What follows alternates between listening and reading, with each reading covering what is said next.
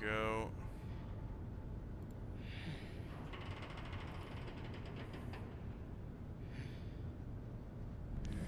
Let's see.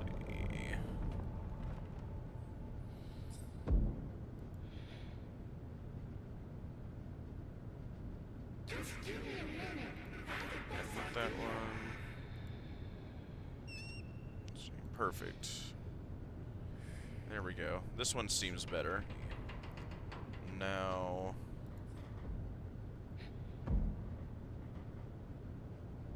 let's see. That one. Now we'll check. This one seems better. Bot rigs here.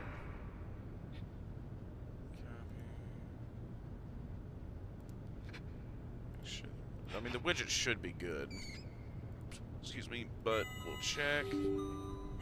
Yep, it is. That down. Down here, we'll say test. Perfect. See if Botrix is here. Let's see.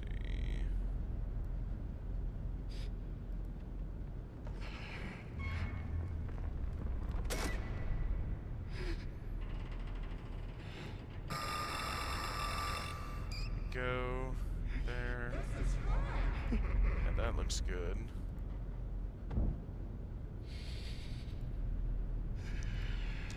Yeah. Alright, looks like you hop back in. Perfect. Now I just need to wait for Botrix to get in here. We should be good. Live chat. Quit that. Channel content. This one. Here we go. And we don't even need that either. There we go. We'll try to trim as much fat as possible. There we go. I mean, it seems to be better at least. But I'm not seeing anyone comment yet. So yeah, again, if you're not able to comment in this one either, it is 100% something on your end. Which I don't know what to tell you to fix that. Other than just logging out of YouTube and logging back in, reset, like, I couldn't tell you.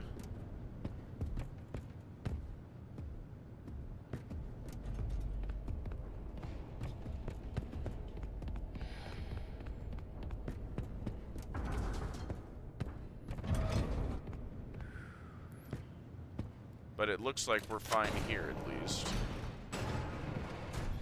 Oh, that's gone now. Interesting. Okay. There you go. Botrix has correctly joined the channel. Perfect. So, Botrix is good here now. So, if you are able to find a way to type, or chat, TST, I can see it now while I'm in game.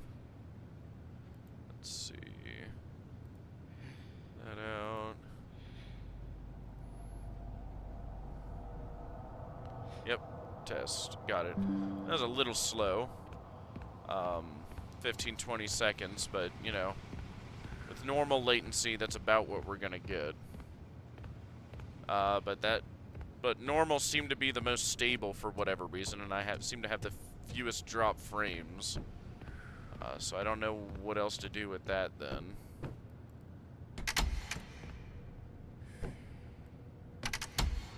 Okay. Just let me know when you get back, and I'm just gonna kind of explore until you can. Because I guess the show must go on. Let's see. Oh yeah, that just took me back into there. I do want to explore the actual moon room a lot more, because that is fascinating to me.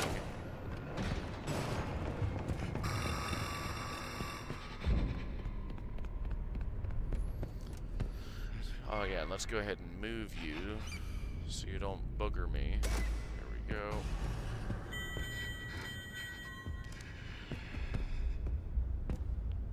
Yeah, there he is.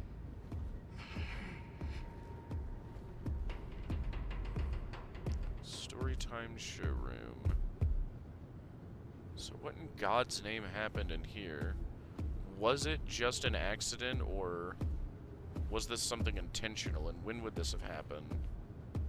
Like, clearly it was in operation. Okay, cool. Clearly it was in operation. What is it? Long enough for David to have a little hideout in here. So that's what I'm curious about. What actually happened in here?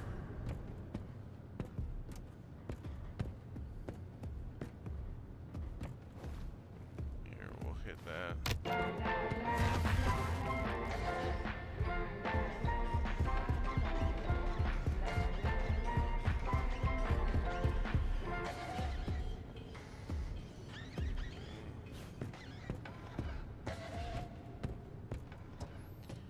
More checking around. Ah, there we go. There we go. Now let's see. Fix this. That. And do that. There we go.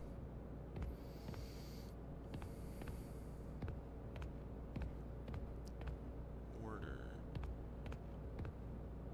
It's weird there's no sink in here. Or Freddy Fazbear's Pizza. Moldy. So this place has also been down for quite a while. God, the moon is so creepy.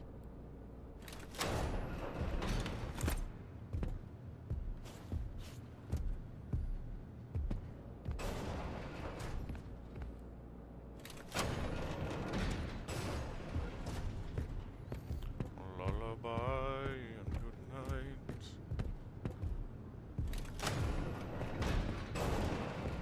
Yeah, we got this guy. In there.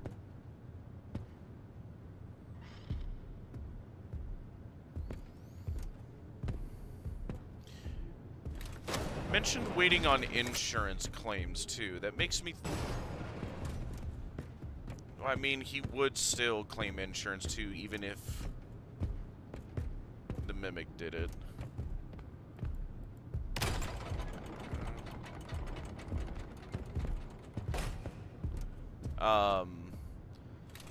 Although I guess it is more likely, like, if it truly was just a freak accident,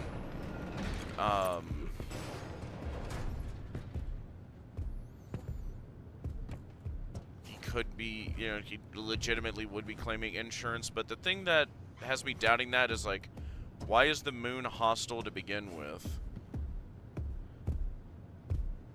You know, because I'm pretty sure that's not the Mimic down there taking over Moon. Yeah, we got this one here. Yeah, David's little hideout in here. You know, the snacks, the books, the toys, the drawings. Seems to be his.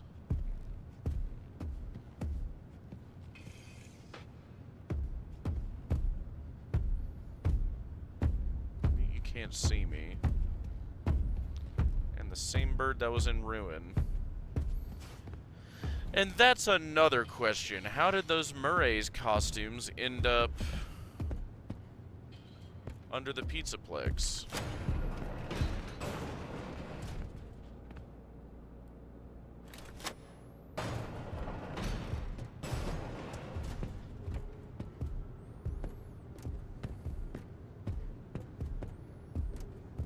Hello?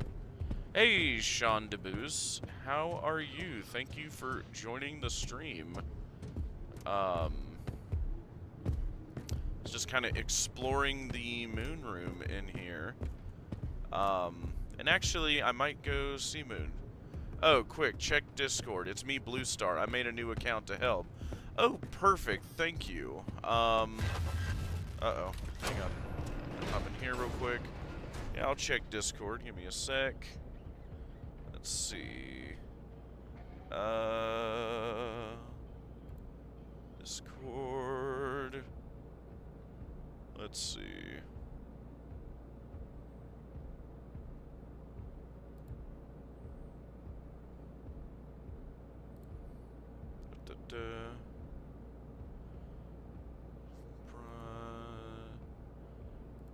Yeah. Oh yeah, Blue Star. Yep, there we go. Excellent, I got you added. Thank you for joining. Perfect. For the present, go back to the main security room and go to the main hallway that connects the theater and the warehouse. Okie dokie. Alright. So let's skibbity on out of here. There's another mailbox just past that, so main security room.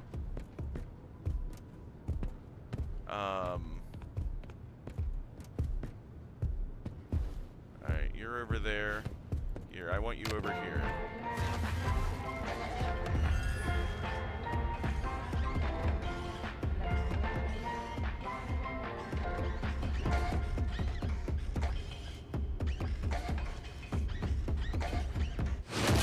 Oh, okay.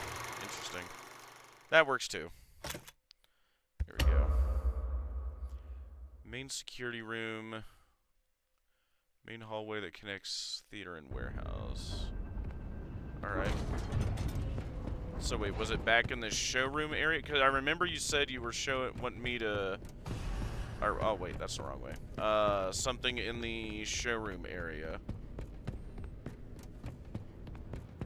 Or we need to get to something from here, but we can do that first.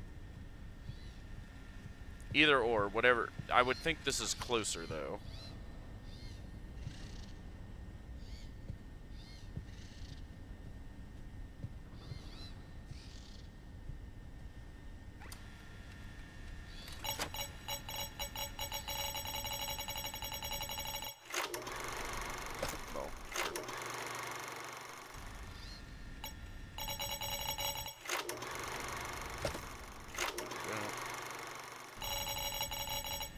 There we go.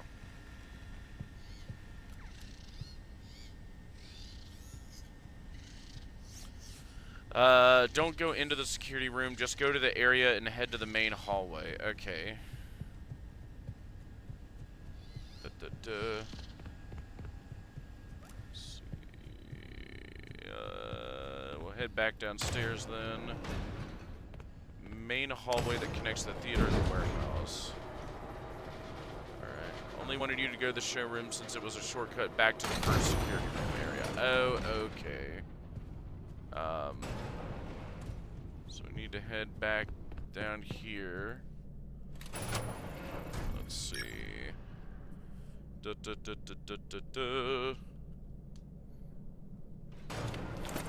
sorry to see whatever was with your account. Sorry I had to make a burner. Let's see. Or a new account, I guess. Check in soon. Yeah. We'll do that some other time. This is the first security room area. Don't go to just go to the area and head to the main hallway. Okay, and that is over, yeah, this way, the main hallway. So, womp. Alrighty. And what else did you say to do from here? Hang on. Alright, when you're in the main hallway, just look for the door with the code we already put it. Oh, yeah. That was over this way. Yeah. Alright, yep. Oh, did we not put the code in this run? Okay. And what was the code again for this guy? I'm sure you've got it offhand with how prepared you've been.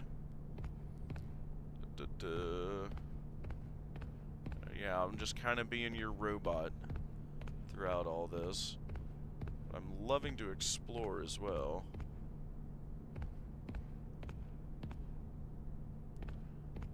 It was 2-6. Remember, yeah, 2-6. Oh, 1 sec. Yeah, I remember 2-6. 9-9.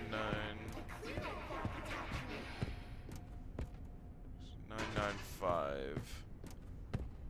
26995.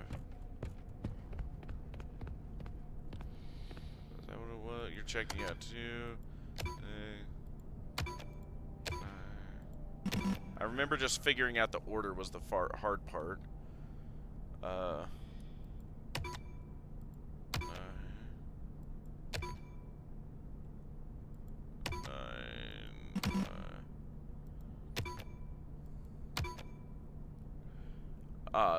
26294. Oh, okay. Never would have got that. 26294. Excellent. There we go. Much appreciated. Alright, so now we're back here. Now we're continuing along. Where do we go from here? Got a film reel. Grab that while we're here. Might as well. Let's see all this. Yeah. Oh, yeah, the bathroom back there. I remember now. And here, hang on. I want to deposit this guy before we continue, but I know exactly where you want me to go. Hold up. No. Oh, yeah, there's one of the machines over here. Yeah. Throw this in real quick. There we go. Just grab it for whatever's sake. Might as well. While we're there. And now, yeah, we go... I remember where you want me to go. The executive bathroom area thing. Thank you for remembering that, because I sure didn't. There we go. But I remember this area. Yep. Alright, and if you're ready, now we have clearance. And again, these whiteboards all over the map, like, what are they for? Alright, let's see, what's in here?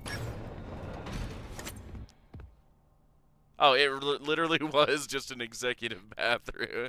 This is my bathroom. With a TV in it. Alright, grab the mail call. Excellent. This is my bathroom. The little plant. And no mirror. Excellent. Alright, so now we'll go check out that. What was in this log, I wonder? Well, let's go find out. Oh, wait, actually, yeah, we can just do the lever. Hold up. Save ourselves some time. There we go. There we go. There we go. And isn't there a computer in here? Oh, yeah, and there's this mail call. Oh, yep. And I just grabbed it. Good thing, too. What the hell was that? They treat me like some contractor to crack a whip at. Oh, Fiona was right. They don't think of me as a friend anymore.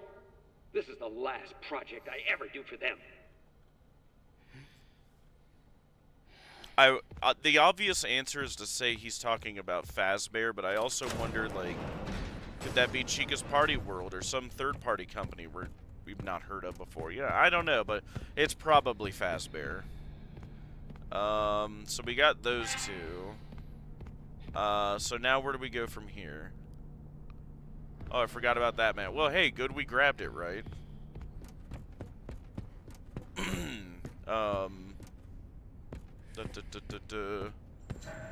So then we need to find a pooter we can deposit those in, or check those out at. Which I think there might be one back here. Obviously, I know, yeah, do not go to the security office, yes. What is it? Between the workshop and the theater. Was there something else around here, too? Here, check here real quick. Yeah, no, I just remembered, like, oh, yeah, that's a door, too, there. We checked it. Wait, no, go back. Okay. Alright. Now where are we going? Between the workshop and the warehouse. This door here. Where do you want me to go?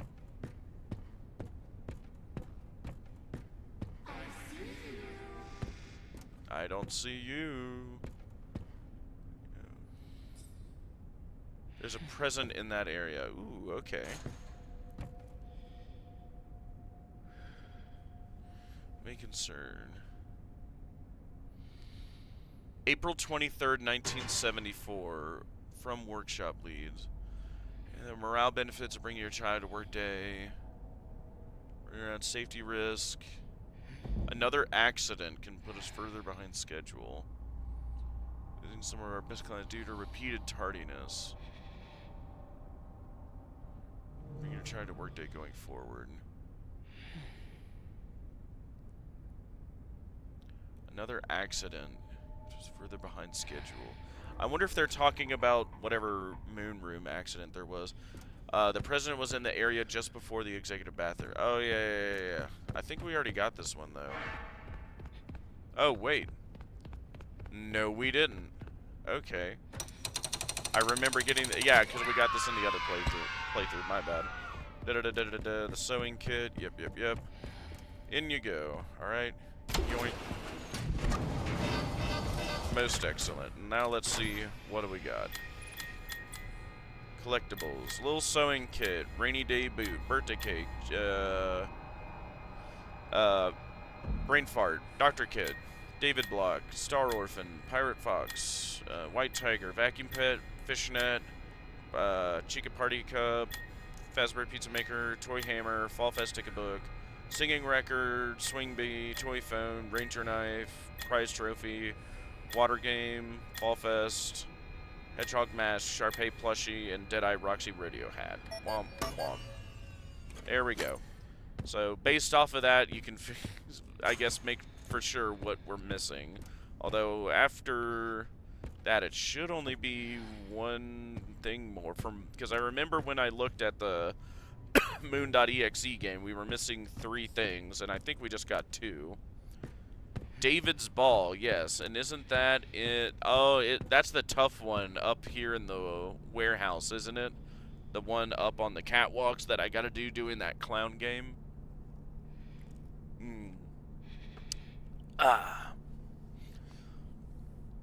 Drink of tea.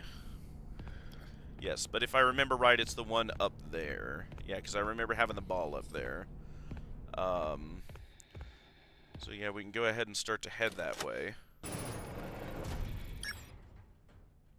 There's only one left. It's in that moon boss area. Oh, wait, yeah, no, we gotta go back downstairs. Okay. Yeah, so we'll just immediately just back out of here. Hold up. Yeah. There we go. And oh boy, we get to see the creepy moon again.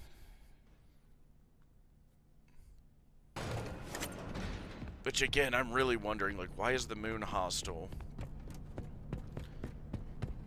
Yeah, no, not the catwalks. Yeah. I remember now. We need to go to the retail showroom. Check in soon. You can check me soon. Ha ha ha. Yeah, there we go. Retail showroom. Yeah, we got that guy. There we go. So back through here.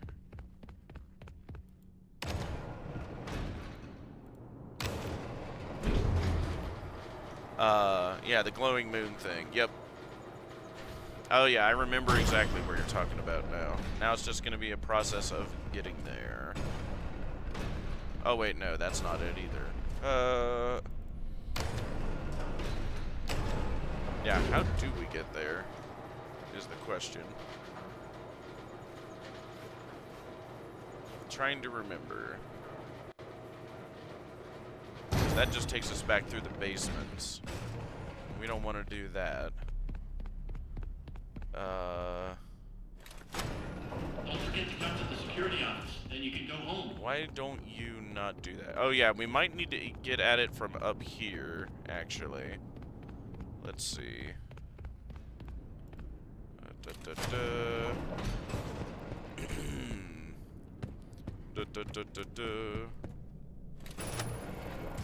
Yeah, I know. I had a brain fart. It's gonna be up this way. There we go. Here. Yeah, I think we get at it from over here. Hold up. Yep. Shimmy and shake on past him. There we go. You're supposed to go to the big round room. We died a lot trying to get a reel. Yes. And that's where we were here. This goes through here, I think, or oh wait, yeah, no, you're right, I remember. It's got to be upstairs in this room. Yep. Alright, skibbity. Now I just need to shimmy and shake, yeah, up to the elevator. If I can get past this guy.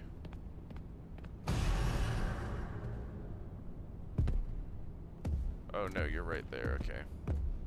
What's taking?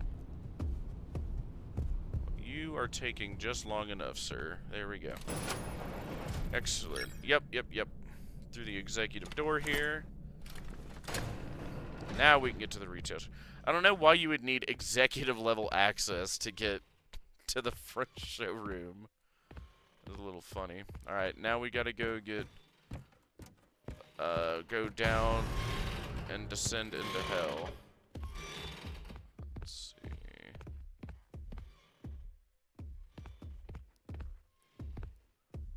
Where is he? Oh, there he is. Here, I got an idea. The grand prize is a mystery.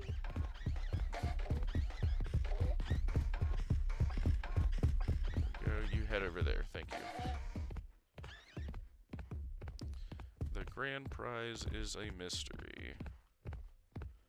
Alright. Alright, you ready to... Oh, yeah, the mailbox. There we go. Oh, yeah, and here's a pooter we can check the stuff in that we've gotten. Looks like we'll need to get the code again, too, though, sadly. Logs. There we go. Retail. Return letter. Hold up. Confidential. Have you heard Fiona? Ooh, let's read these. Have you heard Fiona? I heard it again this morning when I was down in R&D, very clearly through one of the vents. It was Fiona's voice. I swear it on my mother's grave. I heard her and Edwin laughing and joking. And Edwin? Why would Edwin lie about Fall Fest? What? Did they fake her death for insurance money? I never did trust them. I want to look at the 2 logs we got? Yeah, and we're looking here. What the heck does this mean? Who is this writing this?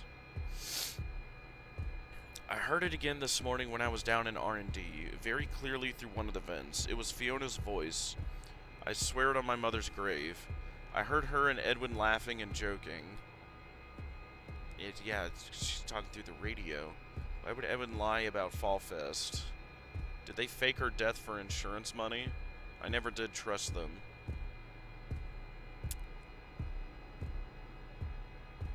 No, I think she... Well, and now, you know, it's bringing up doubt here, right? But as it currently sits, I still think, yeah, she did die at Fall Fest. And given the audio log we did find in R&D, he was trying to contact her through a radio, right?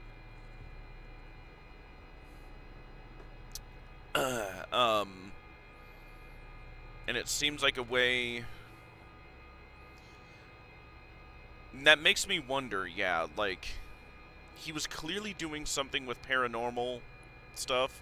The question is, did she end up in the Fiona Endo we see running around? The M01, apparently? Did her soul end up in that, or the Fiona Mexis machine? That's what I'm wondering. But let's keep going here. We got a couple more. We got a lot more with the retail, but that's just that. So, confidential. Oh, another WA. Oh, boy. Blank, blank, blank. Software development and the entire MCM catalog. We would love to keep you on as a lead engineer, although we now technically own the land. We would never touch the house your parents built. We feel this offer has been more than fair, considering how far behind you are. It's just too much for you to handle alone. We are waiting for your response. William Afton. I find it interesting he's saying we. They think Edwin lied about Fiona dying at Fall Fest. as they're hearing Edwin and M1 talk. Yeah, and so that's just what they think. So, but you know, it seems to be she actually did die, and he's just reaching out to the spirit world through a radio. Oh, he must have found a way to talk to Fiona in R&D. And yeah, that was the thing with the radio in that audio log we heard, where he's just sifting through channels. Again, it's like the stuff you see in paranormal research, right? That's like one of the things I've seen they'll do. They'll just, like slowly flip through like all sorts of AM channels. Well, AM and FM, but typically I've seen AM. Trying to contact spirits, and apparently he successfully did that.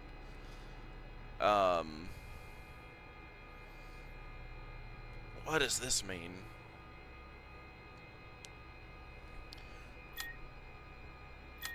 Confidential. Blank, blank, blank. Software development and the entire MCM catalog. We would love to keep you on as a lead engineer. Although all this we. Is it him and Henry at this point? Or is he saying we as in Fredbear's? Although we now technically own the land. We would never touch the house your parents built. We feel this offer has been more than fair. Considering how far behind you are. It's just too much for you to handle alone.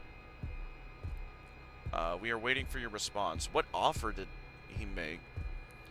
This was the log I wanted you to see. Okay. Blink, blink, blink. I really wonder what the first half of this is. Software development and the entire MCM catalog.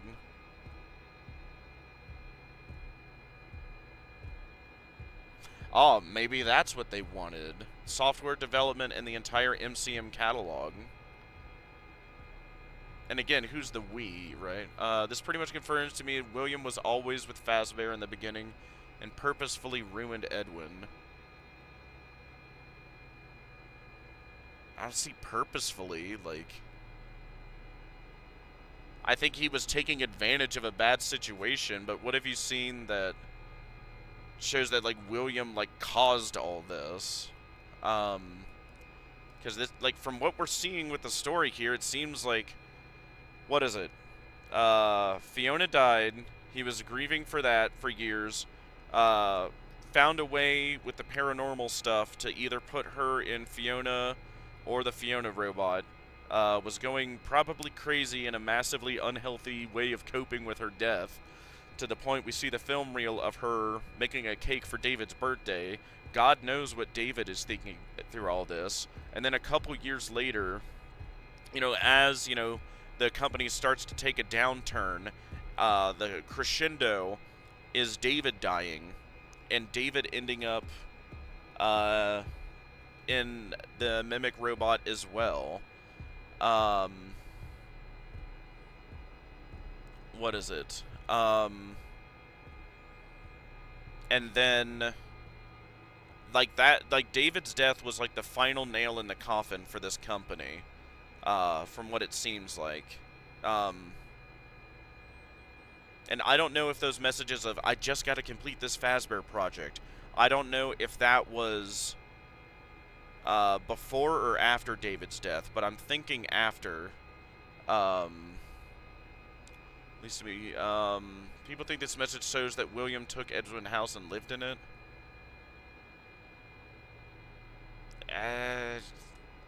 I'd like to see where. I mean, we would love to keep you on as a lead engineer, although we now technically own the land. We would never touch the house your parents built.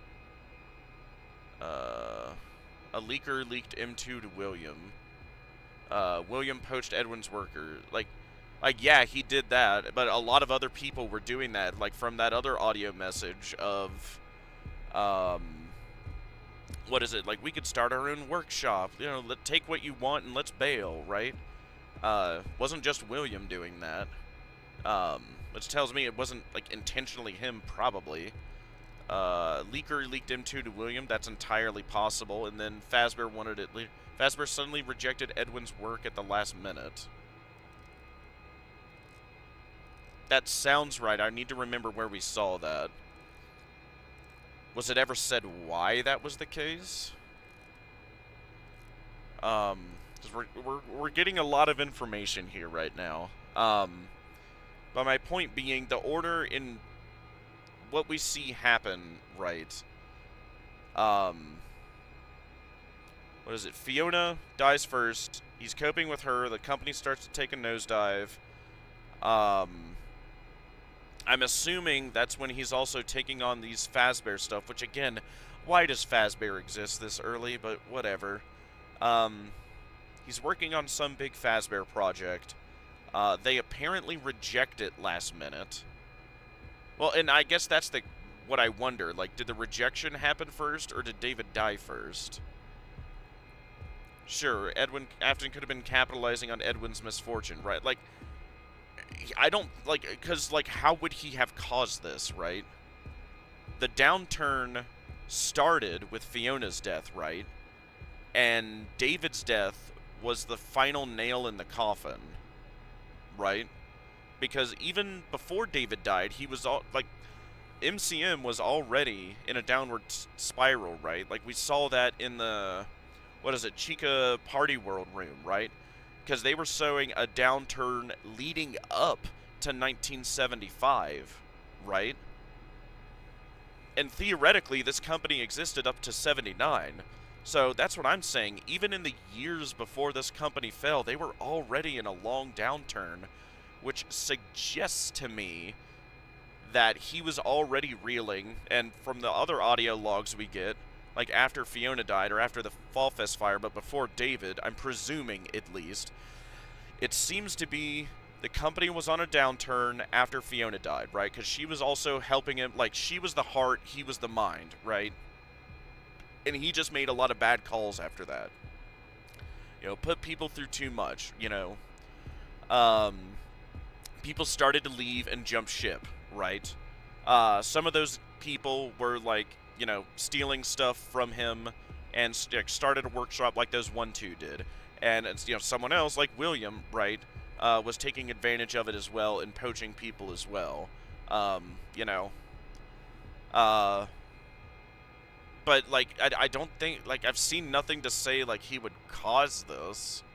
Like, did he kill Fiona, or did he kill David? Like, I don't think so. Like, I've seen nothing that says he did. Because those were the two things that really, you know, brought down Edwin's empire, right? Was first the death of Fiona, and then the death of David. And as far as we've seen, they were both accidents, right? What is it? Fiona presumably dying in a fire at Fall Fest, and David dying, getting hit by a van in the road when he ran out in the street. Oh yeah, I'm not saying William was involved with Fall Fest or caused the incident with David. Well, I mean, yeah, I mean, if people are saying that, that's just my rebuttal, right? That wouldn't make sense from what we've seen in this game. William couldn't have done it unless they're arguing he started the Fall Fest fire for some reason and killed Fiona for some reason, and then killed David years later for some reason. That just doesn't make sense to me. What is it? Like, because, I mean, he was already benefiting, like, by poaching employees, and other people were as well. And we've seen nothing to show that William did that, or was a murderer even before this. Like, everything we've seen, like, he only got to that point after, like, the crescendo of grief from the crying child.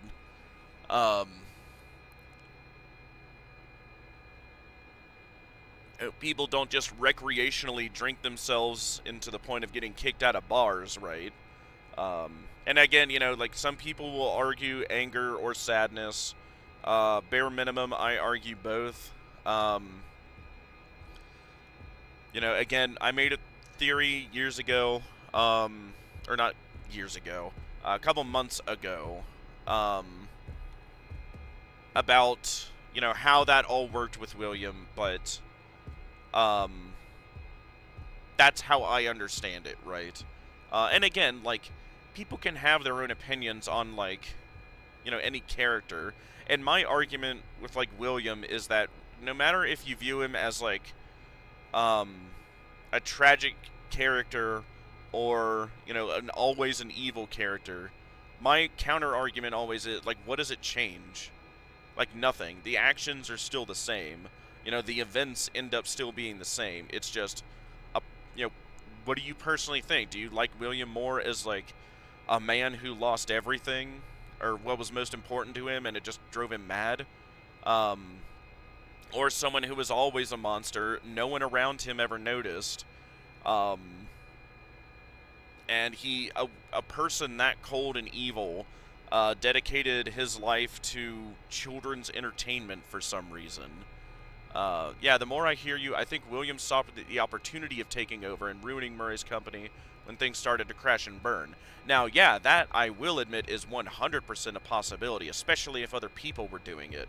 And I might argue, especially Chica's Party World was doing it too, right? Because clearly William was doing it. William has something to do with Fredbear's, and yet Murray's was advertising Fredbear's up until the very end. He didn't know that was happening, is the first point I make. Right, so who's to say that wasn't happening with Chica's Party World as well?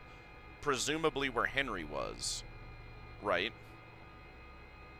That's just what I wonder. Like, everybody was ripping off Edwin by the end. Not just William, but those two guys who started the workshop, right? Maybe Chica's Party World was doing the same, right? You know, and, you know, William... and what's interesting to me, it's not Fredbear. It's not Fredbear anywhere. It is Fazbear. We at Fazbear. Like, where is it? Yeah, stop contact. Like, oh, do you want to manage one of the new franchise locations? We're starting up at the da-da-da-da. Unless Fredbear's was franchising, which that could be the case.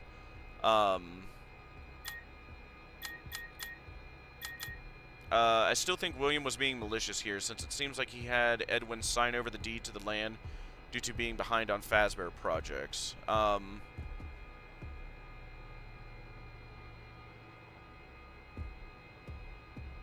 mean, sure. Well, I mean, you know, taking over it, I mean, on the what, like, taking advantage of a bad situation, yes. We now technically own the land. And again, what's with all this we stuff? Like, I'm wondering, like, was it just William? Or was this William and Henry at this point? Because we're also seeing Freddy Fazbear's being teased already, or at least at PAX. I've not seen the poster yet. It really just seems like William tried to take everything Edwin once he saw the chance.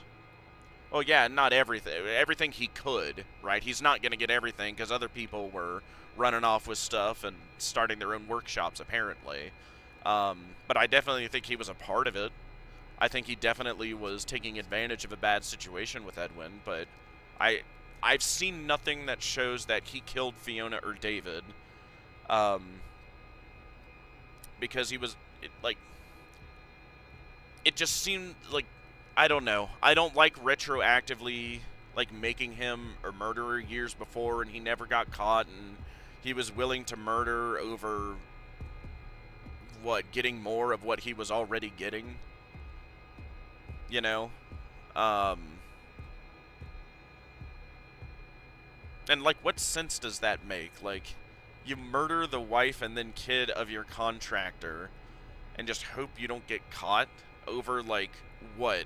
Hoping his company eventually falls? Because who's to say, like, it could have happened like that? What would William's plan have been had Edwin been able to work it just fine? And even if that's the case, that's so convoluted. Why not just kill Edwin? Right? Edwin's the one doing all this. Edwin owns everything.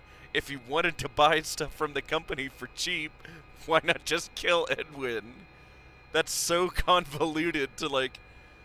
And that's why, at least at this second, I don't think that's what it is, right? I don't think William, at this moment at least, killed Fiona and David. Because that's so convoluted. Why not just kill Edwin if you're willing to murder over, like, what, some employees and trade secrets, right? Which I'm not saying isn't impossible, but it's just, if that was the plan, wouldn't the simplest solution be to kill Edwin?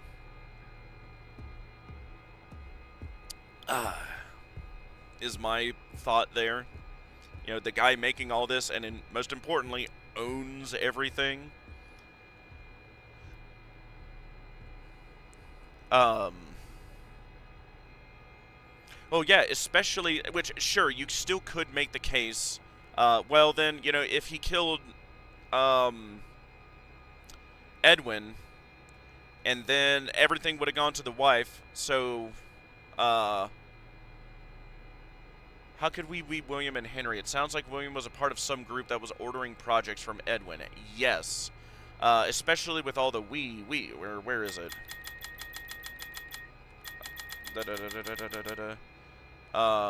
Yeah, we would love to keep you on as lead engineer. We now own the land. We would never touch the house. Like, even in the first one. Staff contact, yeah. Sooner and better. You need to get that for me and sweeten the deal. Okay, that one's me. But... And that's so odd, right? Staff contact. We're almost... Or actually, yeah, we are almost there. I need the rest of the contact info, so you can do that for me, and I can do that for you, blah, blah, blah. So that's the part of his plan. We is most likely Fazbear. That's the thing. Why does Fazbear exist this early? Because every time I think Fazbear, I think the partnership between William and Henry, right? Fazbear was a William and Henry creation. At least the restaurant, right? But if it's Fazbear, the business, over Fredbear's, again, for some insane reason, they call it like, oh, yes, like, Silly Bear owns Goober Bear, the restaurant, right? Like, why not just call it Silly Bear Restaurants run by Silly Bear Business? Like, that's just the part that's annoying me, right? Like, Fazbear, the restaurant, doesn't exist until later.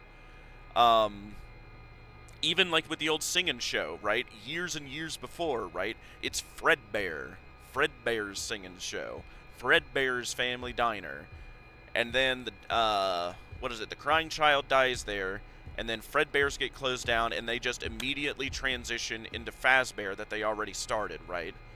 So this is just telling me, especially what we got from the old lore, William and Henry were already working together years before we thought they were. Because how was Fazbear already established? And that seems to be what the case here with all this we're getting. You want to open one of our franchise locations, right? But that doesn't make sense with the whole, like, Freddy coin we see, right, in Ruin, in Help Wanted 2. Freddy Fazbear's Pizza, established 1983. Unless they're already retconning that. I think what me's on in the sentence sounds like we're saying they want everything MCM owns.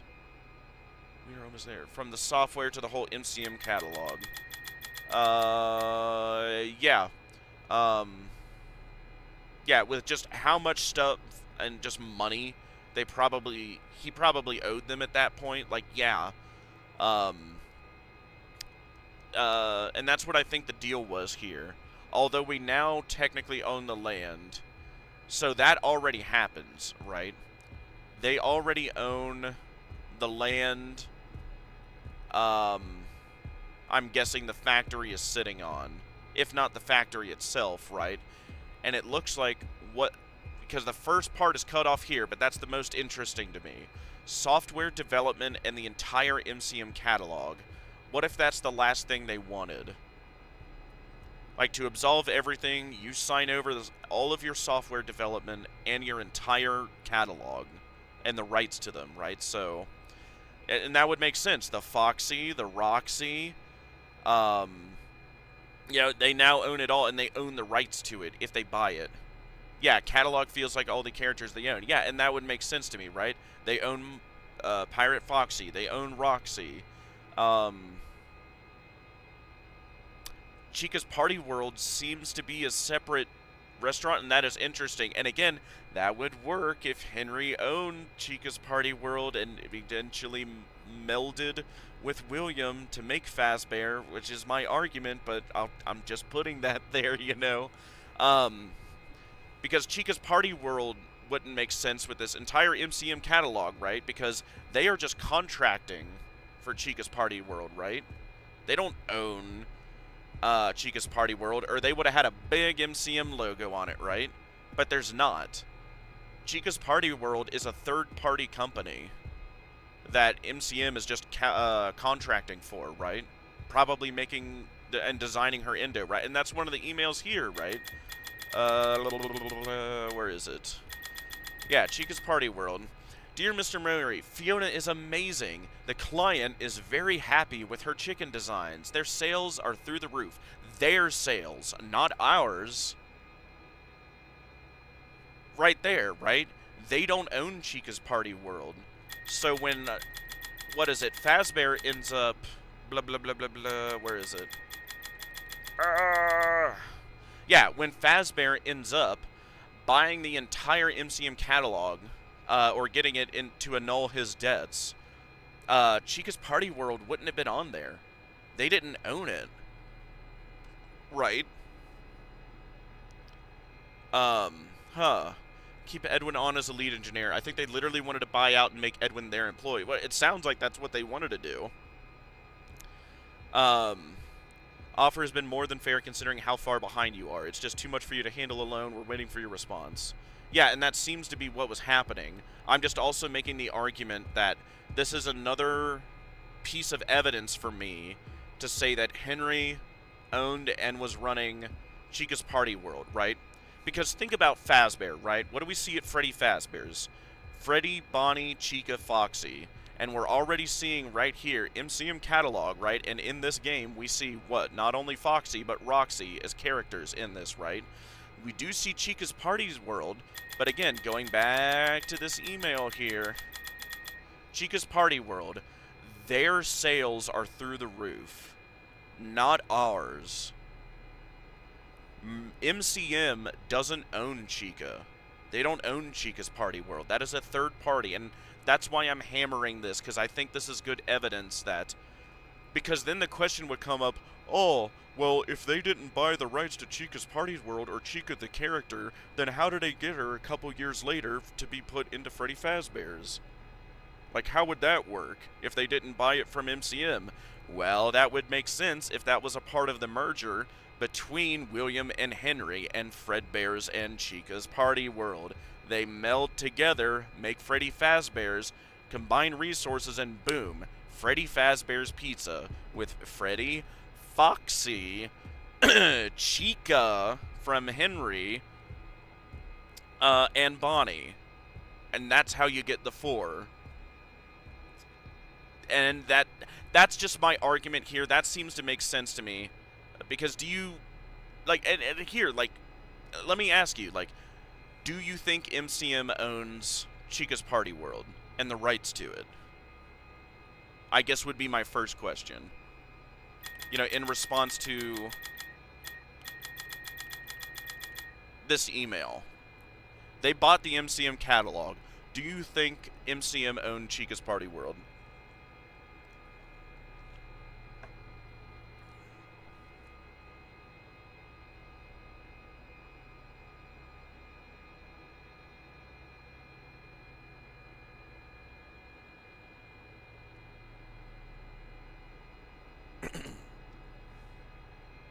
I guess would be the question.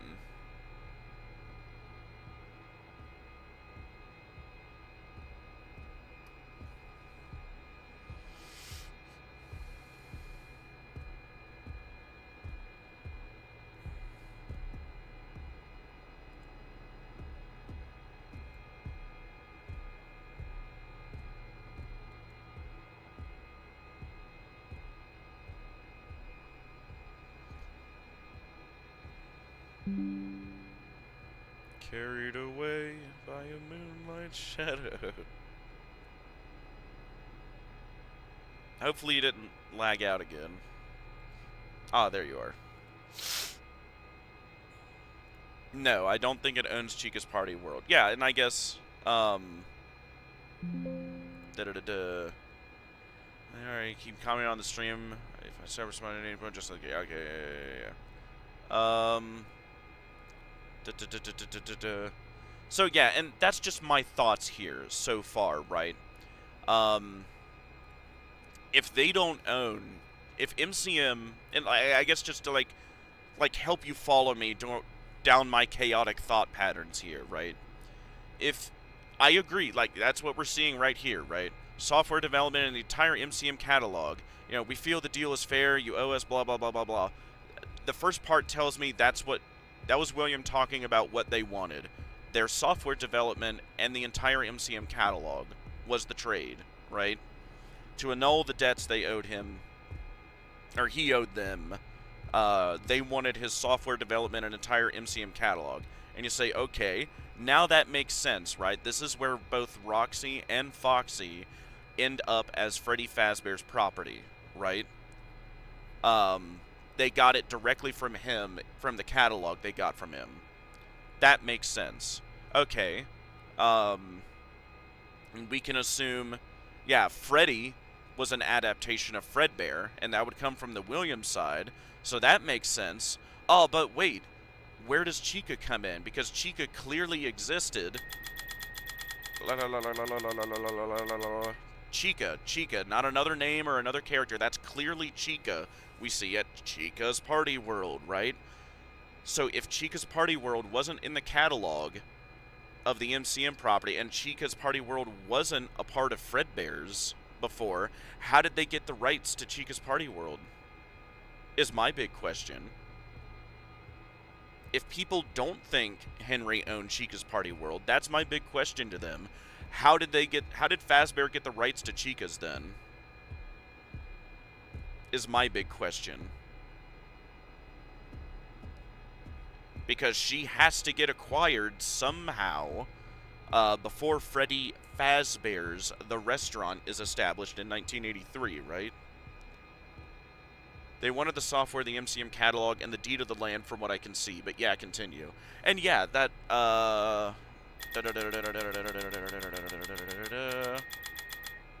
yeah, that seems to be what they want. Well, they already had the deed to the land, apparently. We now technically own the land. They now technically. But we feel this offer has been more than fair. So they're making an offer, but they're reiterating that they already own the land, right? We now right now technically own the land. So that has already happened, right?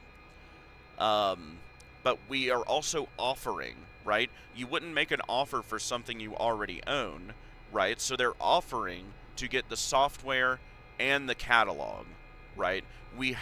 Fazbear has the rights to the land and presumably the factory, right? They own the deed to it. But what they want, like the final nail in the coffin, is the ownership of his software and the catalog, right? What is it? And that's what I think. And this is just my crazy brain, right? Coming up with, okay, now we know how Freddy gets there. He came from Fredbear's, which was a William thing, as far as we can tell, right? That tracks. What is it? Foxy and subsequently Roxy came from MCM, right? And that was obtained in the purchase, right? What is it? Bonnie is kind of an outlier, sure, but we'll also presume that was an internal, design, an adaptation of Spring Bonnie from Fredbear's, right? But where does Chica come in? Chica, again, clearly is her own separate thing. This is just a further bulletproof argument, a bullet point I am making, that Chica's existed at the same time Fredbear's did.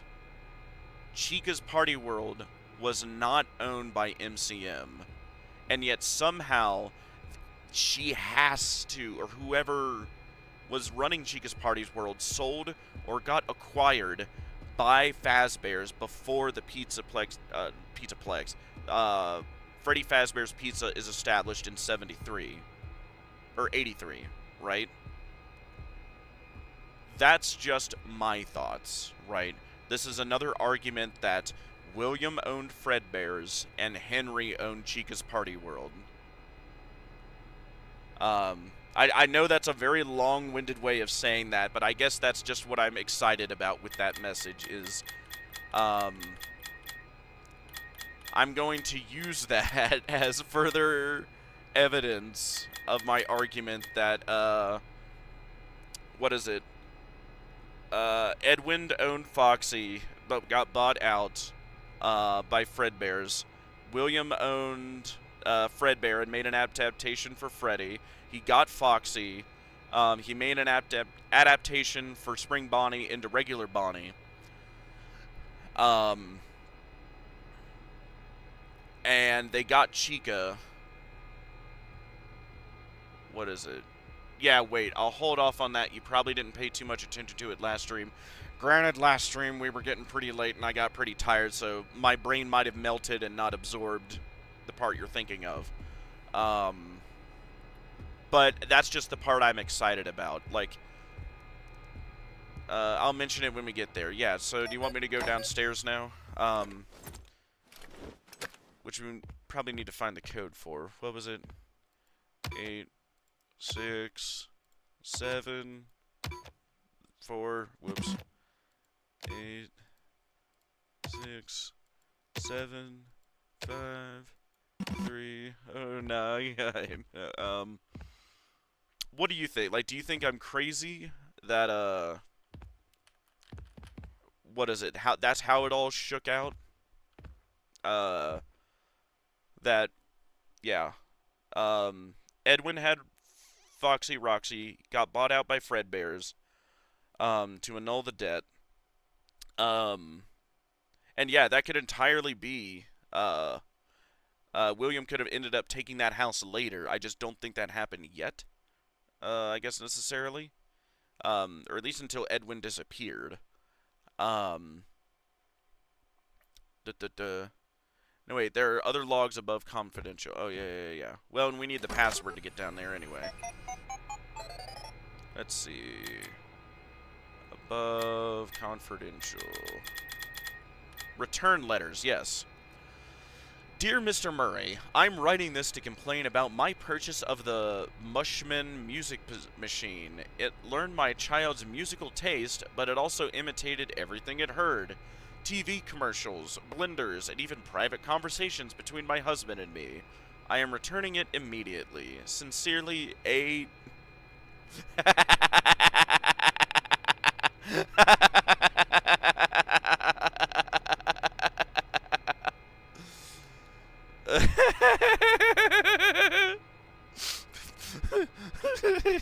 Okay, that got me. Alright, good job, Steelwool.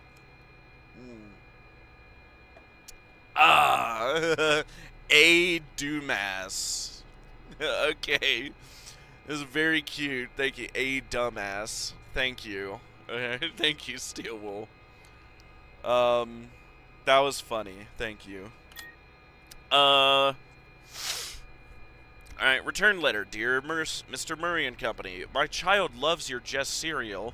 However, the pranks inside are extremely inappropriate.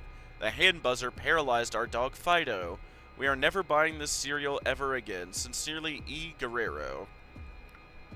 Okay. Return letter. Dear MCM, my husband is a steel worker and recently he has moved to the night shift. He tried your Stay Up latte and it worked wonders for about 2 weeks. He is now in the hospital because of your drink. You will be hearing from our lawyers soon. R. Quinn. Okay. Dear Mr. Murray, we bought your magic coat rack last May. It was an amazing addition to our home, but lately it seems to change size at random. One morning I came out to find all my coats flung across the room and the coat rack 10 feet tall. Can you send us instructions on how to fix this? We're afraid someone might get hurt. Sincerely, B. Wyatt. And then just the retail ones. Okay. So he was having issues with his inventions for years, apparently. Is what this is establishing to me. Notably, though, these aren't dated. Worker, fan buzzer, imitated a dumbass. Okay. Yeah, hopefully you got a laugh out of that one, too. Oh, the thing that records everything recorded everything it heard. I'm returning it immediately. Excellent.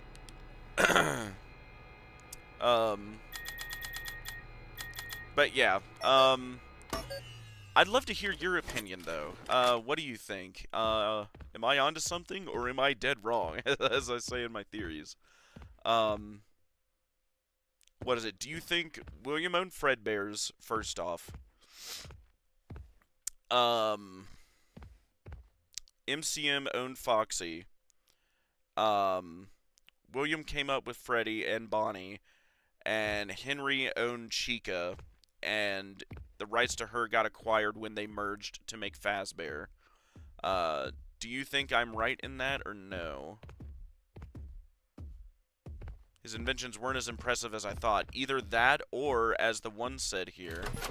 Hold on, I think the code is the same. Yeah, you're good.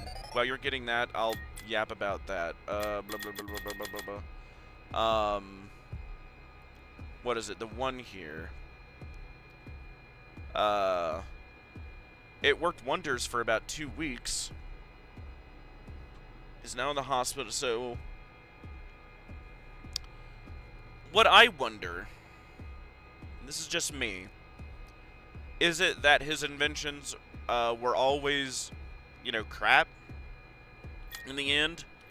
Or was it that the quality started to slip after his wife died?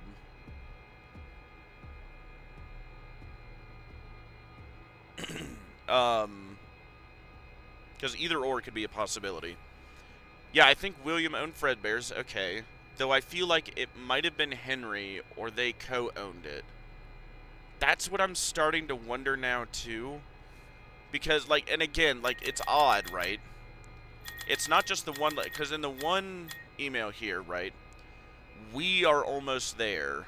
I need the rest of the Murray staff contact info. We and we are almost there.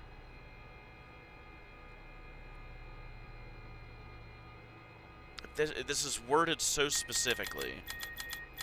And then... Confidential, yeah. We would love to keep you as a lead engineer. We technically own the land.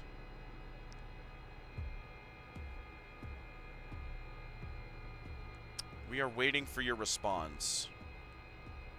Implying it would be more than just William making a decision on whatever he decides with the deal, right?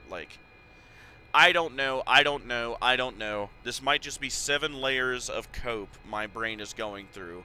But I really think William and Henry were working together earlier than we thought they were.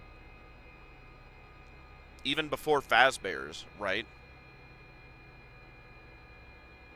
Maybe they were both working together. Henry helping William with Fredbear's, and William helping Henry with Chica's Party World. Maybe that's just what I'm wondering, though. And yeah, I think he made at least Freddy and Bonnie. Well, yeah, and that's my question then. If Fredbear's bought, or Fazbear, I guess technically. Where is it? Yeah, if Fazbear bought the rights to Foxy and Roxy, that's where they came in. They had Fredbear, there goes Freddy. They had Spring Bonnie, there goes Bonnie. Where did they get Chica from? Because Chica wasn't owned by MCM, right? That's just my question to people who don't think Henry owned Chica's Party World. How did William and Fredbear's get the rights to Chica? I'm not I'm not too sold on Henry being in charge of Chica's Party World yet, and that's fine. But I guess, yeah, that would be my question to you then, if you're not convinced of what I'm thinking yet. because we've tracked the lineages right with Freddy, Foxy, and Bonnie. How did they get... Alright, I'm checking the other stream now. Yeah, yeah, you're good. I guess I just leave you with that question, right? How did William and Henry then later, by the time they're starting Fazbear, how did they get the rights to Chica? If Henry didn't own it, I guess is my question. Because we see nothing about Chica's Party World going down. Or folding or anything. And yeah, if you could find the number and hopefully it is consistent, that would be ideal. And we can go descend into hell. Hey, man.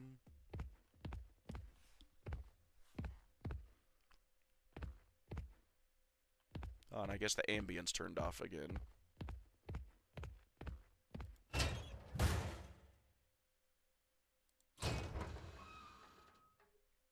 God, with no ambience, it feels like I'm getting Backrooms vibes.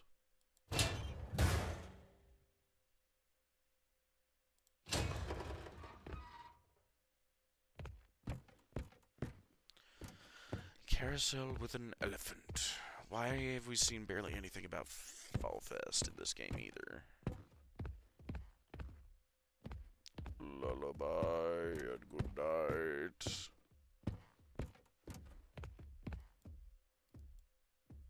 Why is the moon aggressive as well? Because sure, as well, like...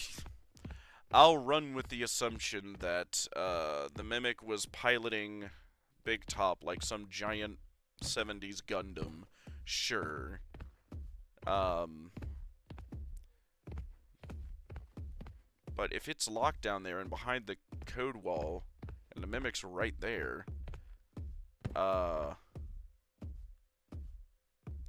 don't think Moon down there is the Mimic.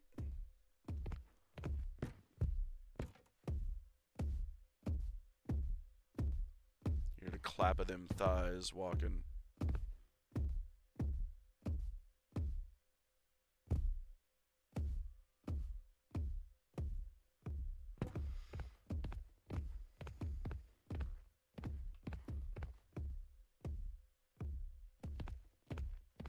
Eight, 6, 7, 5, 3, 0, 9.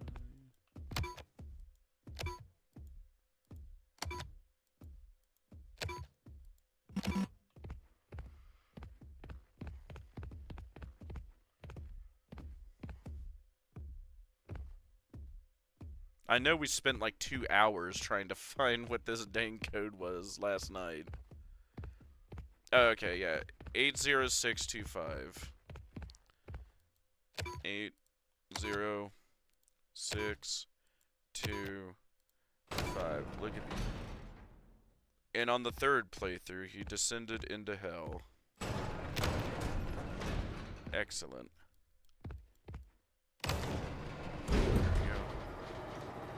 Sure isn't. So I guess remember that number for future use. Oh boy. We descended into hell.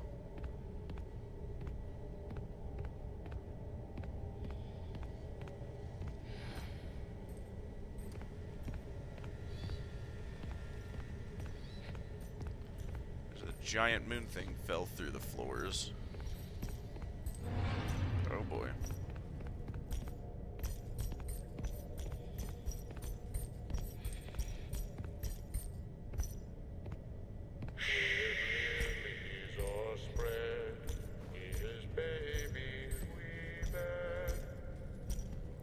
Shouldn't be too bad, you say.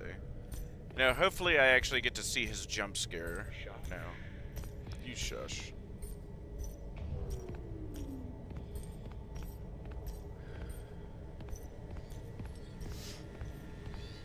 Yeah, and there's a mailbox in the office room next to the start area. Yeah, here. There we go. Grab you. Oh, it flew out of my hand for a sec. There we go. Now we can check them, because there's a pooter down here, too. Wonder what happened to the security guard that was down here. Night shift, yeah. Hey, is anybody up there? I'm stuck down here. The elevator isn't working, and I'm getting really hungry. Is anyone getting this message? So you start players, then go on and do what you need to do to complete this. Oh, boy. Alright, grab you. Lullaby and good night. We'll open this up preemptively. Here we go. Oh yeah, we need 4. Why is the moon hostile? Here, yeah, chat, and I guess you especially, Sean, I'll ask you that. Why do you think the moon is hostile? Do you have any ideas on that? Let's see.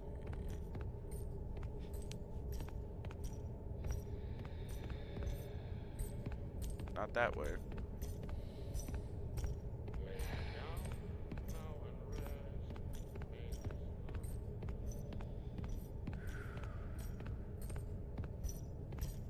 Not that way.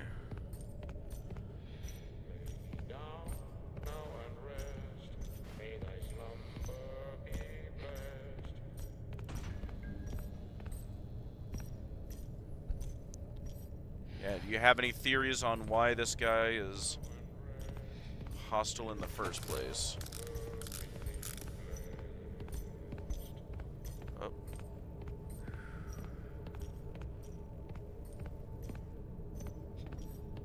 There we go.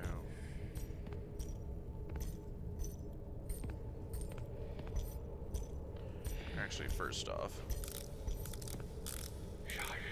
you shush.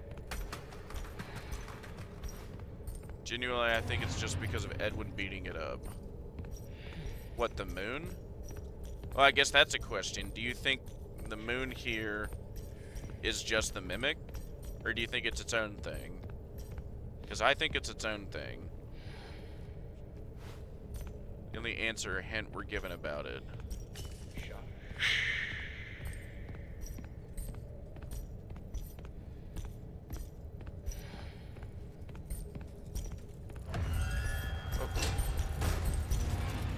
Lay thee down now and rest. May thy slumber be blessed.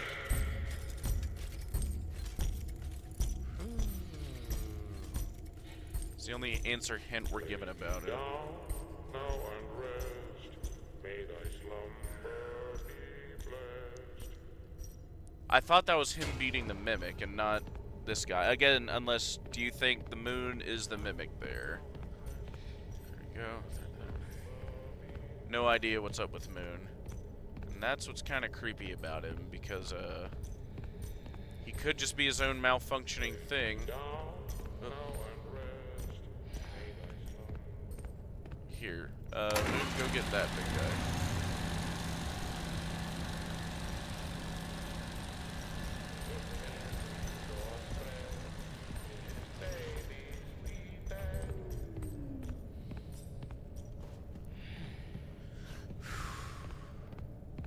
Easy clap.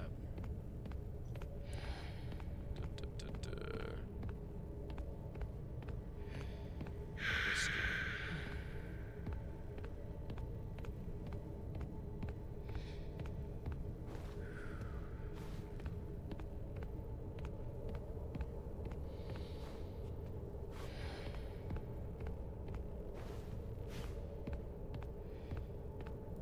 There we go.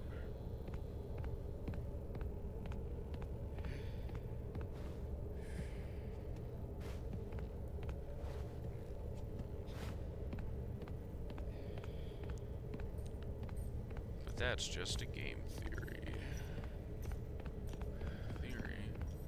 A game theory. Thanks for watching. Now we gotta just get back to there. And dodge Mr. Creepy.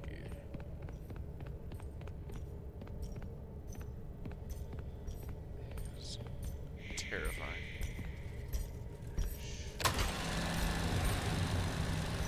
Go.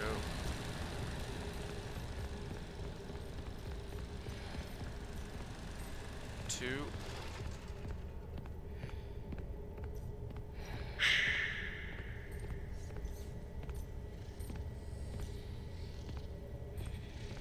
And I'm only so suspicious just because of the accident up there to begin with. Like, was this purely a random accident, or maybe the moon caused this? Maybe it just went haywire and just... Because they're talking about an accident up there, which is why they don't want to do the take a child to work day thing. Down now and rest. May thy slumber be blessed. Excellent. His feelings o'erspread, his babies weeping.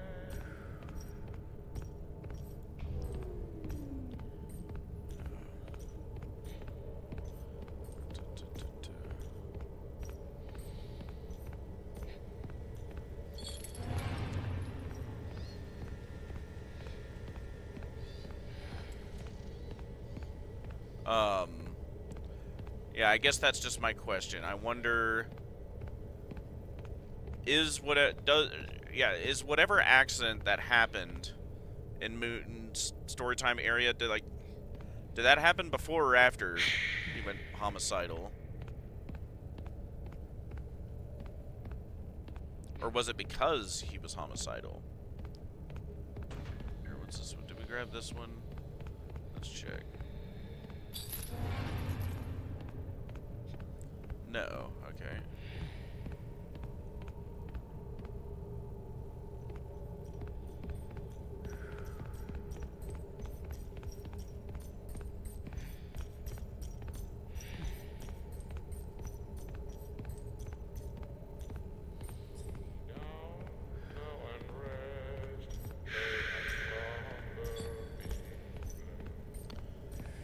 I just saw the most wild post.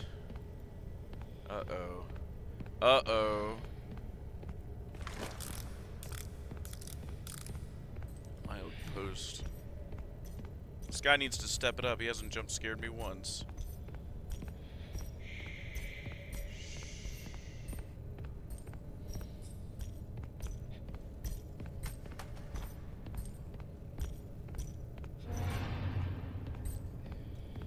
Lay me down now and rest.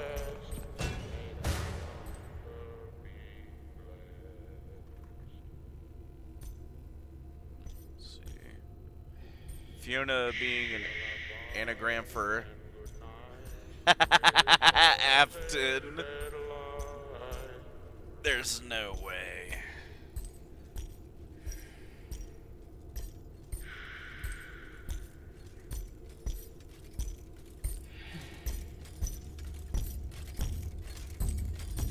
I don't believe it, but it's interesting. It is weird how well that works. Lay me down now and rest. May thy slumber be blessed.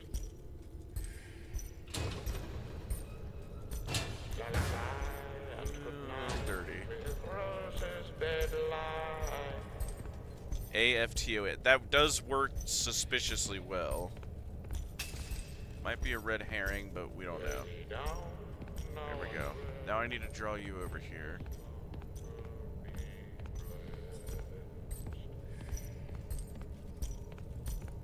Or you'll just continue that way.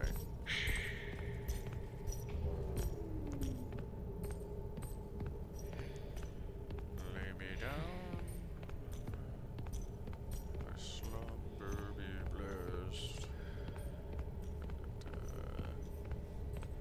The main hub area. Now we should just need one more. Yes.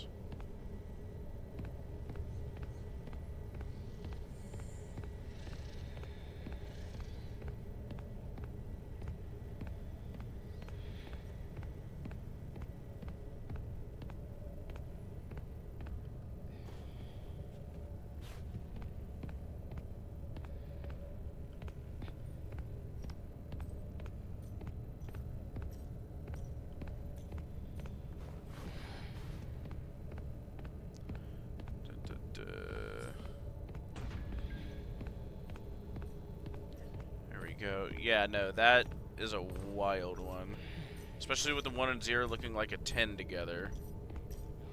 Afton, yeah. That works a little too well. Like, to the point to, like... I mean, it doesn't... Oh, yeah, we got this one already, okay. How would I feel about that?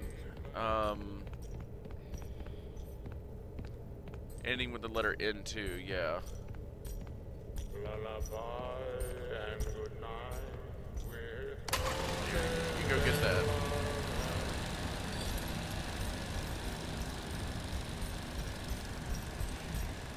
lullaby and good night with roses bed light.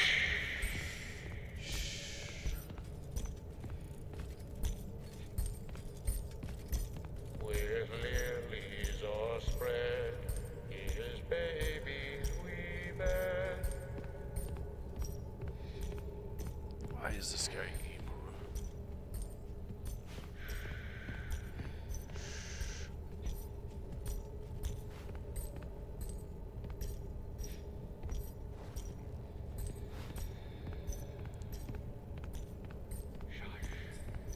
Shush.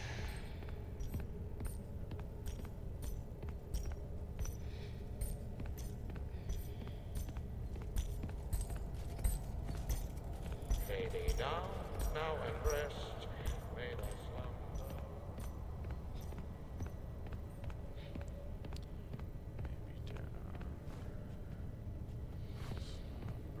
Here it is. Let's see. Now we just gotta find where we get this guy power. Ah, yes. There.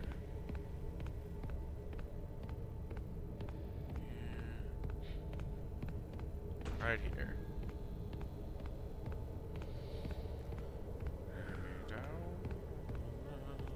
Slumber be blessed. Afton. God, how would that work?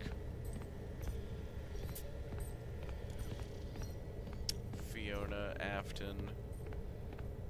Meant to mirror each other? Like, for whatever reason, my mind there just immediately jumped to,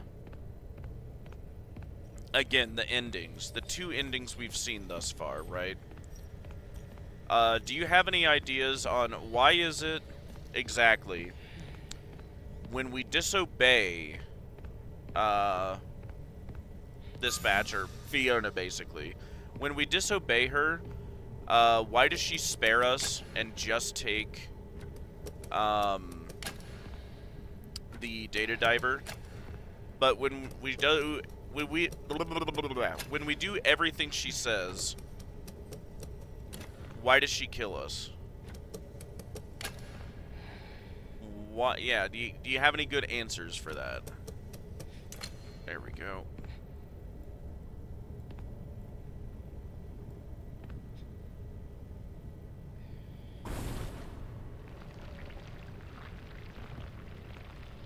Go.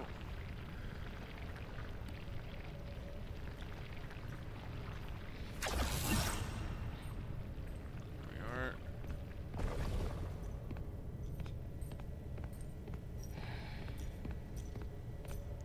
Now this guy. Or wait, we need to grab our star buddy. So we can open that room.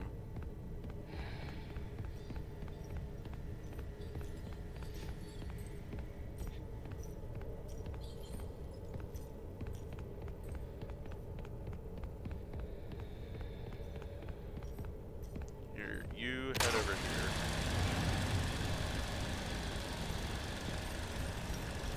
Up. Up. You tried to fake me out. You shush. You tried to fake me out. I had to juke him a little bit.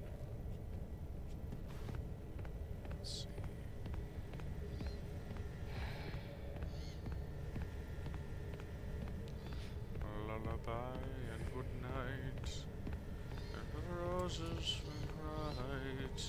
Open the door. Now present.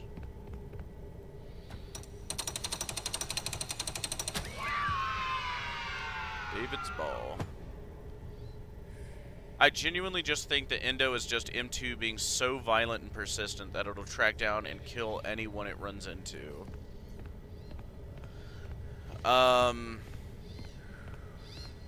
wait, I'm having a brain fart. What was that question in relation to? Deposit every collectible into the inventory system. Memorabilia. So now we can do moon.exe, right? I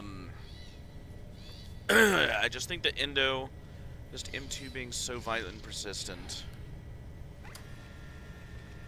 Well,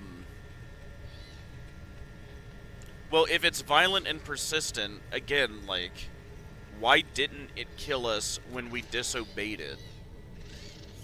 Why did it just take the data diver and just leave us alive? But when we do what it says... Alright, once you put the ball in, you can do the moon minigame. Okay, so let's do that. But yeah, that's my question to you. Why is it when we do what the mimic says, it kills us? And why is it when we disobey it, it doesn't? Like, the only thing I can think of that's different between the two, excuse me, is that in the ending that we disobey it, we go to the Murray house, we go up to his attic, we get to his personal computer, and we run cradle.exe, whatever the hell that does, which I'm wondering, does that have something to do with David? Like, if that is Fiona, does running cradle.exe, what is cradle.exe? Like, does that finish putting him there or something? So now we can finish this game. That really does feel like something Fiona would do.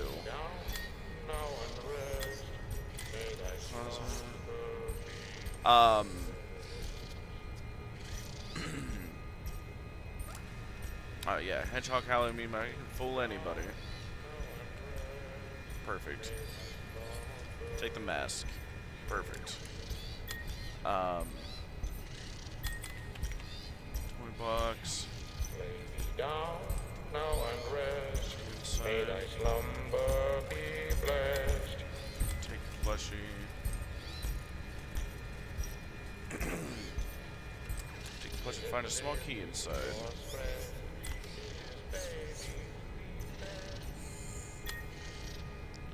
There we go.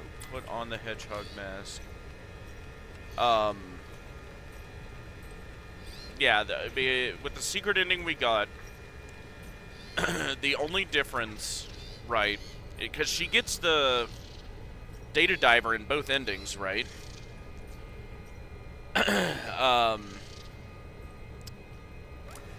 But the only difference is that in the other ending, when we go to his house, we end up running cradle.exe. And in that ending, she spares us, but also gets, open that up, the data diver. So that's just what I wonder. Like, what is cradle.exe? Why did she spare us? Was it because we finished putting David back together? That's what I'm starting to wonder now. See the nest. I kind of want to see what your jump scare is after this. Take Chica Cup. There we go, yep. Alright, yep. Ooh, what is this? Pick up Starlight Nightlight. Takes the firelight and burns forever. Perfect. Put soup in cup. Soup into the cup. It's warm in your hands. Actually, can I enter the cave now that I've got the light? Let's see. Let's see.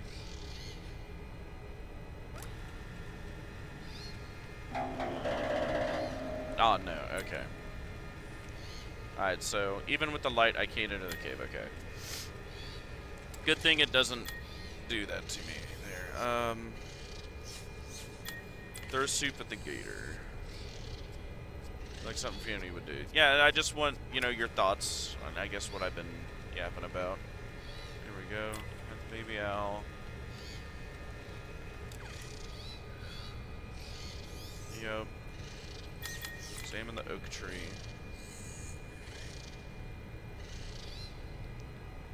Oak tree.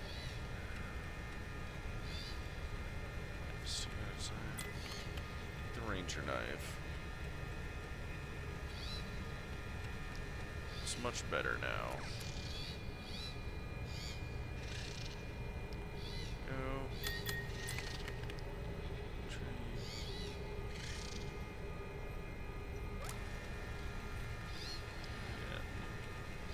Let's see. Enter the forest ruins. Or wait, no, I think there's something I need to grab there. Hold up. Turn to forest path. Oh, whoops. Yeah, return to forest path.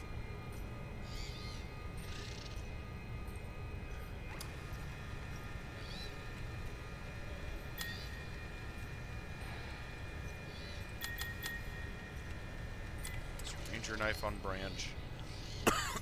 Excuse me. You now have a walking stick. Yep, so we definitely needed to get that.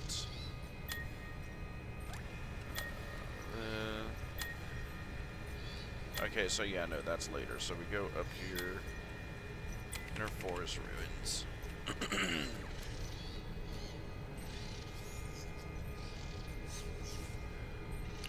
Yeah, oh yeah, I guess that's my question to you. What do you think Cradle.exe is?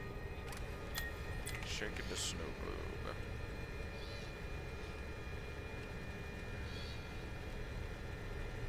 All of us at Fall Fest. Shake the snow globe.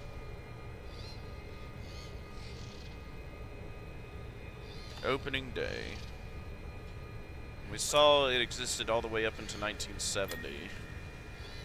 Help 1 or 2. The statues. Fire blackened the woman statue.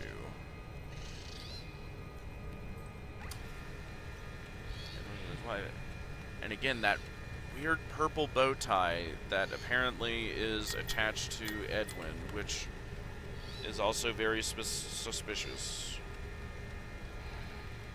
Cloth instead of stone.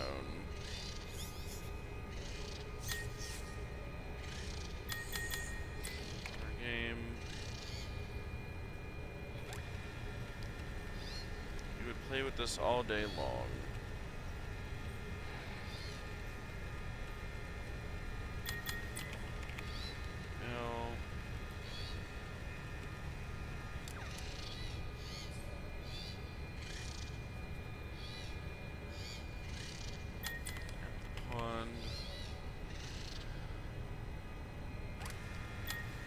Toy pirate ship.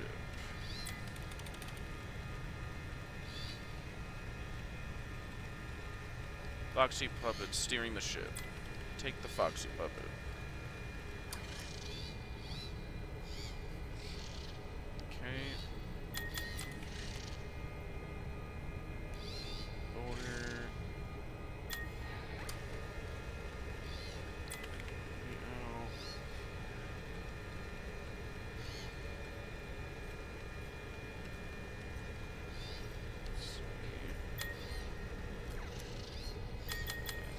Hollow stump. Swing bee honey. Here we go. Baby owl. Coos and rubs against your hand.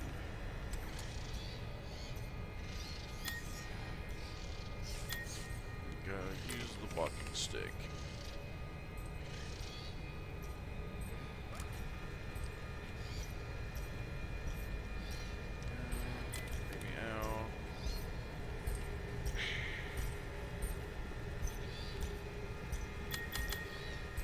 model to the bear.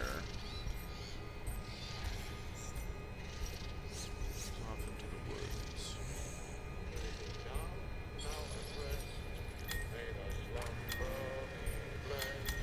Sure, I did this with everyone.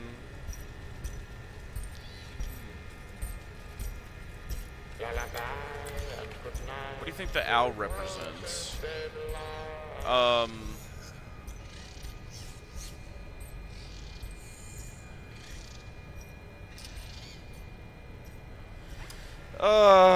The owl is important in some regard. I don't think it represents David because, like, all these orange objects are representative of David. Like, yeah, like, look at this.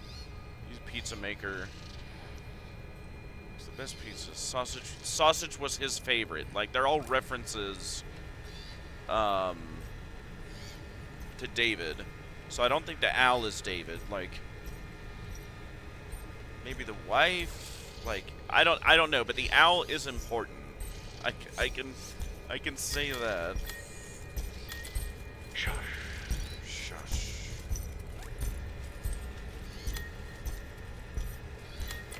Or why is the old woman here called Sun? My name is Sun, the old woman says. Come with me, she says, and motions you over to her workbench.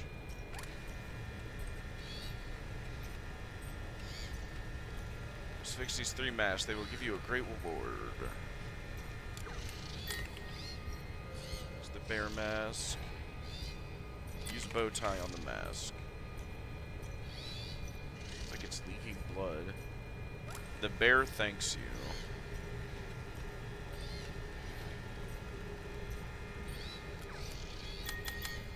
Here, actually, let me make sure I got everything else out here before I do all that. By the way, oh, and yeah, what do you think Cradle.exe is? Talk to Sun. By the way, yes. Come with me, she says. You to the workbench. Alright, let's fix the fox mask. Fiona in the basement has the sun witch here shown on her screen. Has the sun witch here shown on her screen. Interesting. So maybe... yeah, okay. That makes sense. Fiona is the old woman trying to put everything back together. I guess including her son, but why are they the Freddy, Foxy, Bonnie masks and no Chica? Well, again, yeah, because they don't own it yet, but like... use Fox Puppet Eye. On the Foxy Man, place it on the mask. Foxy rolls the eye and grins. Yeah, the Sun Witch is her, I would agree. Now fix the rabbit mask. Now let's see what happens. Across its face needs to be repaired. A golden rabbit mask. A golden rabbit mask. Looks like there's something we're missing. Hang on. So Sun is Fiona, the moon might represent Edwin. Golden rabbit mask.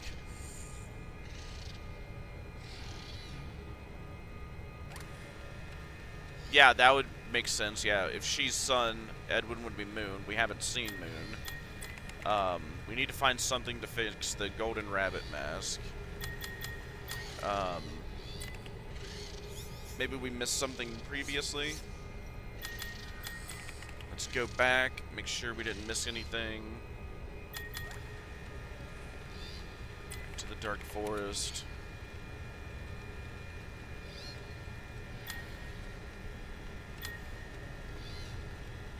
Ah, yeah, here we go. Examine the loom.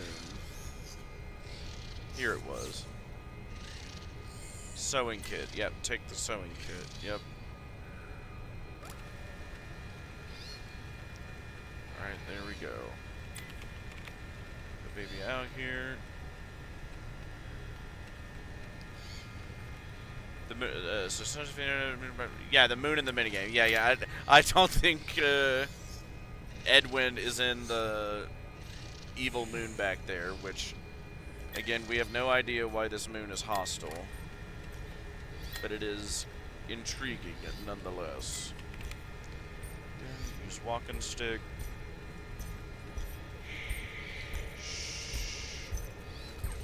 There we go. Open cabin door. God, these retro games were so cool. There you go. Examine the masks. Strangely human looking. Yes. Right now, yeah, we need to talk to Son.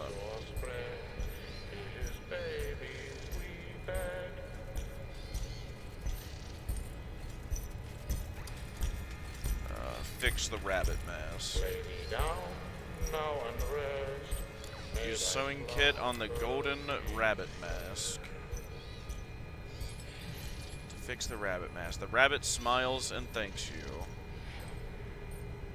Okay. Talk to old woman again. The old woman gives you a baby owl mask. Okay. That's a twist. What does this mean? A baby owl mask. We fixed Freddy, Foxy, and Golden Bonnie. And we got a baby owl mask. Okay. Take baby owl mask. You take the mask. This is a very special magical mask. The moon will now think you are the baby owl. You have your reward and your sacrifice. The cave awaits you now.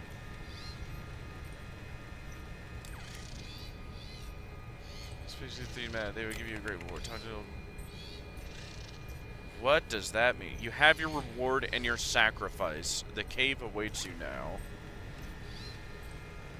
You have your reward and sacrifice. So the mask is both a reward and a sacrifice. The mask is a sacrifice. Are you getting, what is it, Princess Quest vibes from this? With, handing, the Glitch Trap plushie over to Old Man Consequences. So Bonnie was first golden. Well, yeah, we knew that, right? Like, Spring Bonnie, Fred Bear, they were both golden to start with, right? At Fredbear's. And they were Fredbear's creations. Oh, yeah, yeah. Which is very curious because, we have Spring Bonnie, Freddy, or actually, yeah, let's, before we leave, actually, hold up. Let's look at the Fredbear again. I want to see the description of it. If we can. The animal masks stare at you and growl. What? Okay. Talk to old woman. Time for you to meet your fate, dear child. What? Okay. Ask about the baby owl. Omen smiles. The baby owl flew away.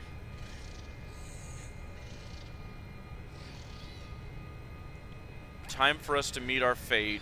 We have the baby owl mask. The baby owl flew away. What are we gonna end with here? The baby owl flew away. But even though we fixed the masks, they stare at us and growl. Why? 3 masks. They were happy at first for us fixing them, and now they're mad. What is going on here? We are gonna have to chew on this one. Alright, leave the cabin. Okay. Let's see where this takes us. The owl has to be David. Yeah, it seems to represent it. Yeah. Ah, is the old woman following us? Interesting. Are we playing as the mimic? How did you get that? Talk to old woman. Hang on. The cave awaits you. head up the mountain pass? The old woman stops you. That is not the way now. Interesting. Okay. Read the sign. This way to the summit. Okay.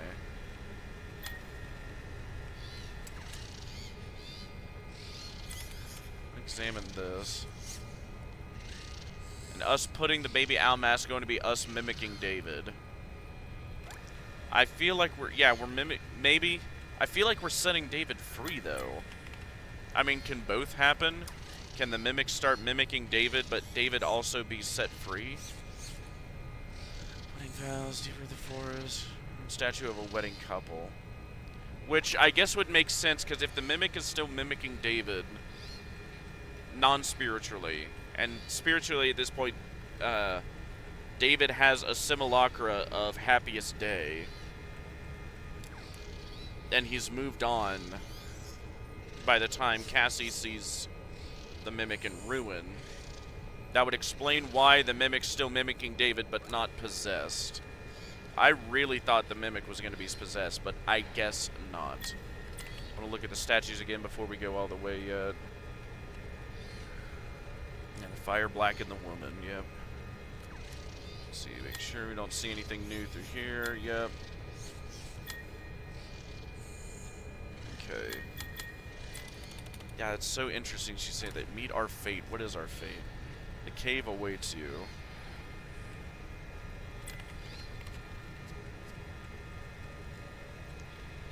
That is not the way now. Okay. Return to forest path.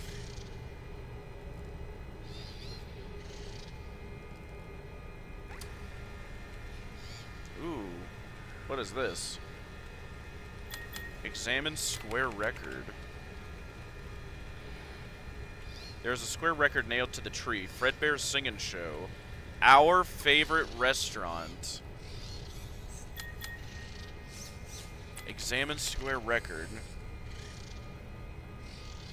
Fredbear's Singing Show. Our favorite restaurant. Wait a minute, wait a minute, wait a minute. Hang on a second. I almost let that fly over my head. Fredbear's Singing Show, our favorite restaurant. Apparently Fredbear's Singing Show was a restaurant at some point? What? I thought it was just like an act with the circus or like a cartoon. Like, you're seeing this too, right? Examine square record. Fredbear's Singing Show, our favorite restaurant. Not Fredbear's Family Diner, but Fredbear's Singing Show is our favorite restaurant. Aha, that's the second time our perspective is shown. Our favorite, and yeah, our favorite restaurant. This has to be Edwin we're playing as, right? Like talking about his family. Our favorite restaurant, like taking the family to Fredbear's Singing Show, which... So not only are we playing as Edwin, probably, like... Fredbear's Singing Show was a restaurant. That's a twist. Okay. We'll need to remember that. Let's not do that quite yet. Yeah, okay, I think when it said it was his favorite, it's the mimic talking about David. That could be the case, too. But, again, with this square record, like, what do you think could that be the mimic, then, if our favorite restaurant, what, was the mimic going to the Fredbear's Singing Show restaurant with the family? I mean, maybe. Think we're Edwin? Then what about the moon? I don't know who the moon could be. Or maybe the moon is the mimic, right? I don't know. We're going to have to chew on this for a while. But those are two big revelations, right? Fredbear's Singing Show is a restaurant. An our restaurant. I think that solves the Fredbear problem he had. How so? Like, explain that to me, as if my brain is fried. Examine square record.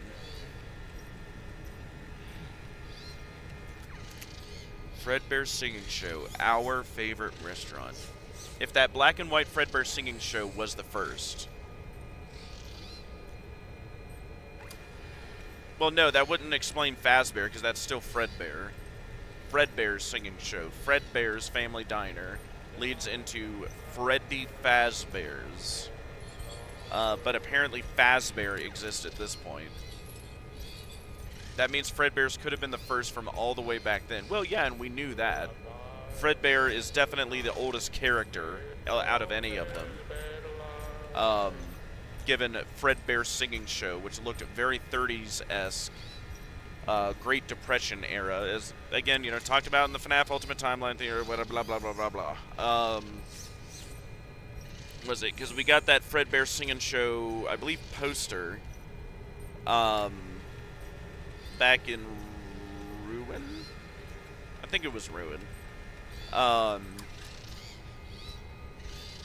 Fredbear's was definitely the oldest. But that still doesn't explain the problem of, so your issue is just Fazbear existing at all before 1980. Well, yeah. If it says, Freddy Fazbear's Pizza, established 1983, how do we have Freddy Fazbear's anything before 1983? Because it was just Fredbear's, MCM, and Chica's Party World before 1983, right? If Freddy Fazbear's Pizza was established in 1983, right? So why is, presumably, Fredbear's Family Diner being owned and operated by Fazbear Like, that makes no sense to me. Wouldn't it be Fredbear's Entertainment Incorporated or whatever, right? Yeah, that's just my point. Why is the company running the restaurant, right? Because the company and the restaurant have two different names, apparently. Or we need, like, some timeline established here a little bit more. Because I do also think William and Henry now were working together earlier than we thought they were. Because they're advertising, again, in the PAX East demo, there was a Freddy Fazbear's Pizza coming soon poster, which I'm sure is somewhere here in MCM. And that's, if that poster exists somewhere in this building in 1979, that means that even before that, right, or at least up, like, at the very latest, they were planning on opening Freddy Fazbear's and presumably working together and making plans for it all the way back to 1979, 4 years before Freddy Fazbear's Pizza was started in 1983, right? Because I'm going to nail them to that date they gave us. Freddy Fazbear's Pizza, established 1983. Right? Gotcha. Yeah, that's just my thing, right? Like, if we got to stay consistent with all this, right? Fredbear was the absolute first, right? With the Fredbear Singing Show traveling carnival, presumably. Fredbear's gets started, and let's assume concurrently with Chica's Party World and roughly around the same time as MCM. All three of those are running at the same time. Eventually, William and Henry merge. And that's what the order I'm guessing it is. Before MCM goes down, William and Henry merge. They're working on Freddy Fazbear's, but it's not up and running yet. They're still both working at Fredbear's together, co-owning Fredbear's, which is also would explain why William is saying, we want this, wouldn't do that, we, right? It's William and Henry at that point, before MCM goes down. So William and Henry are working together at Fredbear's, but then MCM goes down, right? And so now they collectively buy the rights to whatever MCM had, and the land, and the house, and whatever. They buy it all, right? Because Murray is so behind everything. And then, with that merging as well, when William and Henry went together, that would also give them the rights to Chica, right? So now we've got the rights to Freddy, Bonnie, Foxy, Chica, right? Because Freddy and Bonnie were always a Fredbear thing with Fredbear and Spring Bonnie. What if hand unit and sister location and security breach has been Fiona this whole time?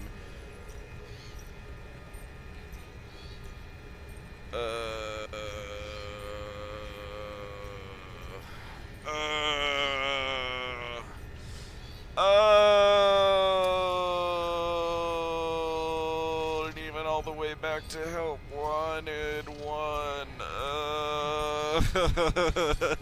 I mean, yeah, she could be at this point. I don't know what I think about that yet. I mean, oh God, what if it wasn't Mrs. Afton behind everything, but it was Mrs. Murray behind everything?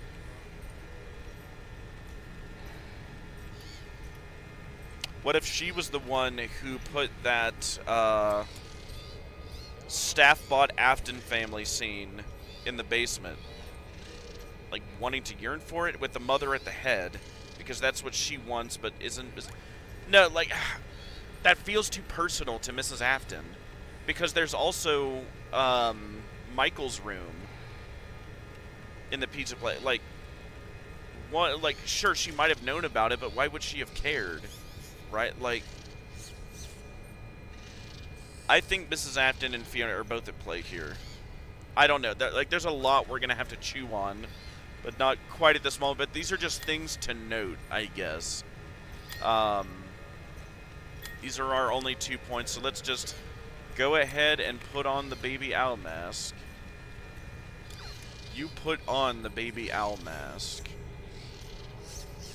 Alright, let's do it. Enter cave. The moon takes one look at your owl mask and begins to cry. You enter the cave. Lullaby and good night with The moon takes one look at our baby owl mask and starts crying. Oh yeah.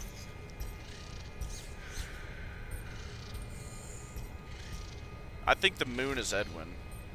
See, people say that Fiona is the game version of Eleanor. She very well might be. The cave entrance. There's a passage leading to the east. Look at the owl statue. Statue of the baby owl. You will bring him back, no matter the cost.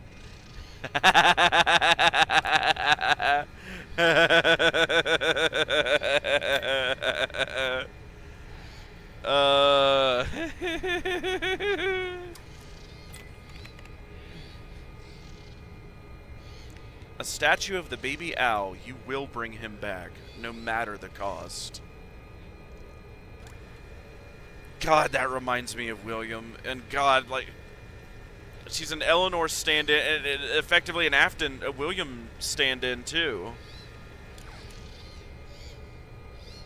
Yeah, what if they're setting up Edwin's wife Fiona to be the new big antagonist?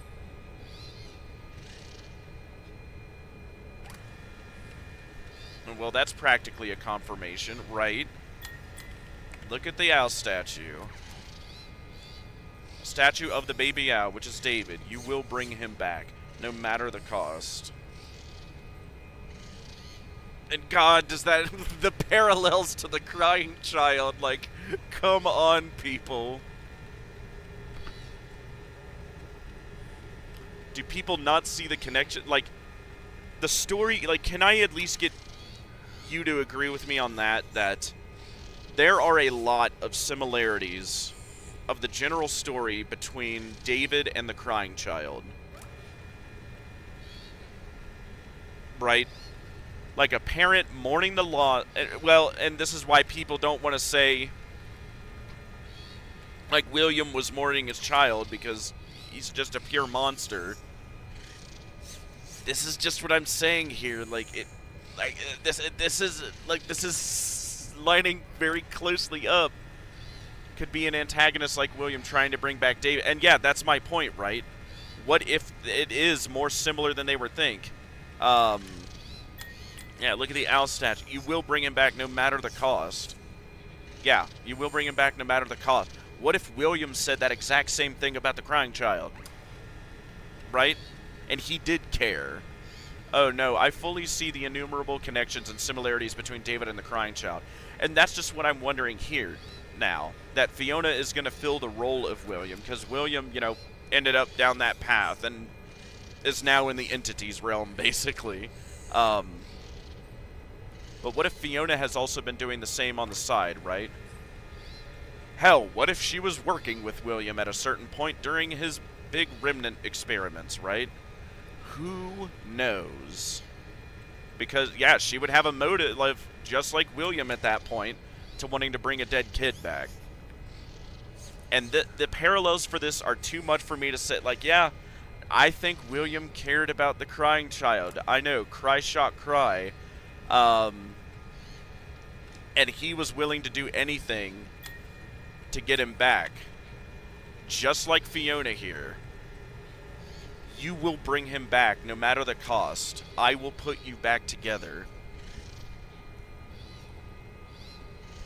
Yeah, this is why I brought up Fiona being the next real antagonist. And that seems to be the case. And hey, there's a motive, and that explains why she would be quote-unquote, like, evil, basically, right? She is willing to do literally anything, even in her, you know, possessed robot form. She's willing to do anything to bring her son back. She'd work perfectly in the new era. Well, yeah, because she's basically a new William.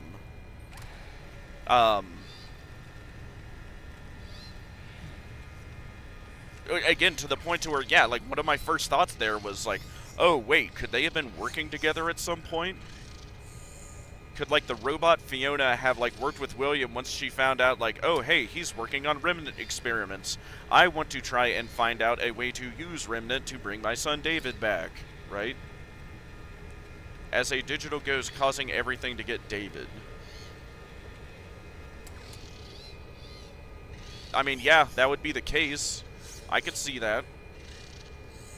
God, the implications with that, like, what do you feel about that?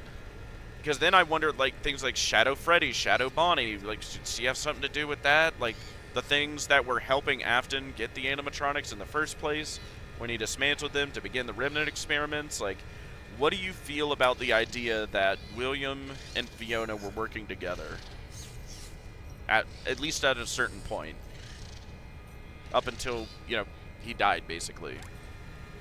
And then came back, and then got sent to the entities realm in Dead by Daylight.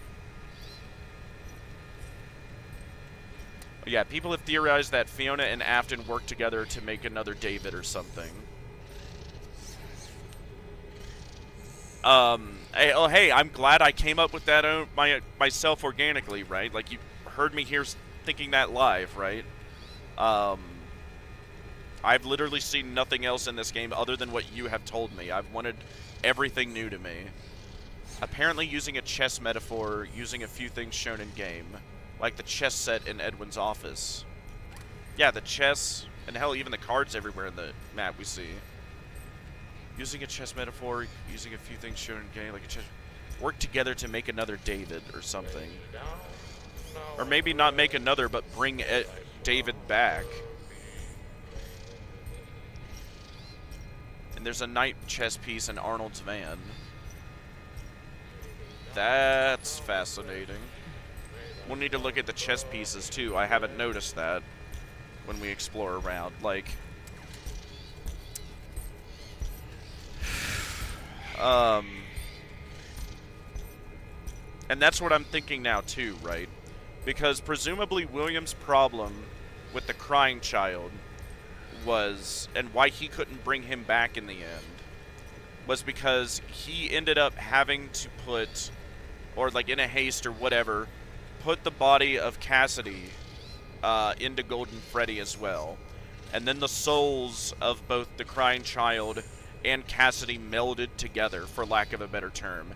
And he couldn't pull just one out, right? They were inseparable at that point, with both of them inhabiting one body. Or he didn't know how to just pull out the crying child.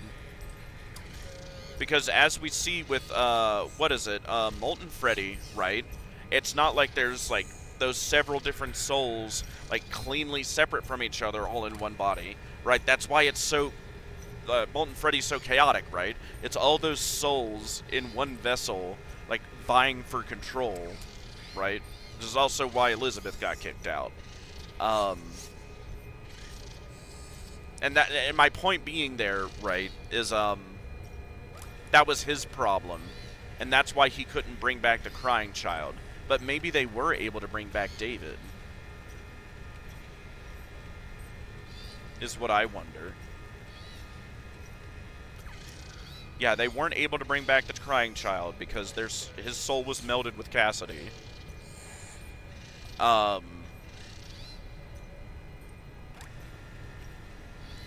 And they might have been able to do it with David here. Maybe they put him in the Mimic. Like, found a way to, like, coax his soul from the ether. And, like, actually be put into the Mimic. Maybe? I don't know. But let's continue here and just hang on to those thoughts. Enter East Passage. Head east from the entrance. Ancient ruins. The West Passage heads towards the cave entrance. And the South Passage leads deeper. Examine vacuum pit. Examine ruin. Look at the ruin. Yeah, this could explain the observation rooms and sister location, and whatever the nightmare chamber was about. Yeah, both of them trying to experiment to figure out, one in vain trying to find a way to separate the crying child, which apparently he never did by the time he gets got in after FNAF 1. Maybe she continued the experiments, I wonder. Or at least did so in the background after FNAF 6. Maybe she worked with Mrs. Afton. Maybe she's the stand-in for Miss Afton. Maybe she has something to do with the Pizzaplex era. There seems to be remnant, pretty clearly, actually, seems to be remnant harvesting going on at the Pizzaplex. Or I should say fairly clearly. There's a lot of implications implying things here. Examine ruins. Hang on. This used to be a grand underground city. Now it's nothing but dust and silence. What does that mean? A grand underground city. Just dust and ruins. Sister location bunker? Grand underground city. That is odd. Touch small rocks.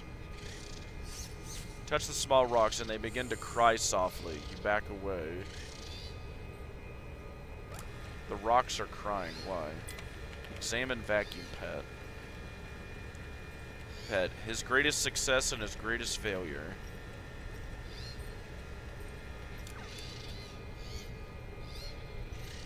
Vacuum pet. His greatest success and his greatest failure. Head deeper into the cave. A ruined workshop deep underground. Broken statues litter the ground. Another south passage leads deeper into the caves. This reminds me of the FNAF 6 ruins under the Pizzaplex. Examine ruins. This used to be a workshop filled with amazing machines. Now they sleep, never to waken.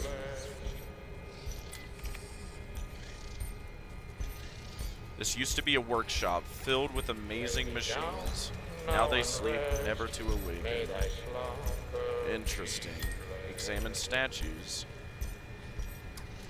Dozens of statues lay in pieces. You can make out pieces of an elephant, a dog, and a clown.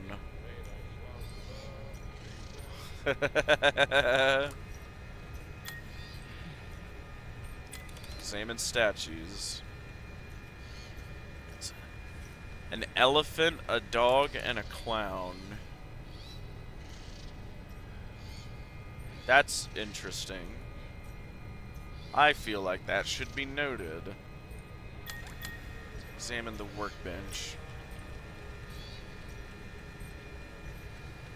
There's a toy hammer on the workbench. Let's take the toy hammer. You take the toy hammer.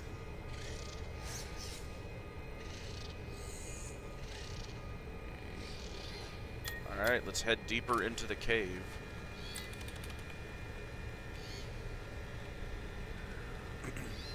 A broken statue stands in the center of a huge central chamber. Passages lead in all 4 directions.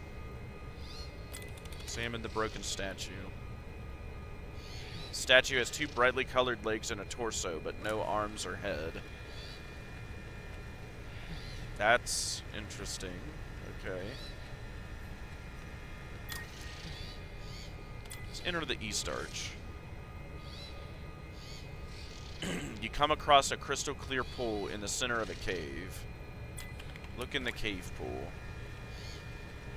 There's something at the bottom of the pool, but you can't reach it. It almost looks like an alligator. Alright, let's go back to the cave hub. Reach it implied we might need something to grab it. Cave hub. Let's head to the West Arch. Head deeper into the earth, but the way ahead is almost pure darkness. No, let's go back to the cave hub first. Alright. Head back to the cave hub. What's in the North Arch? Look at small crystals. Look at large blue crystals. Open small door. Back to cave hub. Look at the small crystals.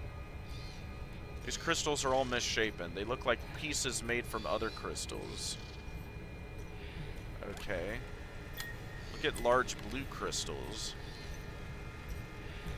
A large blue crystal in the center of the room. It looks like there's something inside. Kind of like an arm?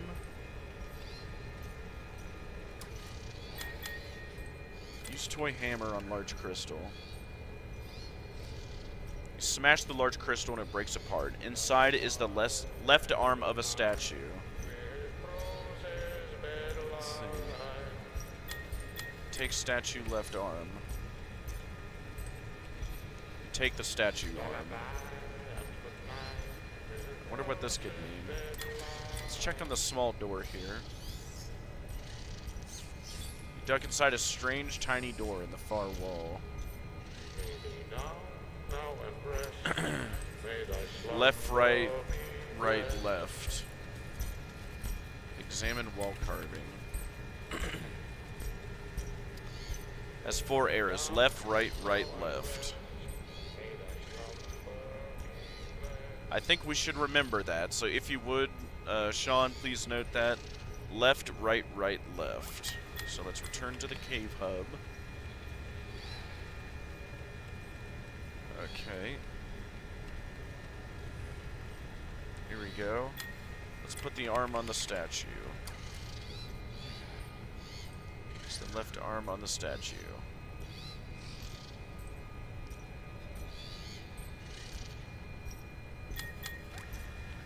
Oop. What?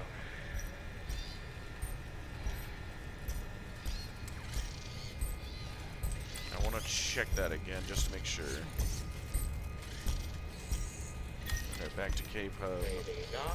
Now and rest. May thy slumber be blessed. Yeah, alright, yeah, left, right, right, left. Noted. Okay, perfect. Thank you. So now we've got... let's check east again, see if anything changed, and if not, we'll go through the one. Yeah, look in cave pool just in case. Something in the pool, but you can't reach it. Alright. Back to cave hub. We're probably going to have to go down the darkness path and take guess as it turns. Or, well, not guess now. Left, right, right, left. Look at the west arch. Yeah, head deeper into the cave. The workshop in ruins. Oh, okay. Alright, then yeah, let's go back and do that.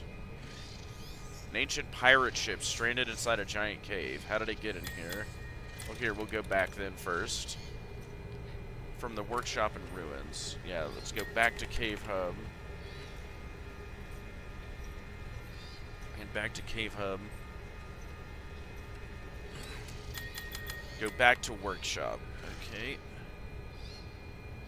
Let's see. Can't go left and right. Ruined statue.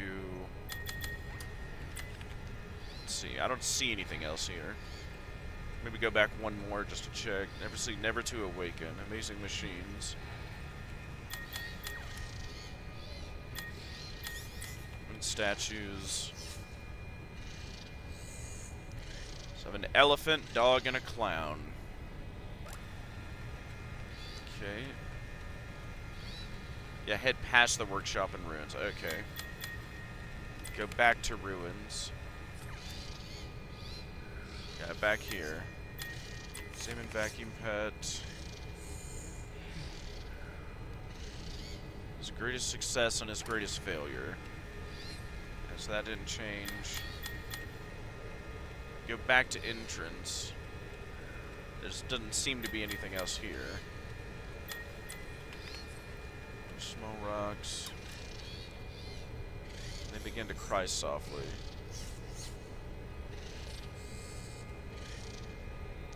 We can go back to the entrance, or we can go back. What do you want to do from here?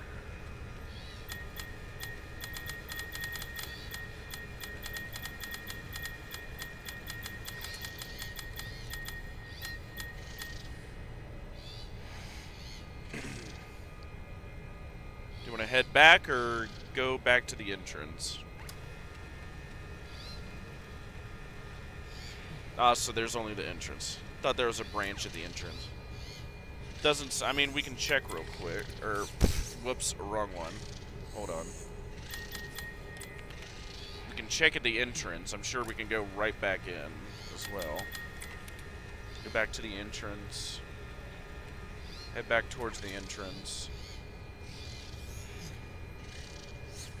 Oh yeah, here. Yeah, just exit cave. So yeah, it looks like we gotta continue. Alright, back to the pirate ship. Let's see. Head deeper into the cave. Deeper into the cave.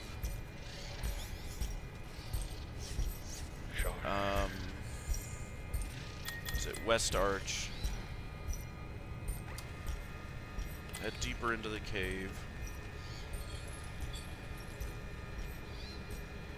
Hold the nightlight up, make your way deeper into the cave. Ancient pirate ship lays stranded inside a giant cave. How did I get in here? Examine the waterfall. Strange tall waterfall coming from a stone cistern. There's an area behind it. Okay. Walk through the waterfall. You walk through the waterfall.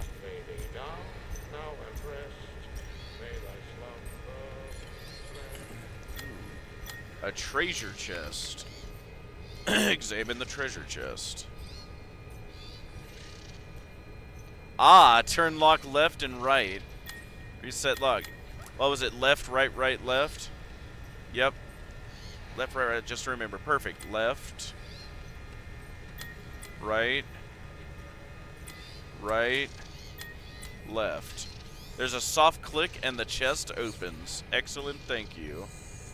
Statue right arm. Most excellent. Walk back to the ship. Perfect, thank you for that. Examine the pirate ship. There's a golden fishing net draped over the side of the ship. A golden fishing net, okay. Take fishing net. Ah, yes, I know what this is for. The pond, yep, you take the golden fishing net. Why is the fishing net gold? Okay, don't question it. Back to the dark passage. Okay. Back to Cave Hub. Head back to the Cave Hub. Alright, there we go. Place right arm on statue first. Place the right arm on the statue. Yep. Then the east arch. Yep, in here. Use fishing net on pool. Whoa! That's not the moon we've seen so far. Okay. You use the fishing net to pull up the head of a stone statue. It's a strange head that looks like a moon. God, what does this mean?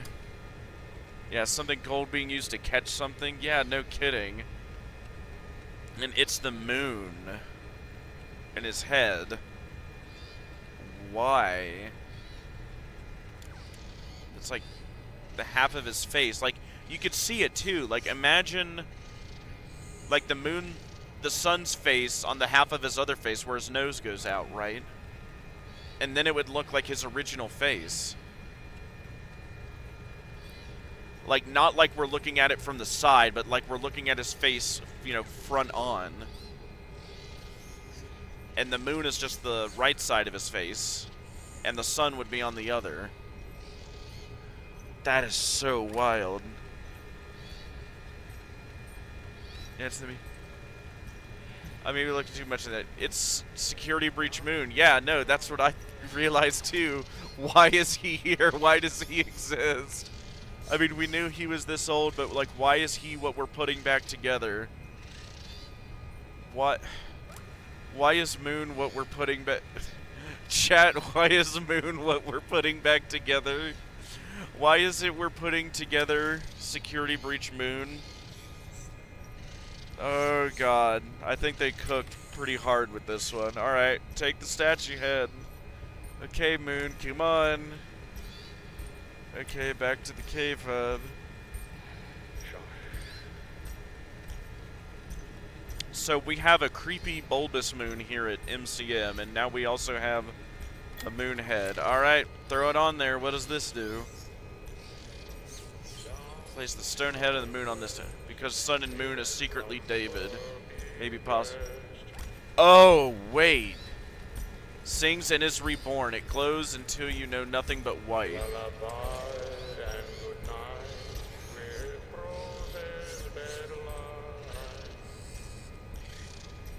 You wake up in a darkened room with red lighting. You're surrounded by strange animatronics. Well, yeah, no.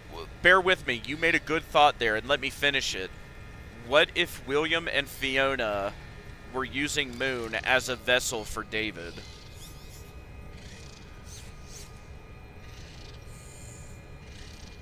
And the Sun Moon animatronic from Security Breach was a lot more important than we ever thought it would be. Yes, is reborn via the moon statue. The Security Breach moon statue. Yep. I'm cooking, chat. What about that? How do you like that? Moon is a vessel for David that William and Fiona used to put him in there.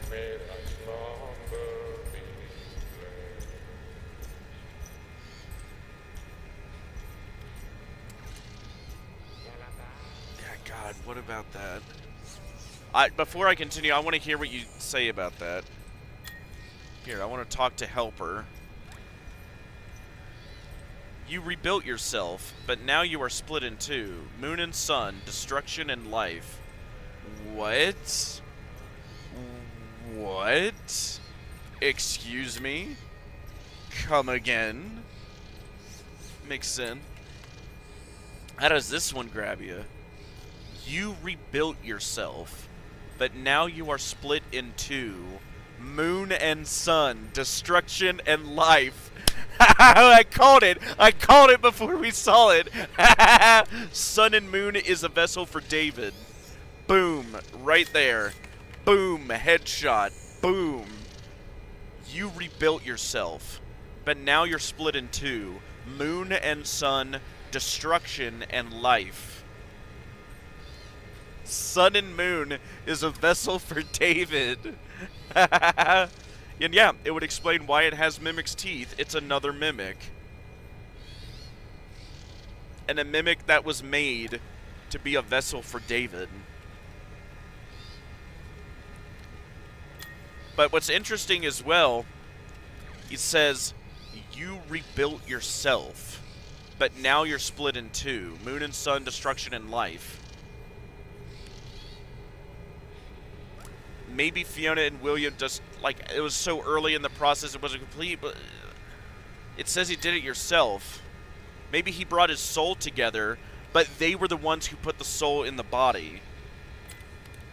That's what I could think it means here. You rebuilt yourself, so his soul is together, but you're split in two. So two personalities, moon and sun, destruction and life. So he has both pieces, but the pieces are separate in one vessel. Yeah, moon being destruction. That's what I think. I think William and Fiona put David into sun and moon after David put his split soul back together. But now I want to ask, why did his soul split in the first place?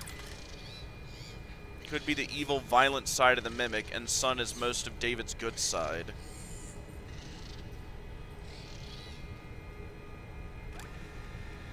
I mean, yeah, that could make sense of it. Oh, yeah, because the mimic... Yeah, Mimic 01... But wait a minute, how does that make sense? Because we see the Mimic Endo is separate from Sun and Moon. How would that work? So David got split into Sun and Moon?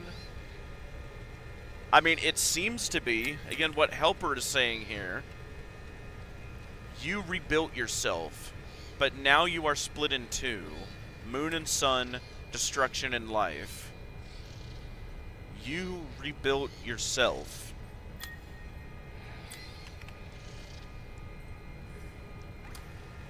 But now you are split in two.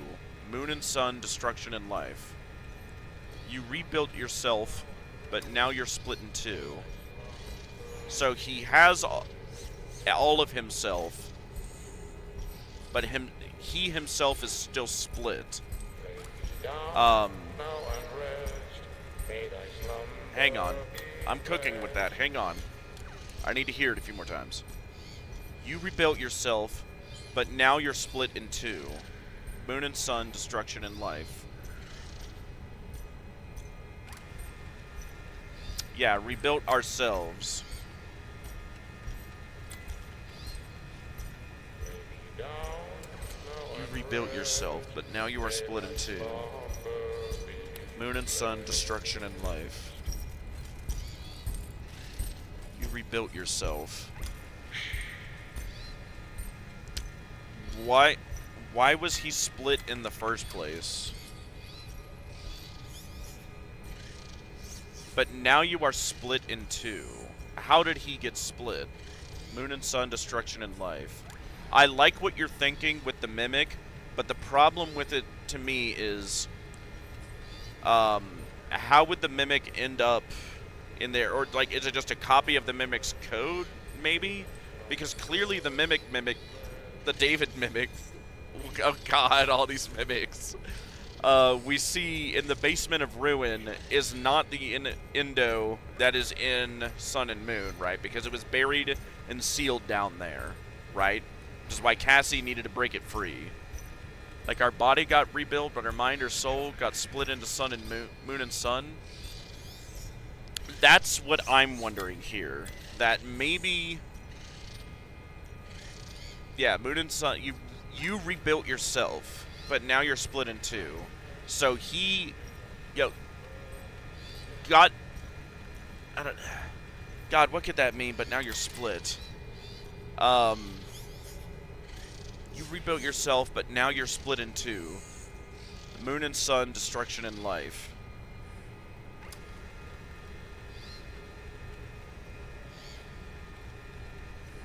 How does that make sense? Hang on. You rebuilt yourself, but now you're split in two. Moon and sun, destruction and life.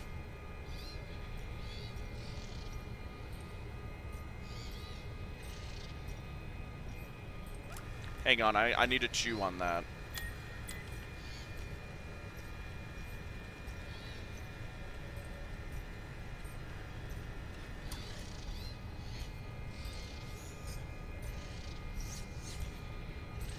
How did he rebuild himself? With the crying child, he needed his happiest day, right? He was not capable of doing that himself. Partially because probably, you know, his frontal lobe was destroyed when he died. But also because he was sharing a vessel with Cassidy.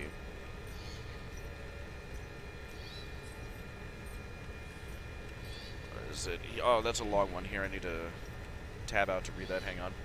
Alright, here's an idea. The Mimic rebuilt itself, but its data or memory, or whatever, got split. The good side with David is in Sun, and the murderous side was put in Moon. Those parts of it got put in the Moon. Okay. The Mimic rebuilt itself. Well, how did the Mimic get broken in the first place? Oh, yeah, because like, I promised I was gonna fix you.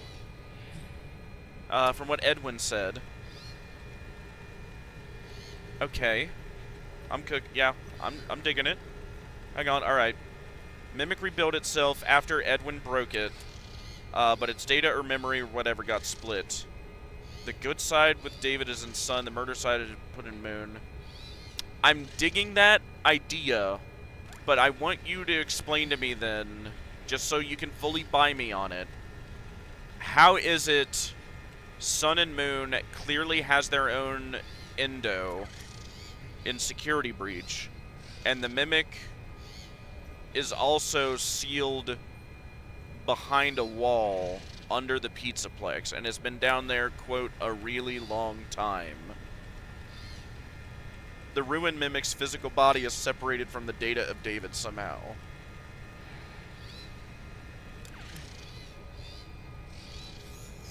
Ooh, hang on, there's an idea. Hang on. You're split in two. Moon and Sun, destruction and life. Maybe that's why Ruined Mimic looks so different. What if his soul is split between the two? What if part of his soul is in the Mimic under the Pizzaplex, and part of his soul is in Sun and Moon, the better side?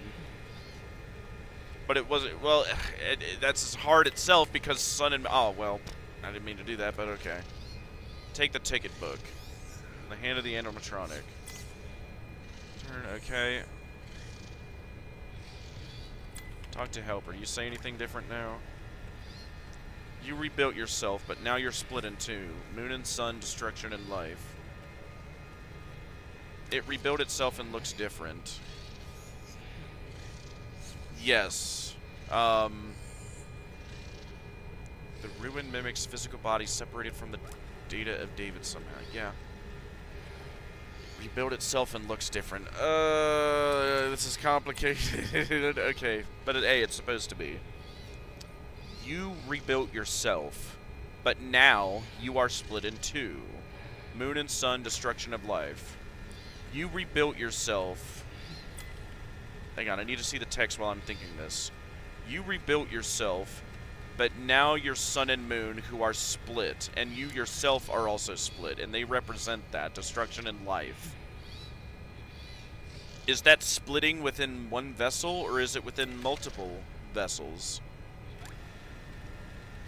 You rebuilt yourself, but now you're split in two. Moon and Sun, destruction and life. He is rebuilt in one body.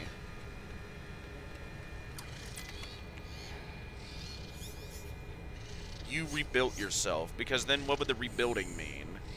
But now you're split in two. And I mean, hey, that's a thought too.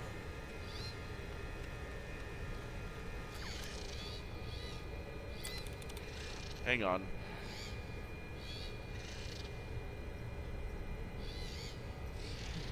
Moon, Sun, destruction of life. David was able to save his own soul, to prevent himself from moving on, but it wasn't clean. And when William and Fiona were trying to put him into a vessel, they could tell his personality was split. Sun and Moon, destruction and life. That's what I'm getting here. And the basement mimic is something totally separate. How do you like that? We put together the security breach moon statue. Yes. Yes, we did. And then it shone bright, so bright that we blacked out, and now we're waking up here in the entrance of Murray's costume manor. Darkened room with red lighting. We or the mimic or David rebuilt him as that. That's what I'm wondering.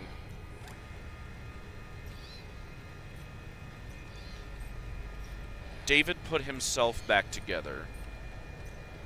But he, like, did he break himself in the process? He rebuilt the moon statue. The mimic or David? Yeah, I guess that's a question. Who are we playing as? Because Helper says here, you rebuilt yourself, but now you are split in two. Moon and sun, destruction and life. You rebuilt yourself. Is he talking about David or is he talking about Edwin? But then after that, some part of us was split into sun and moon. The mimic rebuilt the moon statue. But after that, part of us were split into sun and moon. And I guess that's my question. Is that splitting within the one vessel of the sun and moon animatronic we see in Security Breach? That's what I wonder. Because that's what it seems to be implying here. Which...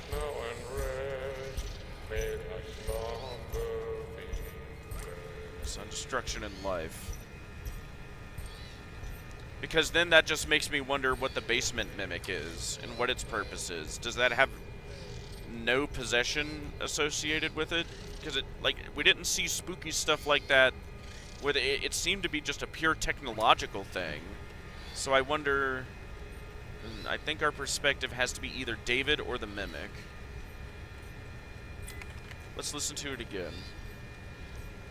You rebuilt yourself, but now you are split in two. Moon and sun, destruction and life. You rebuilt yourself. The mimic talked about fixing itself, too. This is gonna be a pickle.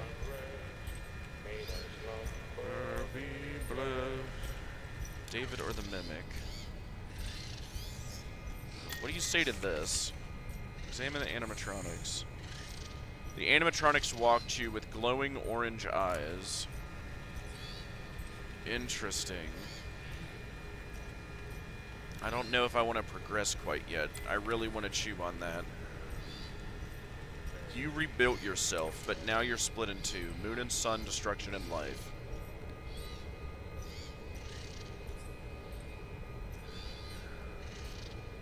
You rebuilt yourself. Did David rebuild himself, or did the mimic? Or did both? Did they both rebuild themselves and they both ended up in the same vessel? How does that grab you? The mimic rebuilt himself. David rebuilt himself. But split in two. It's not that there's two in one, it's that there's... That's what it sounds like here. Like, listening to what it says. It's not two in one, it's one split into two. You are split into two. You rebuilt yourself. Yeah, the glowing orange eyes are interesting too. Like, maybe showing possession like the earlier FNAF games. That's the vibe I'm getting from the way Helpy is specifically wording this. You rebuilt yourself. You are split in two. Moon and sun, destruction and life.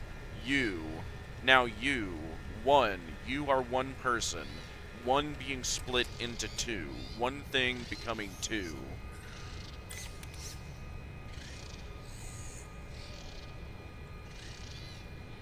Moon and sun, destruction and life. You rebuilt yourself. Is this David or the mimic? Well, let's read it as both and see which sounds better. David, you rebuilt yourself, but now you're split in two. Moon and sun, destruction and life. I mean, yeah. Dr. Helper. Mimic, you rebuilt yourself, but now you're split in two. Moon and sun, destruction and life. You see, that's the problem here, right? Because both work.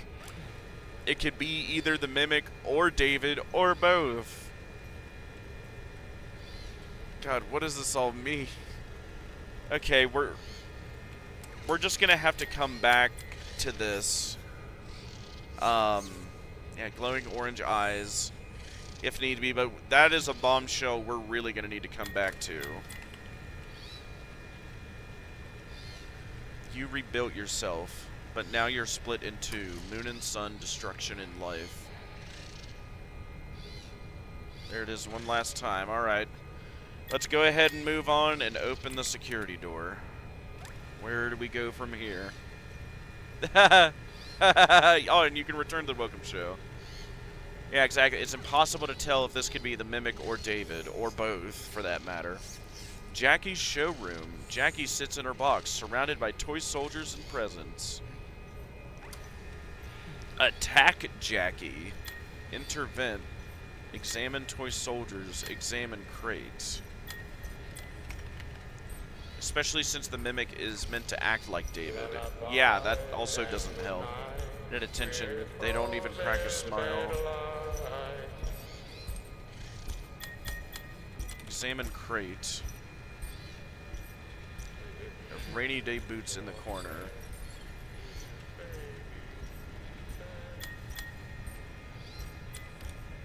Intervent. Vent. Jackie googles and grabs you with her long arms and squeezes. Oh, dang. The moon grabs you from Jackie's clutches. You are not allowed here. He screams as the world fades to black. Okay. It's always the moon grabbing us. Okay, good. We don't gotta go all the way back. Okay, open security door. Let's see,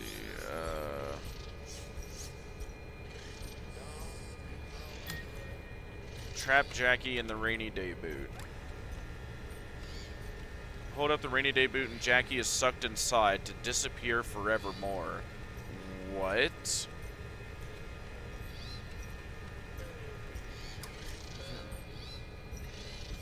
What?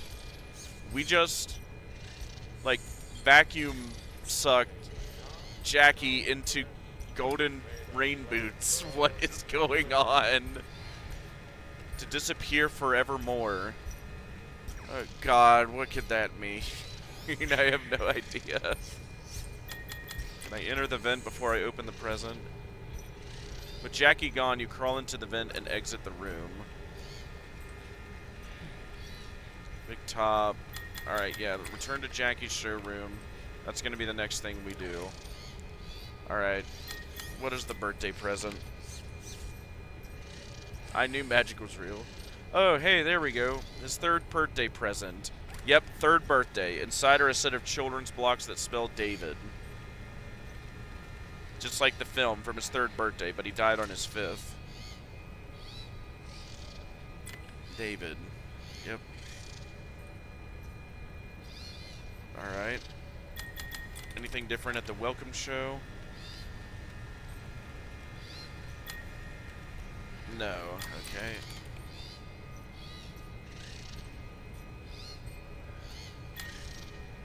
Intervent. We need to vent.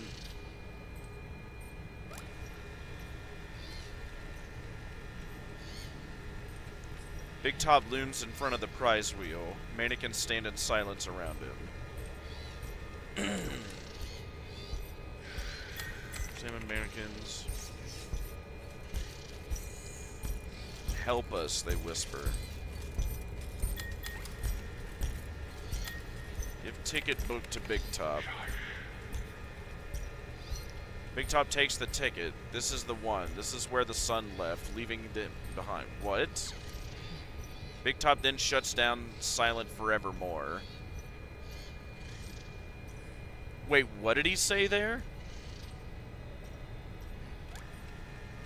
I didn't process that fast enough. Can you, like, I'll chill here for a second. Can you, like, reread what that said and, like, type it out for me? Why is it going through the things we did? Interesting. Yeah, no kidding. Can you type that out, what Big Top said there? Because it went by pretty quick, and I didn't really get to process it. I want to read that more before we continue. Stares at nothing while the mannequins watch in silence. A prize wheel stands ready to spin. Sure thing, thank you. I can retype it if you want. Here, talk to mannequins. What did they say? Thank you. Big Top is gone. We're free. Okay.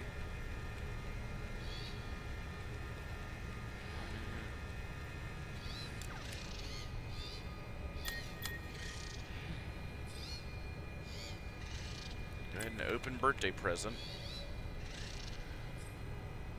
MC, yep, David's ball. His second birthday present, a child's ball. He used to play with this all the time. Of course. This is the one. This is where the sun left, leaving them behind. Good God, what does that mean? This is the one. This is where the sun left, leaving them behind. Does he mean the mannequins? This is the one. The ticket or us? So that's Fiona. This is where the sun left, leaving them behind. So that's Fiona. Oh, do you think we're playing as Fiona?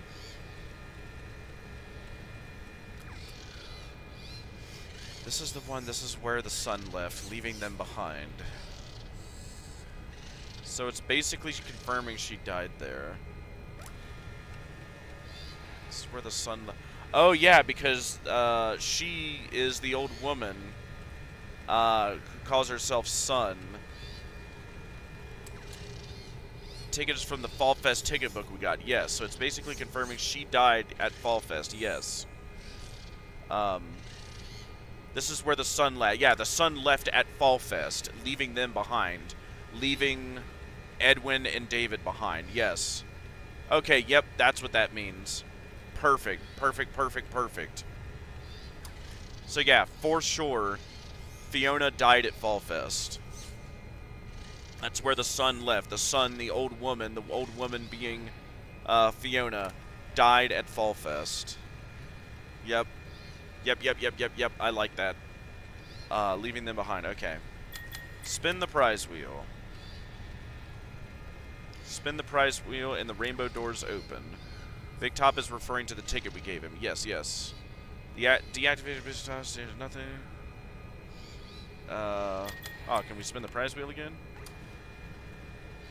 Spin the prize wheel and the rainbow doors. Okay, so it just does the rainbow doors. Okay. Try one more time just to make sure there's nothing secret that comes up. Ticket we get. Wait, them? Well, yeah, that's what you typed out, right? This is the one. This is where the sun left, leaving them behind. Which I take that to mean the wife died and left David and Edwin behind. Are we not included with David and Edwin? I mean, possibly, yeah. I guess you could say that too. When she died, she left Edwin, David, and the Mimic behind. The Mimic that was, well, I don't know, was the Mimic even... Well, no, there really wasn't a Mimic active, Why didn't Big Top say left you if we're David? Hang on. This is the one. This is where Sun left, leaving them behind. Yeah, Big Top said them, yeah.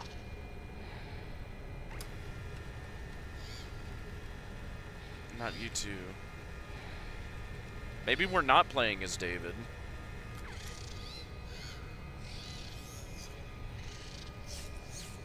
This is where the sun left, leaving them behind. Who are we playing as in this? Because now I don't think it's Fiona, David, or Edwin were playing as. Who is this?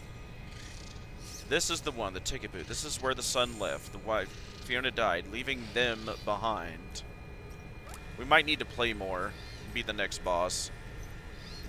Leaving them behind. That's just my off-the-cuff, first, without thinking reaction. Is that's meant to imply or reference, like, when Fiona died, she left Edwin and David behind. Because David didn't die until later. And Edwin lived for years. So yeah, enter the rainbow doors. Let's continue. I'm sure we'll get more revelations here. You head through the rainbow doors. What is this? Yep. Welcome to the doll hospital. An exit elevator leaves out, but Nurse Dolly stands in your way. Talk to Nurse Dolly? My dollies are all broken, she cries. I cannot fix them, so I will fix you. Oh. Empty from Dolly's clutches. You're not allowed here. Okay, yeah. Yeah. Same here. It's my reaction on the spot. Yes. To the vent. Among Us.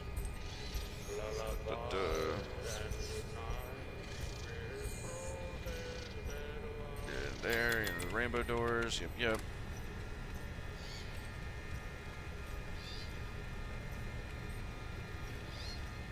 You take the moon and you take the sun. You take it. That's alright. Pick up the doctor's kid. Find a junior doctor's kid at a table in the corner. Yep. Now we need to fix him. Fix broken elephant. You fix the broken elephant. It thanks you and runs off. Fix the broken duck. Fix the broken duck. It quacks happily and flies off. Excellent. Talk to Nurse Dolly. You fixed my dollies, the nurse says. My work is done. She then leaves the doll hospital. Happy forevermore. Okay. You fixed my dollies. The nurse says, my work is done. She then leaves at the doll hospital. Happy forevermore.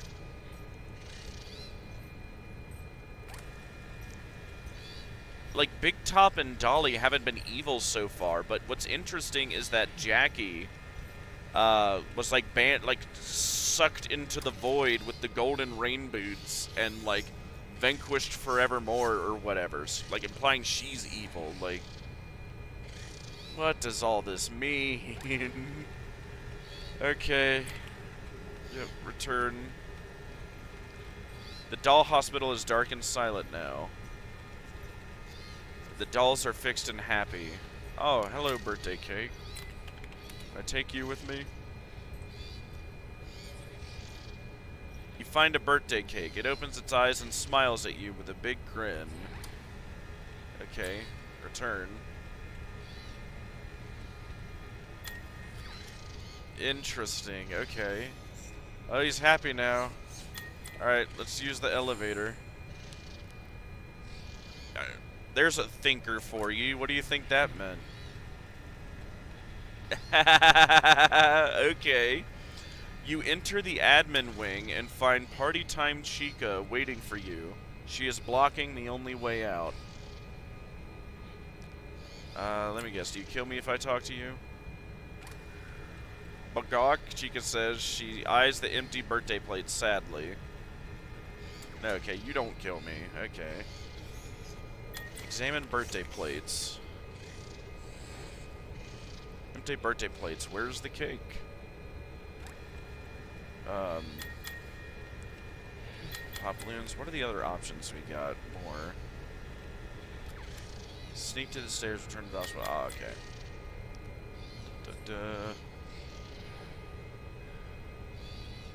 Yeah, no, this is literally our playthrough. Yeah, no, but the Without you, I wouldn't have gotten this far, that's for sure, so... By all means. Chica... I don't want to do that. Probably...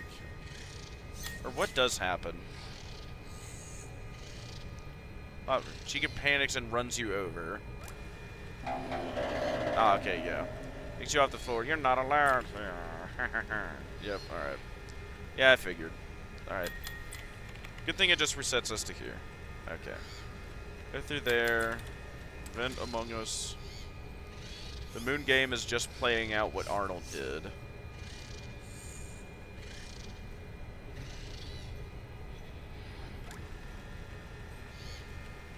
And God, how does that make sense if this game already existed by the time we got here? Okay, enter rainbow doors.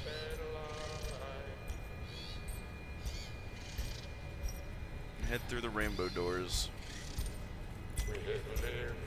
It's the elevator.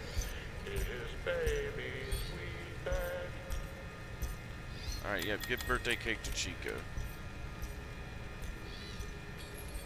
Gog? Here's the birthday cake. Tears come to her eyes. She hugs the cake to her and they both laugh happily. They leave, loved forevermore. Okay. You enter the admin wing. Chica is gone and the stairs are now open. Open birthday present.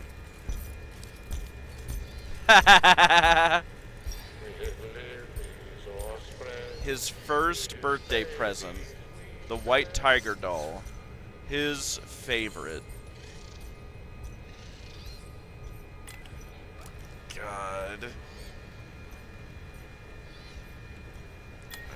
Oh, can I taste the birthday cake? Yes, strawberry and chocolate. Most excellent. Alright, up the stairs we go. You head up the stairs.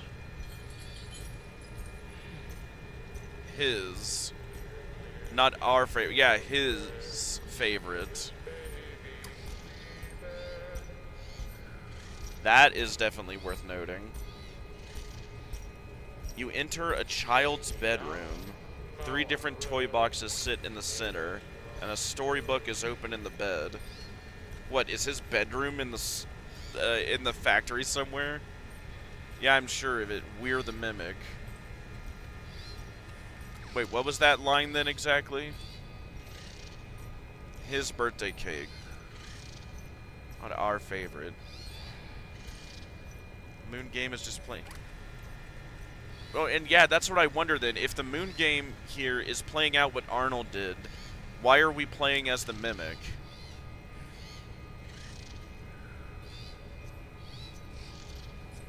Yeah, I'm sure of it. We're the Mimic. Is. Yeah, just note that line for future reference then, if you would, please. You enter a child's bedroom. 3 different toy boxes sit in the center, and a storybook is open on the bed. Let's read the storybook. He bounced the moon, spelled his name in the stars, and ran through the snow with the silent hunter. If that has any more deep meaning. I don't know why the moon game is mimicking what Arnold did.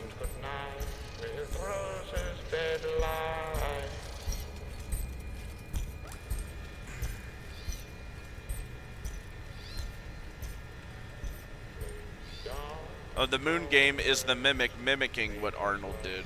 I guess would be the way to say that. But I think the perspective in the moon game is surely the Mimic. I mean, yeah, like, if you can remember that line and whatever it is, yeah, like, it was his favorite cake or whatever, then yeah, like, I would agree, we're playing the Mimic. So the Mimic put himself back together, but he's split.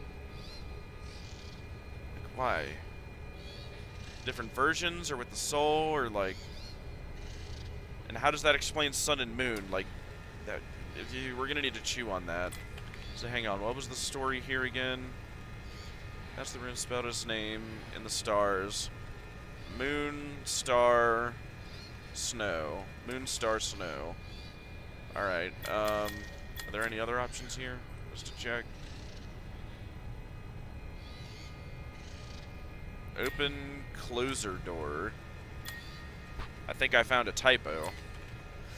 Open closer door. It was his favorite. The closet won't open. Okay. How did it go again? Moon, star, snow. So moon, I think that's a star, and I think that's snow. So let's open the moon. You open the moon box.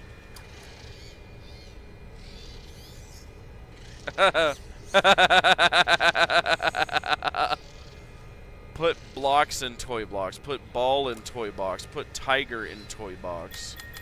Okay, hang on. Let's close the toy box. Ball, blocks, and tiger, I think. Yes. Alright, let's read the storybook again. Bounce moon. Spell stars. Ran snow. With a silent hunt. Okay, yep. Just one more time. Yeah. Bounce ball. Block's name. Tiger. Ball, block, tiger. Okay. So moon. You get the ball. Ball. Close the toy box. Ball. Star. Ball, block, and then tiger. Yeah, ball, block, tiger, I think. Ball, blocks in the toy box. Blocks in the stars, yep. Ball, blocks. And now snow. The snow box. And we put in the tiger. You place the toys in the correct boxes, and the closet door opens. Oh boy. Oh! Oh, did you see that? David's room. Yep, right there. This is David's room. I guess David's room is in the factory somewhere. Has the storybook changed? Let's see. The book has changed. The end comes from the beginning. To sleep the tiger, you must complete the story. What? Yeah, I'm gonna wait a second to digest that. Read storybook. The book has changed. The end comes from the beginning. To sleep the tiger, you must complete the story. All of this is Night and Moon themed, and yes, it is. It is Night and Moon themed. This is David's room, and the end comes from the beginning. To sleep the tiger, you must complete the story.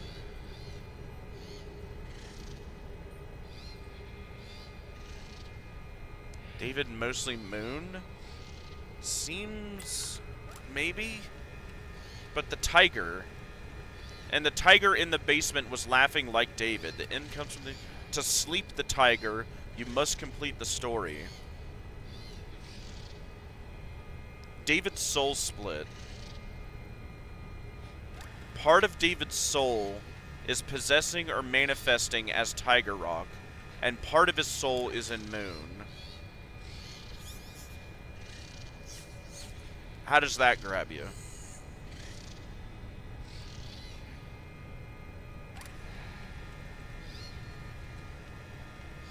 Yeah.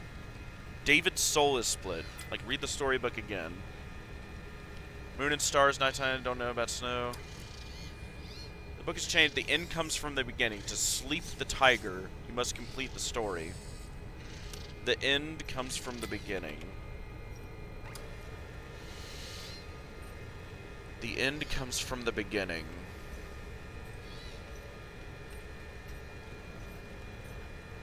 The end, to end this, comes from the beginning. We have to go all the way back. Story, the end comes from the beginning. To sleep the tiger, you must complete the story. Tiger Rock. We fought, or well, not fought, but we avoided Tiger Rock in the basement. The Tiger Rock that was laughing like David, right? Laughing like a little boy.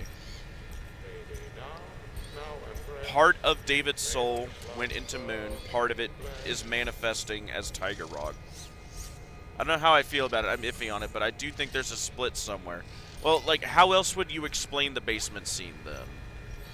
Like, what is that? The Tiger Rock manifesting, like, being partially real with the animatronic sounds, apparently, but clearly apparating and dissipating in front of our eyes, and he's laughing like a little boy, presumably like David. What else would explain that basement scene? Read storybook. The end comes from the beginning. To sleep the tiger, you must complete the story. We've had it beaten over our head. Like, even back at the beginning when we first went into this new area in the game. You fixed yourself, but you are split. Moon and sun. Right?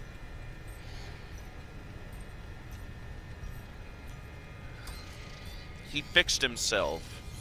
Or you fixed yourself. You fixed yourself. Are we playing as David? Yeah, I have no answer. Alright, so I mean, I guess we gotta continue. If we're at a stump. We've got all this recorded. It's on stream, so we can come back to it. Of course, what else could it be? There's a strange machine in the closet. Okay, only option I got. Hang on. My real issue is with Moon, with Tiger. I can easily see that being just David. And yeah, the Moon is the hard thing to figure out. But remember, that's what we first heard Helper say, when we first went to this area. You fixed yourself, but you are split now. Sun and Moon, right? I don't think David is split yet, I think. Well, and that's the question, like, who are we playing as? That's what I wondered, like, are we playing as David? Because that would explain the line, you fixed yourself, but now you're split. Tiger Rock is one part of him, and Moon is another.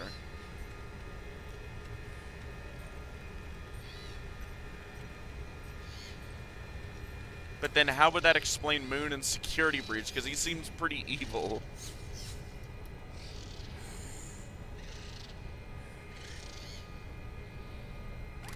That being just David.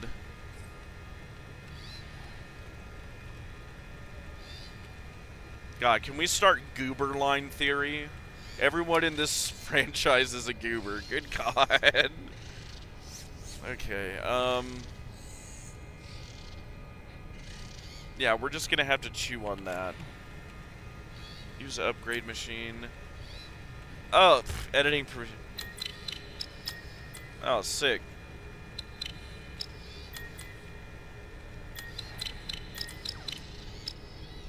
Oh, well, I shouldn't have done that. Yeah, go ahead and end it. Yeah. It failed. Restart. There we go.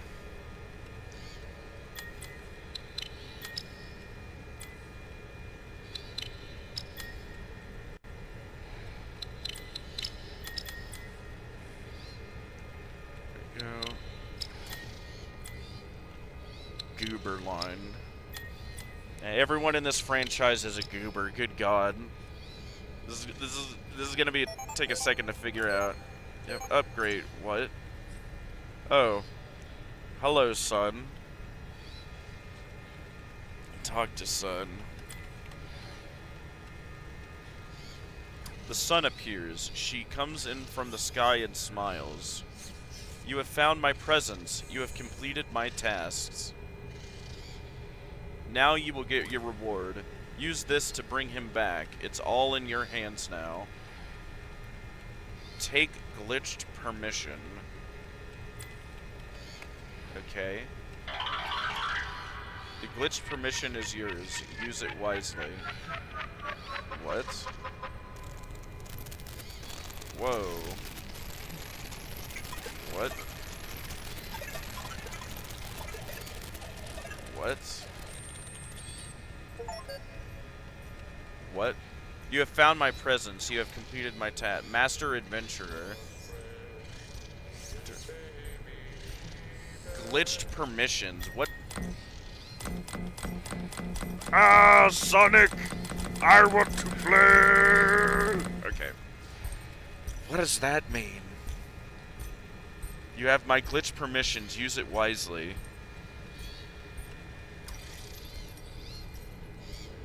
Hang on. I need to take a break to the bathroom real quick. I will be right back. Chew on what all that meant, if you would, please. And see if we could get... I'll need to go back to the stream and get screen grabs of what we saw in that glitching imagery. Hold up. Lullaby and good night with roses red light.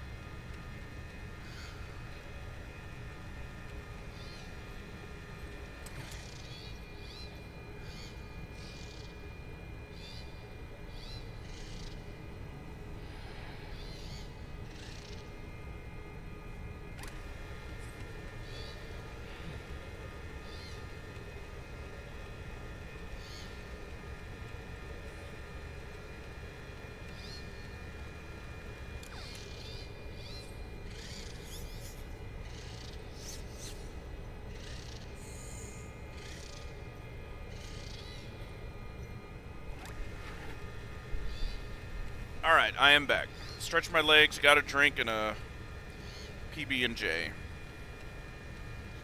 You did it, goober line. Yeah, I want to trademark that. Now you can go to the security office and do the parachute ending. Oh, okay. I'm hoping something different happens this time. And I assume it will. We will need to look back at that, though. Hey there, little guy. Thank you. May thy slumber be blessed.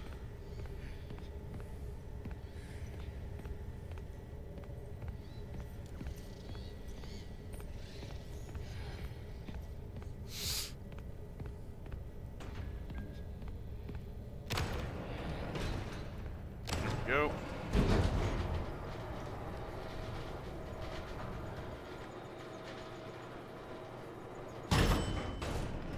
So there's a mountain of stuff to chew through in the future.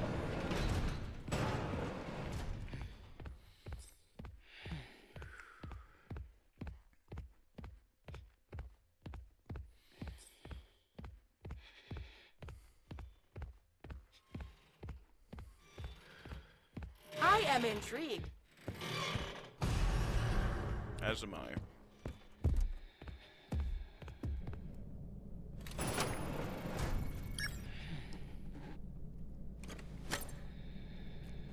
Oh, whoa. Our data diver's glitching. Yeah, the glitched permissions, I guess. down.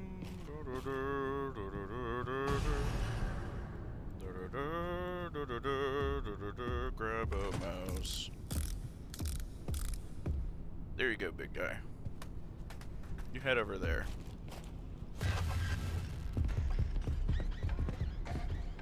Yeah, you enjoy. There we go.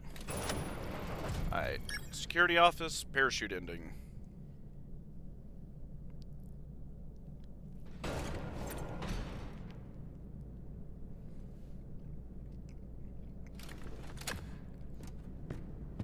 If Fiona is son and gave us glitch perms, why does she need a data diver?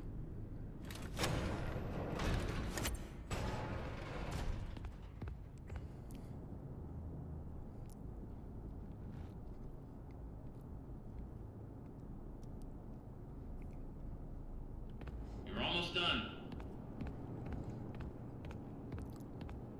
You're almost done. Go into the security office, do a parachute ending. Alrighty.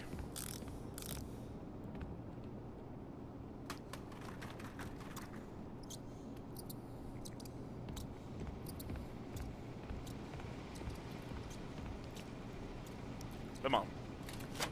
There we go. Alright. Don't forget to come to the security office. Then you can go home. I think this is why Fiona needed the data diver with executive level permissions. I mean, if she gave us glitched Uber permissions, that's just what I'm wondering. Why did she need a data diver to begin with? If she could just do that. Boosh. Well done, Arnie.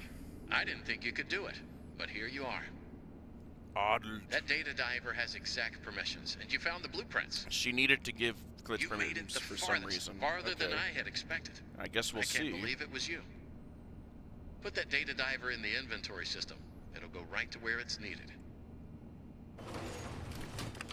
I'm actually curious. Can I exit? What are you doing, Arnold? No, okay. It's locked. It is. I'm going to have to keep it locked until you hand over that device. I'm gonna have to... Then you can just walk right out and head home. I might have to slap I you around really a little don't know bit. what the problem is. You've been doing so well all night. Yep. What are you Parachute.exe. doing?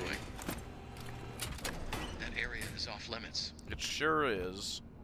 Give me the data diver. I am going to Michael Myers moonwalk Arnie, buddy, right into here. Deuces. you have made your choice. I sure did. You are not going to make it out of here alive. Oh, you watch me. You could have helped. If you had just given me the schematics, we could have fixed things. We could have fixed I thought things. you were different. I thought you might You mean understand. me and her, or me and Just someone like else? The others. The other technicians, the workers. Just They like the didn't others. listen, and it caught them all. Now it's your turn to play dress up. When he catches you, which one will he choose? Who are you deep down inside? Another worker bee? Pretty A cool. bumbling bee? Perhaps a busy bee? In many ways, tonight has been a comedy of errors. A jester searching for a bunny, running from danger, scared, stupid, searching for a hole to hide in. No, you did everything I asked up to this point. You were an obedient dog, a good dog. Then you bit the hand that fed you. What have you been feeding me? Horsey nickerdoodles? I don't know. Am I allowed to swear on YouTube? I don't care about. I can't get ad money anyway, and I wouldn't care to. Let's see what's in here. I wanted to see what was in there. Is there anything neato burrito in here? Okay.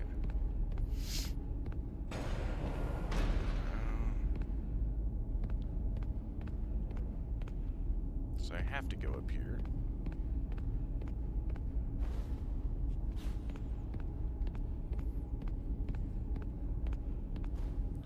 My slumber be blessed.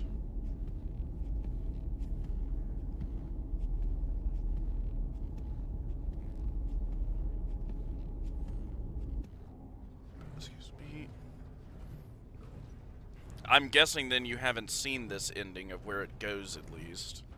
You just knew how to get here. So hopefully this is as cool for you as it is me. There we go.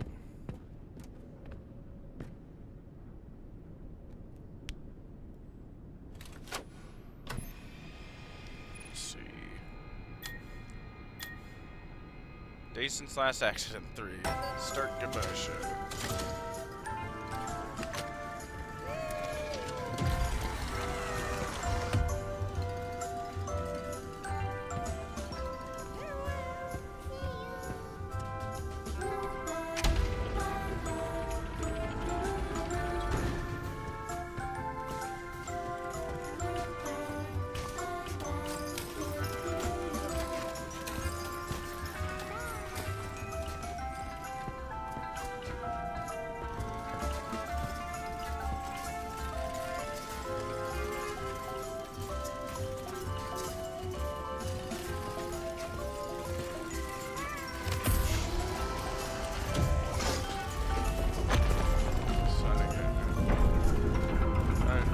Guys.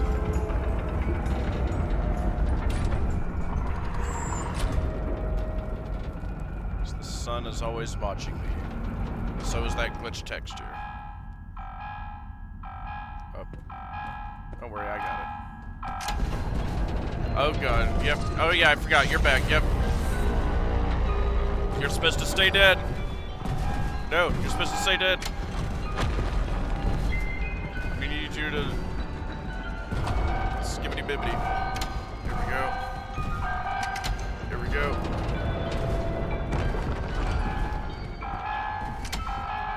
Here we go. Social distance.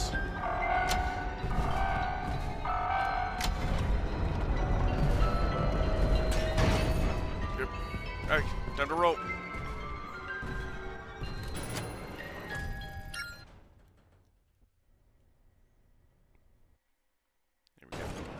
Fast.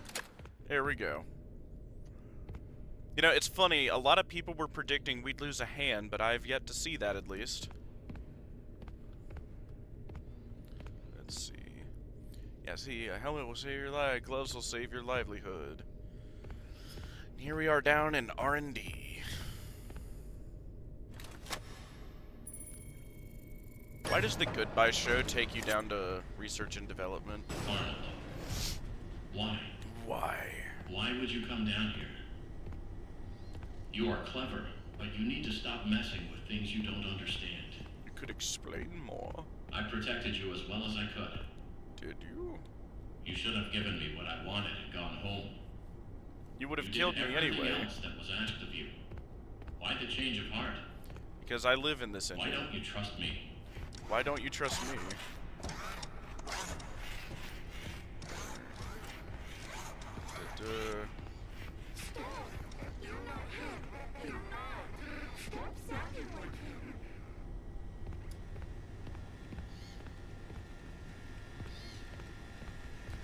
Sounds like David as he says that.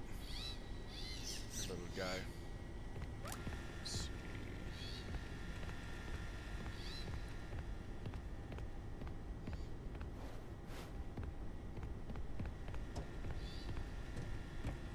Yep. Crank. Crank. Crank. Crank. Joke it. Come on.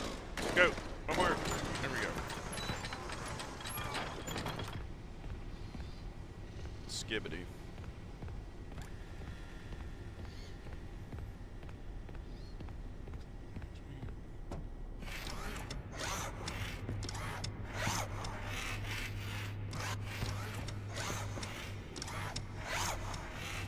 Clean up here just fine.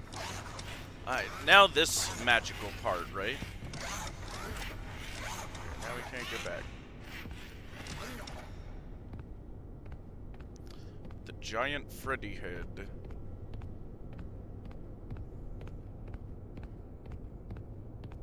Wonder, can I go down there while the power's still off?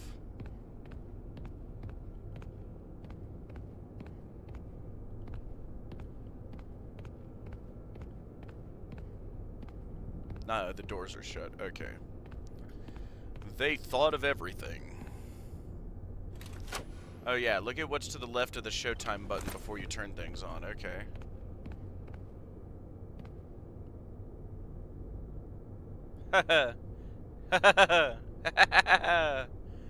Yeah, that is... Why is that the FNAF 3 map there? Why is that there? Why does that exist? Why is there a copy of Fazbear Frights down here?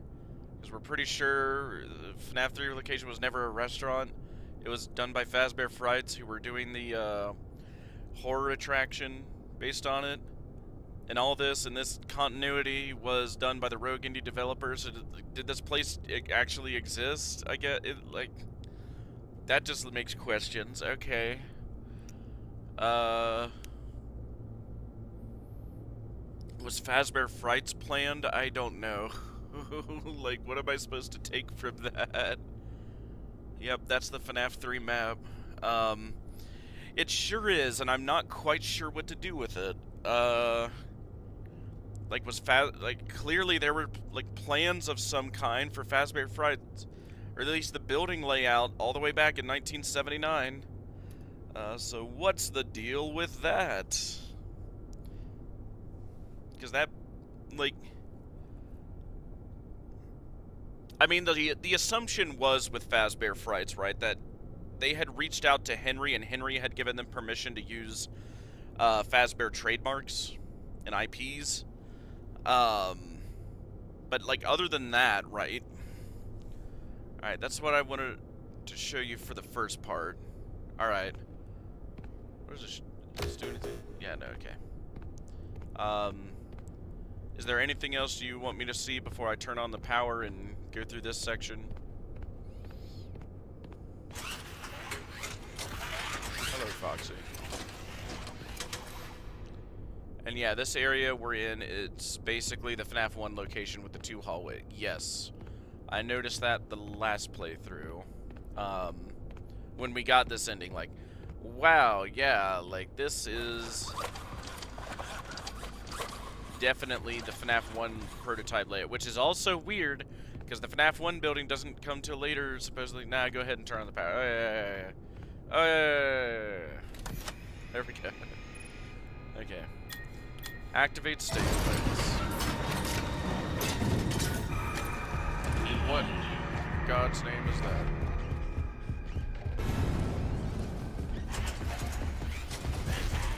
We'll catch you. No, it won't. Yes, it did. Okay. Alright. Better checkpoint there. There are some things I want to guide you to see, though. Yeah, by all means. Let me know. Alright, turn on the stage lights and immediately hide. There you go. Yep. Come on, let's hide. It followed you.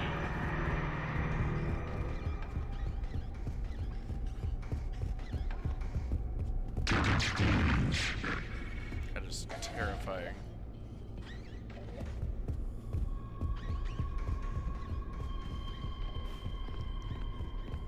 Fazbear, leave that one without me. It followed you here. Bub the dog. Alright, Bub. There we go.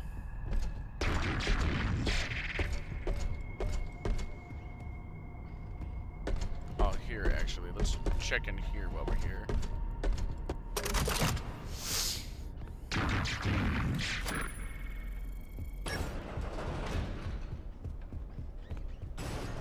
Are they insane? The look of these new animatronics is Fiona's design, and they're great.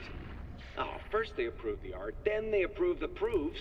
Now they change their minds when we're so close to final. Why would they change them now? Are they pulling my leg? The new concepts are frankly creepy. No, it doesn't matter. I'm not changing a single bit of her work, and they can't make me. And that's when they rejected it and forced him to uphold the contract and go to and yeah, and that led to all Are that. they insane? But why did they do The that? look of these new animatronics is Fiona's design, and they're great. Oh, first they approve the art, then they approve the proofs. Now they change their minds when we're so close to final. Why would they change them now? Are they pulling my leg? The new concepts are, frankly, creepy. It doesn't matter. I'm not changing a single bit of her work, and they can't make me. Why did Fazbear change the design so late in the process then? Well, because that did cripple Edwin for him to have to do that. Maybe they knew how much on his last leg he was. Maybe it was all in front. I don't know, like, we're gonna have to think on that. They intentionally wanted him to fail.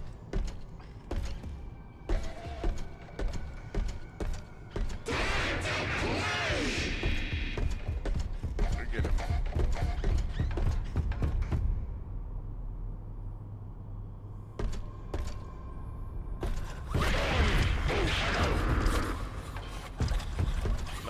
Months ago.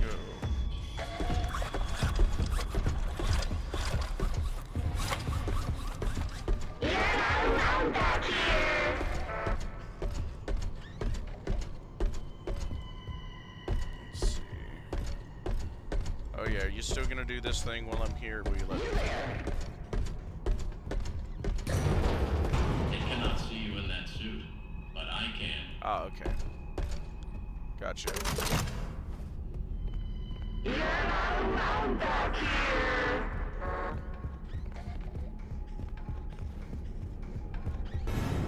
Nope.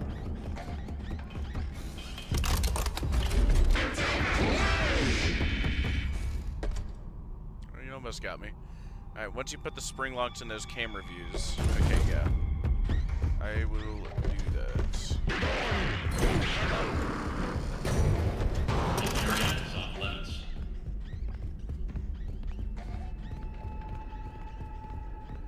It will catch you. Alright, get in Monty. Something important in the area behind the Bonnie animatronic. Oh, perfect. And then we will go do that.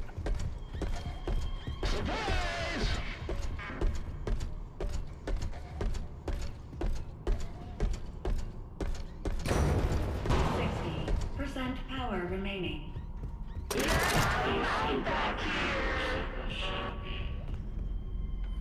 Bonnie prototype animatronic, yeah.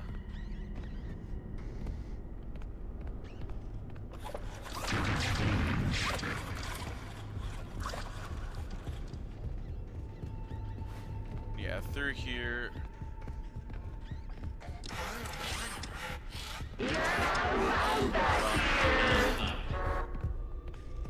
I know you can't stop it. Bathroom here.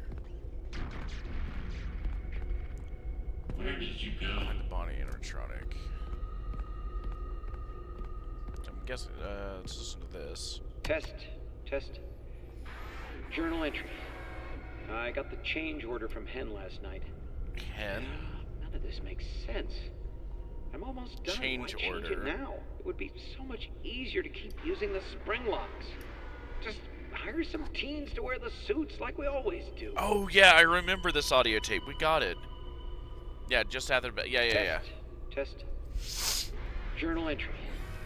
I got the change order from Hen last night.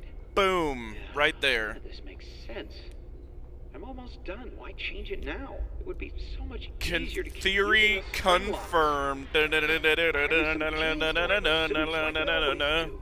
William and Henry were working together earlier than we thought. Called it. Journal entry. I got the change order from Hen last night. I'm proud of that. None of this makes sense. I'm almost done. Why change it now? It would be so much easier to keep using the spring locks. So Hire Fazbear, some teens to wear the suits Yeah. like we always do. William and Henry were together. Yeah, I was worried I would spoil you on it. No, you're good, and thank you for being careful. But yeah, this outright confirms my theory. Yep, Journal entry. because William I Afton got was the talking change order about, from Hen last night. like yeah, I was right on the money with it then. Yep. I'm almost done. Why change it now? It would be so much easier to keep using the spring locks. William and Henry were working together. Yeah. Hire some teens to wear the So suits Henry like wasn't we the always leak. do.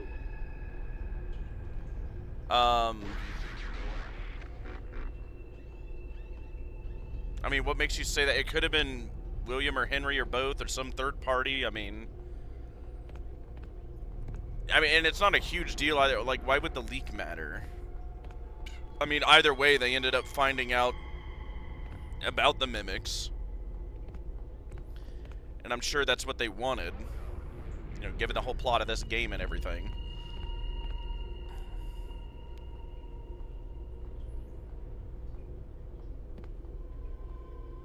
Yeah, so... And the last minute change, I'm betting that was the crying... Test. Or, Test. well, no, hang on. Journal entry. I got the change order from Hen last night. None of this makes sense. I'm almost done. Why change it now? It would be so much easier to keep using the It would be spring easier to locks. keep using the spring locks. Hire some teens to wear the suits like we always do. Why are they talking about retiring spring locks in 1979 and prior to 1979? The crying child's death wasn't until 83. Henry was making orders to Edwin, yes. So if he was a customer, he couldn't have leaked M2.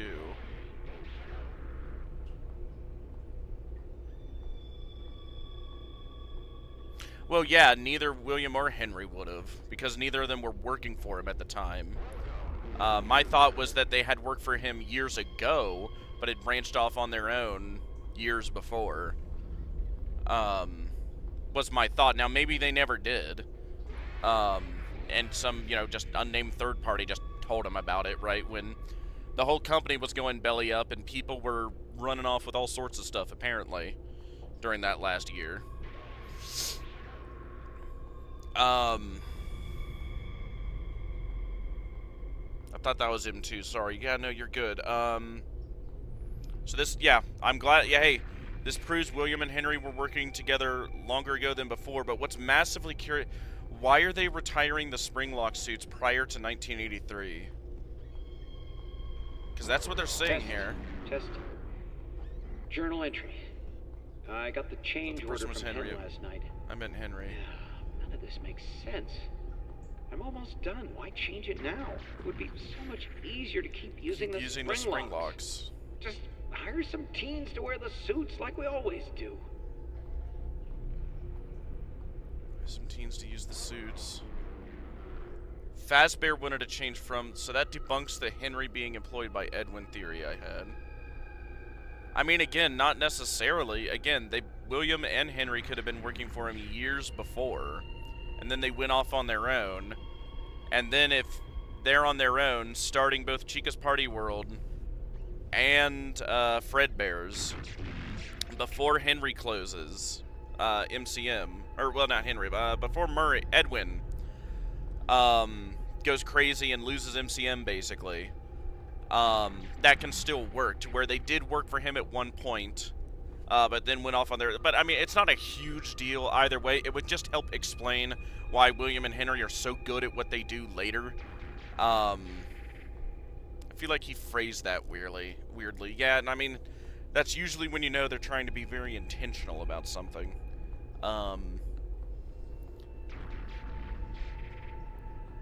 I think the door's still open for them to have been hired by them, but what's really interesting to me, like, lore-shatteringly fascinating here, why are they talking about retiring springlock suits prior to 1983? Our springlocks, we... Test. Journal entry. I got the change order from Hen last night. Change order from Henry. None of this makes sense. I'm almost done. Why change it now? It would be Last so minute much change. easier to keep using the spring locks. Keep using spring locks. Hire They're some wanting to teens get rid wear of the spring suits locks. like we always do. Where does he say our spring Test. locks? Test. Journal entry. I got the change order from Hen And last night. None None of of this makes sense. Why change I'm it almost now? done. Why change it now? It would be So much easier to keep using the the spring locks. Hire some teens Teens to to wear get the the suit suits like we always do. Like we always. Just hire some teens to hire the suits like we always do.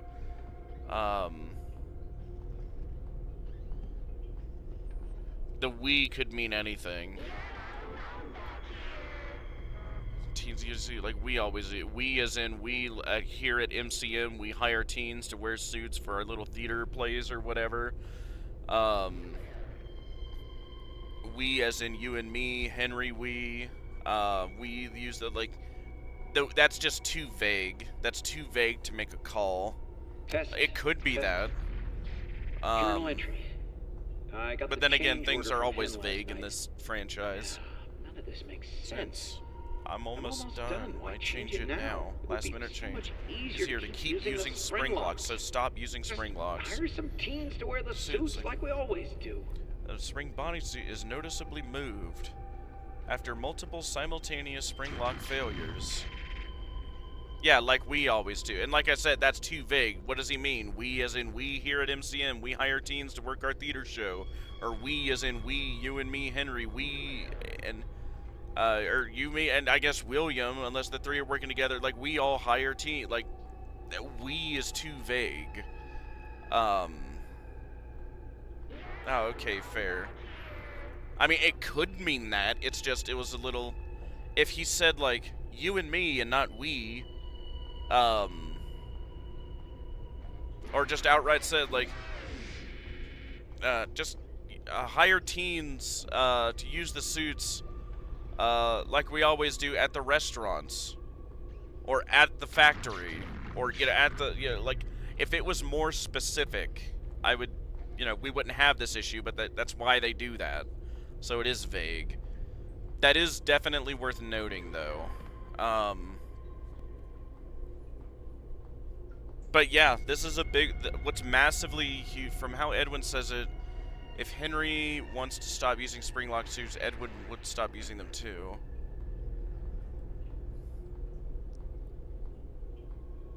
I mean, it's not like Edwin has a choice, because he's contracting and making these for them. It sounds like he's, like, fulfilling an order for them, right? So what this sounds like, the character designs were all good up until the last minute, and then they wanted to ditch the spring lock suits, which it makes no sense, because we see spring lock suits being used, at least at Fredbear's Family Diner, up until 1983. When the Bite of 83 happened with the Crying Child, when Michael and his friends had his, the Crying Child's frontal lobe crushed, right? Spring lock suits were still being used then, and then after that, the spring lock suits were retired. That's what I feel like the line implies. I mean, maybe we were always wrong about that, and the spring lock suits are even older than that. There is that line from Phone Guy about multiple simultaneous spring lock failure. The old suits are being retired due to multiple simultaneous spring lock failures. In regards to using the, don't. Just throw them in the safe rooms and don't use them anymore. But this is implying there was something before 1983 with the spring locks. Like, why would they cancel an order for the... Because that's what... Or, well, maybe it's not about the... Test. Hang on. Test. Maybe it's not about them being spring Journal lock entry. suits. Maybe it's about the I design. got the change order from Hen last Change night. order from Hen. None Well, of this makes sense. I'm almost done. Why change it now? It would be so much Easier to keep using the spring locks. No, the spring locks are Hire the some subject teens of to wear discussion. The suits like we always do. Something had to happen with the spring locks for the spring locks to be called out specifically. Or else, he said, it'd be good to just keep using Fiona's designs. That wasn't what he said. He said it would be so much easier to keep using the spring locks. So the spring locks are the subject of contention. So why in God's name, before 1983, before there's anything going wrong with spring lock suits, is Fazbear, like, declining an order with spring locks? Either it was just to, like, make some big order and, like, intentionally cripple him, just so they could buy him out. Or there's something that happened with spring locks prior to 1983. Alright, I get ya. But to me, I feel like how he says, we always do, makes it sound like Edwin used spring locks for a while. Just hire teens to use the suits like we always do. Yeah, and I could see that. I'm not denying, like, Yeah, and hey, clearly there's spring locks in this building, right? Like, we wear one at one point. Yeah, the captain character was a spring lock suit, and it was connected to Foxy, and Edwin owned Foxy. Yes, Edwin was using spring lock suits too, and it sounded like he didn't have a problem with them. You know, just hire teens to wear them like we always do, right? He's not taking an issue with spring lock suits. Apparently William and Henry are, because Henry was who we got the change order from. So why are William and Henry taking issue with spring lock suits with the order? It has to be either they were intentionally doing it to, like, you know, like a malicious order, right? Like, oh, hey, Sean, I want to buy, I don't know, you make, I don't know, bicycles, right? You make bicycles. I want to buy 500 bicycles from you, right? Okay, and do them all make to order, put all this time and money into making me my bicycles, and then, last month before I'm supposed to pay for it, I decide, no, I want a different kind of bicycle. And now you don't have the money to make those changes to fulfill my order. And I was allowed to make that change that late into the game, per the contract, right? Like, you do that to cripple someone to buy them out, right? Very maliciously. Either that,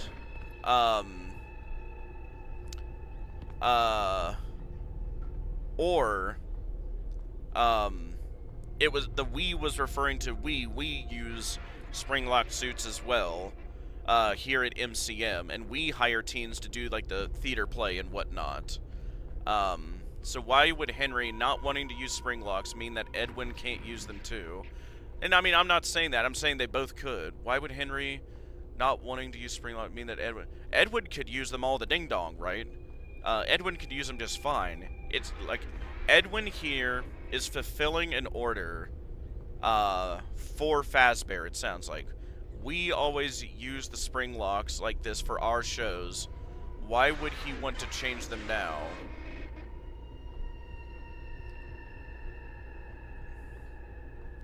We always use the spring locks for this in our shows here at MCM. Why would he, Henry, want to change them now is kind of how I read it. I feel like he's grouping Henry as a part of his group. You could, but again, like, the we is too vague. Test.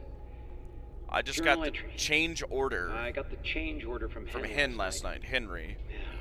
None of Doesn't this make sense? sense. I'm almost done. Why change it now? It would be so much Easier to keep using the spring locks. Just hire some teens to wear like the suits like we always do. It's too vague. It's too vague. Like, we as in you and me, Henry, and presumably William, or we as in we here at Murray Co. It's too vague. It's too vague to say. But that is definitely worth noting. And if we can find other evidence to clobble together with this, this is definitely worth noting. And yeah, I do agree with that. Edwin calling Henry Hen, yes, does make it sound like they were friends.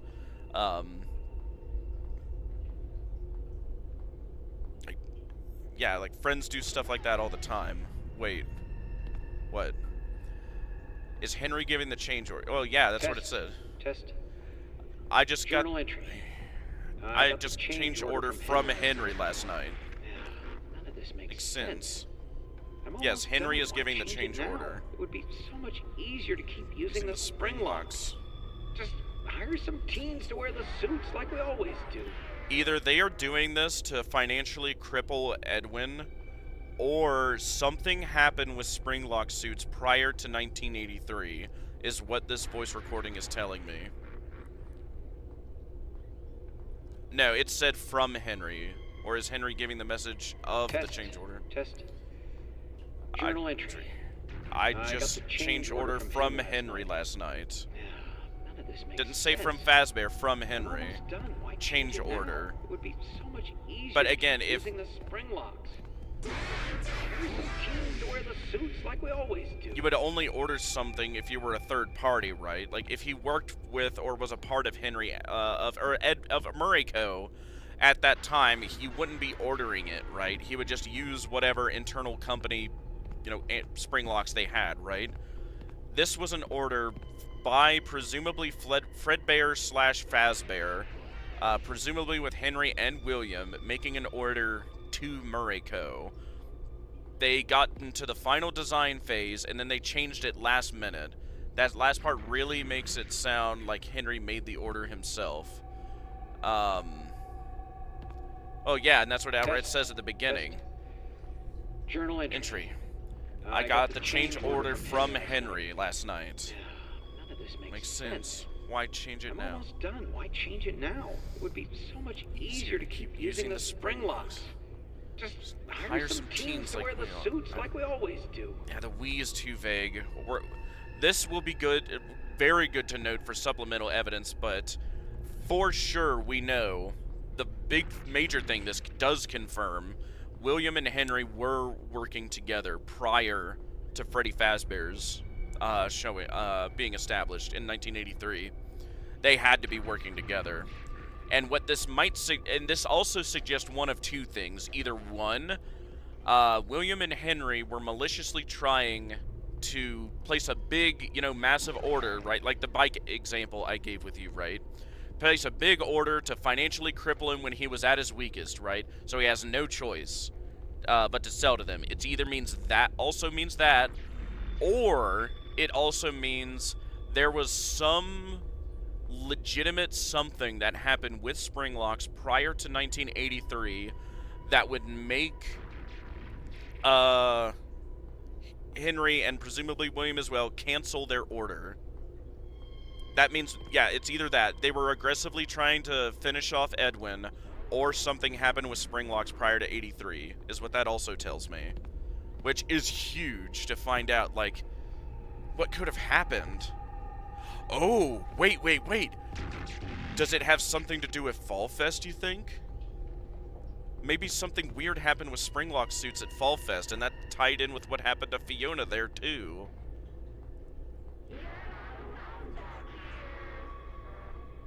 I mean, that makes sense to me, vaguely, if that's what he meant by the we. Since they used Springlocks later. Yeah, they used Springlock suits up until 1983. When they had the bite of 87. 87. 83, when Michael and his friends, bullying the crying child, put him up to the mouth of Fredbear, the Springlock Fredbear, and he bit him, and then they were all retired after that. I think they only pretended to not want the Springlocks to ruin him. That could be the case. It's either that, where it was a malicious killing blow to Edwin financially, or something weird happened with Springlocks before 83. Because again, up until this point, right, Springlock suits have been good to use up until 1983. It wasn't until the crying child got that there's the voice line from Phone Guy in FNAF 3 about how due to multiple simultaneous Springlock failures, the Springlock suits are being retired to the back room. Poaching his, and afterwards, Henry and William tried to make their own Springlocks, a worse version since they liked the idea. Poaching his ideas pretty much. Yeah, that sounds like that was the case. Or that seems to be the case, because notably, Edwin's Springlock suits require some kind of power, whereas the Fazbear Springlocks just require a hand crank and don't require power, but the trade-off is what is it? Theirs are a lot less stable. So, checking through here.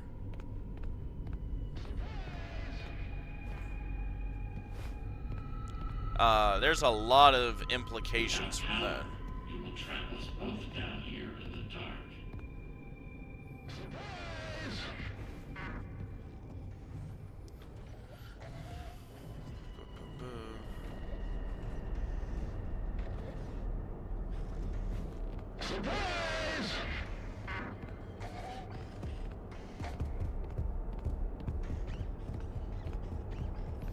Ooh, mail call.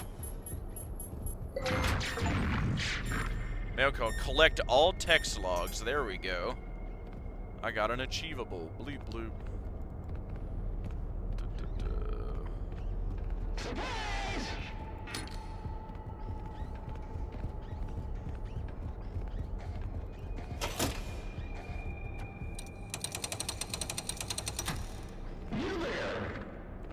yep. Spring Fredbear. Springlock Fredbear prototype. Wild. And this was the one Michael and his friends shoved the crying child into the mouth of. Yep. Yay, we did it. We got all the mail. Excellent. I can't wait to read it once we find a pooter.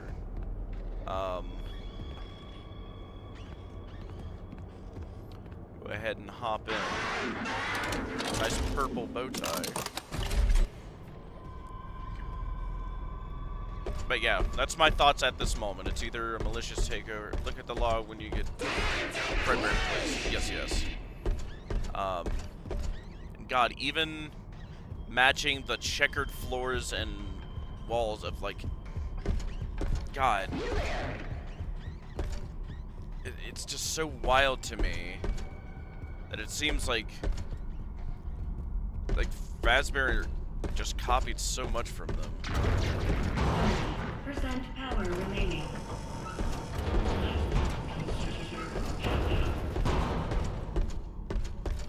There we go.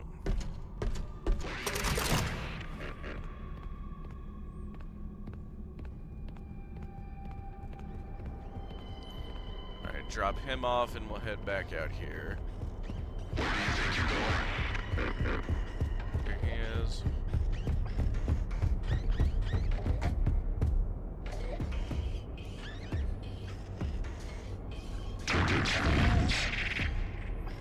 Fazbear didn't have a single original thought. That's what I'm starting to realize. Which you'd think you'd get more between William and Henry, but I guess not.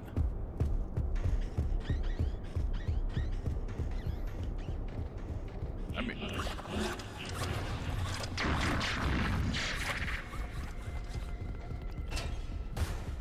Thought aside from Freddy and Bonnie in this franchise, though, yeah. Because apparently, like, it still seems Freddy and Bonnie were original to them. But Foxy and Roxy came from Muriko here. And Chica came from Henry. So I guess they're a little bit innovative. A little bit. Because again, I will repeat it and scream it into the heavens. If Henry didn't own Chica's Party World, how did Fazbear get the rights to them? I think William did, kind of, with William making Ballora and Baby. What do you mean? William, what did William do?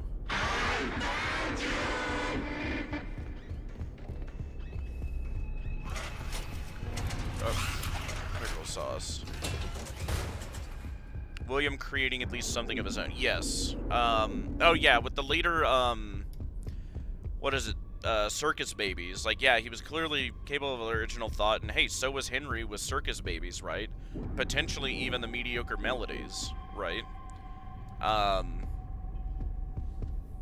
Although I'm starting to wonder if the Mediocre Melodies were later than we thought. And those are just, like, cheap knockoff designs Henry just made for, you know, from old characters, just to put into FNAF 6. I don't know. William creating something of his own. Yes. Now I need to find the other suit.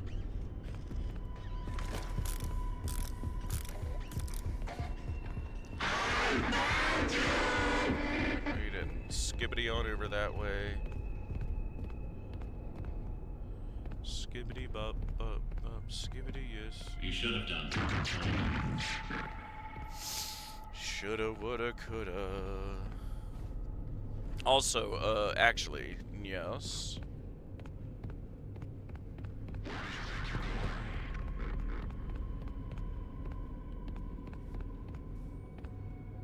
Skibbity bop bop bop.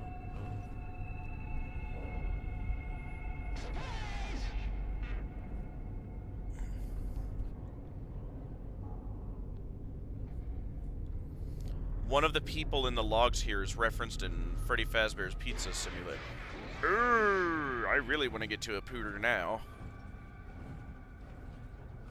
I want to see the implications of that. Oh boy. The grand one. The Spring Bonnie. The ones talking, stealing designs, and running off to another restaurant. There were some Muriko employees talking about running off to start their own workshop. And Afton was offering at least one employee manager position at one of the franchise locations, but I didn't see talk of running off to another restaurant, though. Skibbity bibbity. Alright, let's get in Spring Bonnie.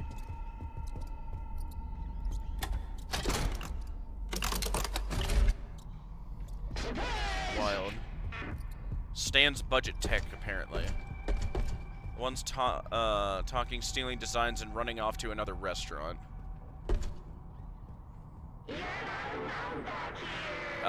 Stan's budget tech specifically. Oh, so you... Oh, yeah, one of their names in that email. I remember that. Yes, you're right. One of their names was Stan.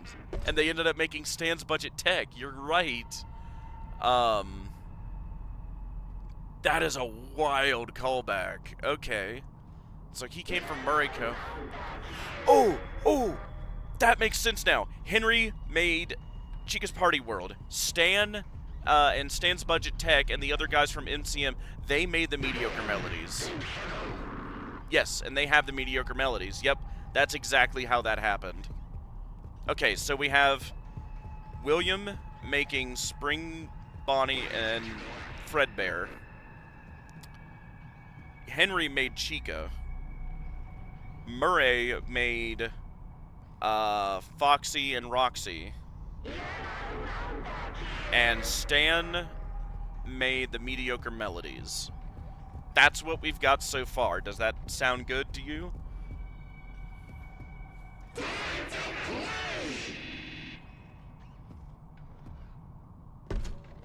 Which... that is wild. If that is the case. That William made Fredbear, Spring Bonnie. Henry made Chica. Muriko made Foxy Roxy. And Stan made the Mediocre Melodies.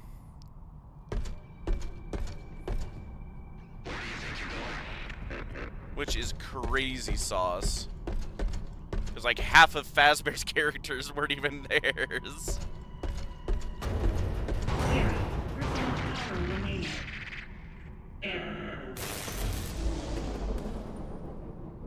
You give me no other option. 7 there. Yep. Enter. Fiona. 7 whiteboard there. You see, these whiteboards are everywhere. Sounds good to me so far, yeah. That's what I'm getting, at least. There's gotta be something with these whiteboards. You see, again, even these whiteboards are down, way down in R&D at the tail end of the game. And I'm betting, I think there's even one at the house. It's like, why? Alright. Oh yeah, can I not hop in here with you? Okay.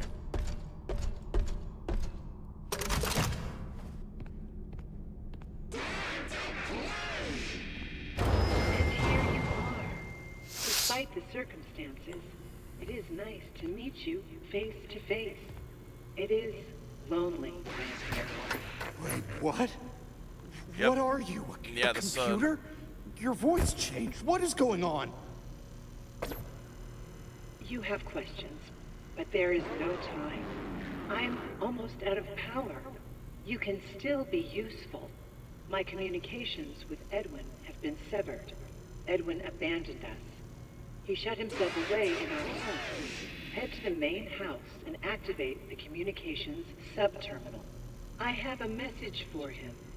We must convince him to repair M2.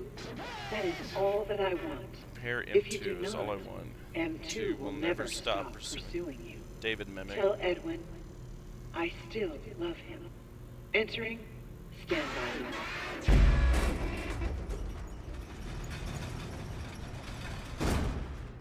This is gonna be a nightmare to sort all this, but this is wild how much this game really had. They've been cooking these past few years.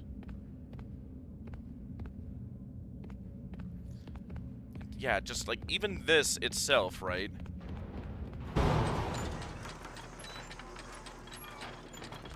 Fiona in like a 1-for-1 machine with Mexus. It's like, why?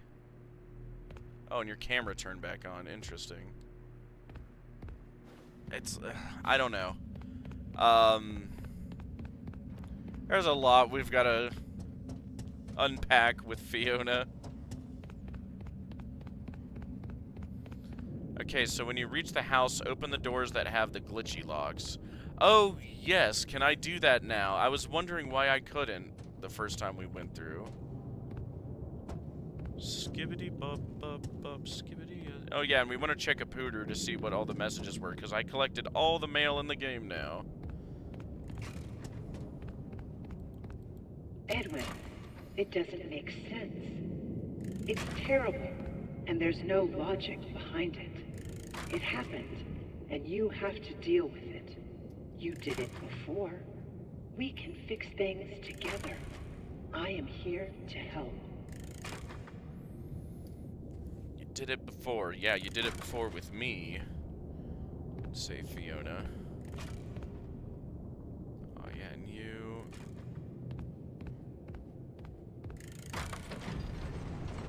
I'm also wondering, did Edwin really die? I'll have to look in the house where he did. I didn't see no bloodstain. Morning, Mr. Murray. The time is 5 a.m. 5 nights Midnight oil, I see. Here are today's facts. Active project status. Fazbear project. Over budget. Behind schedule. Fazbear. End of active projects. Bank account status. Overdrawn. 11. Loan payments are past due. Legal status. You have received 22 court summons. God, you just NCM status. Poor. abandoned everything. Employee count. 0. Safety. Emergency Keeping alerts account of his active. employees. Productivity. 0.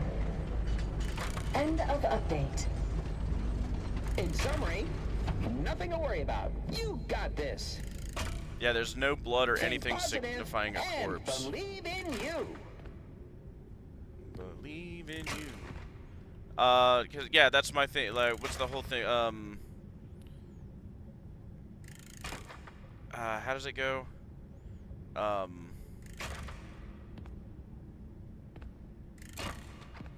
Show me the body. Corpus, like something. I forget what it's called offhand, but it's also like proof, like a murder, right? Show me the body, right? That's why it's so much harder to prove murder if you don't have a body for somebody, right? So I'm telling you this because you aren't going to be able to see it in this run. Oh boy. Okay, that implies implications. Oh boy. Hopefully I can still poke around the house a bit, but we'll see. Well, I have to get to the glitchy doors. Right. Edwin, you home? There's a tinfoil theory. Edwin's still alive. He literally just abandoned everything, even his home. He's not here.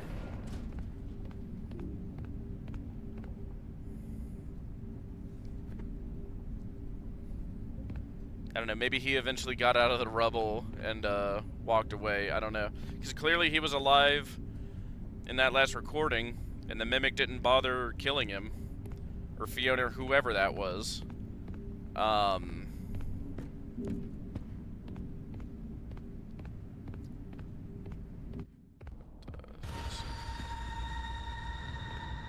Sus?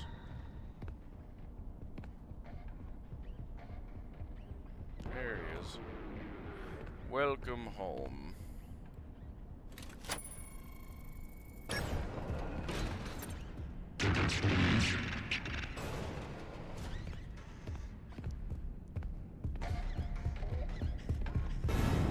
Oh, that's not skibbity. Oh, that's extremely not skibbity. Skibbity bop bop bop. Skibbity yes yes yes. All right.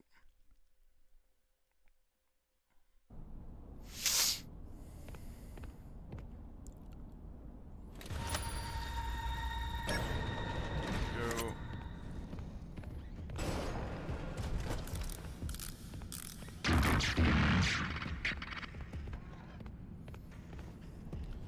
Don't need the reels for this anyway. Wait, you can ignore them. Gotcha.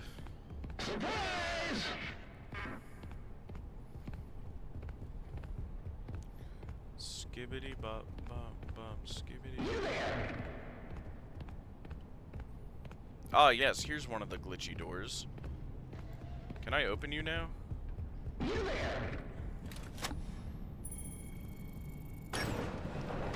I sure can. That's neat. Ooh, what's this? Bedtime story. That's interesting. Let's...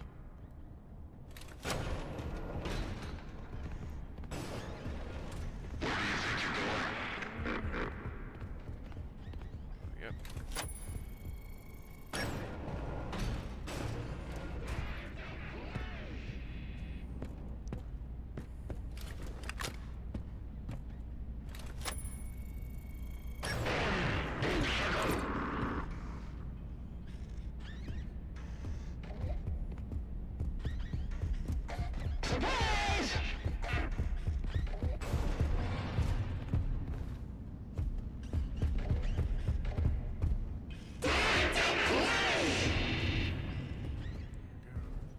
This will be my last guiding post. Good luck. I know you can do this. Oh boy.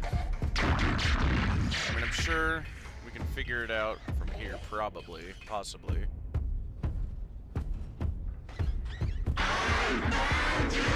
Yeah, he's over there. Go get him.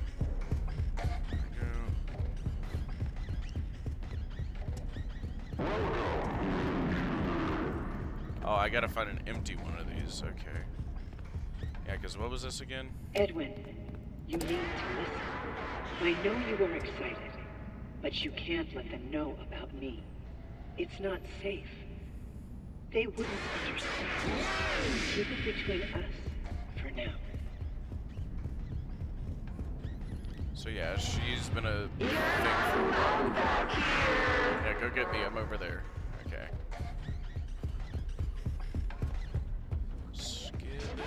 Skibbity. Bibbity.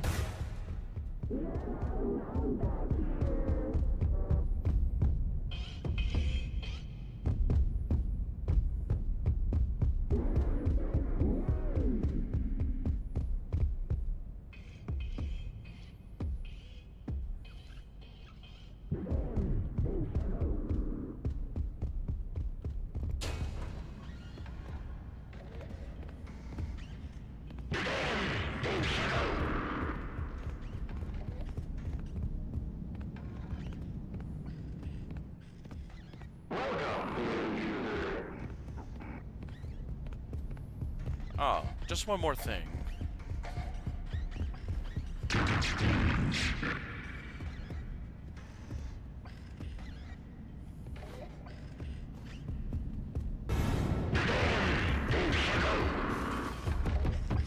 Alright, unskibbity. Wait, actually, I'll wait. Gotcha. I understand the assignment so far. Da, da, da, da, da, da, da. Alright. Bibbity. Alright, I need to draw you. You go in there, big guy.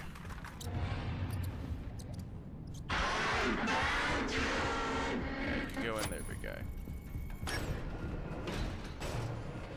Grab this.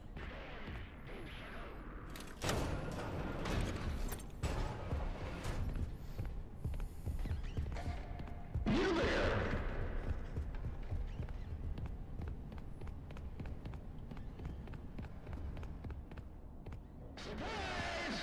thought there was another vent in there. Gregory, you need to vent. Like Among Us. Yeah. Go do that, and we'll sneak past him.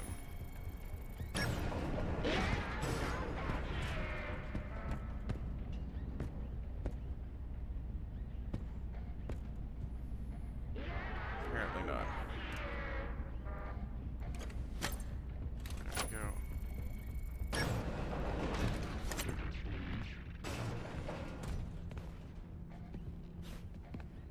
Skibbity, skibbity.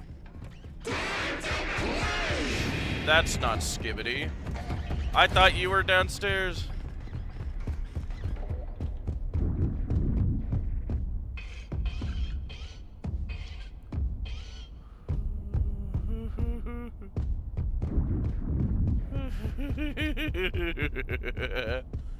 Epic. Some epic gaming right there. Oh, yep. To win!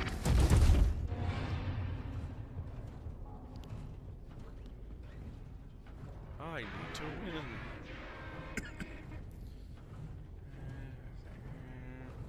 Oh yeah, that's just for the film. Okay. Yeah. Good thing I was able to hide in here, though. Skibbity bibbity, I need to get upstairs. You're face camping me, please go away. Where do you think you're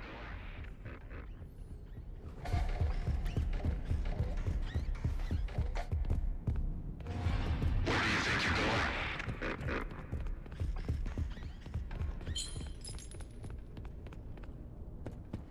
Bibbity.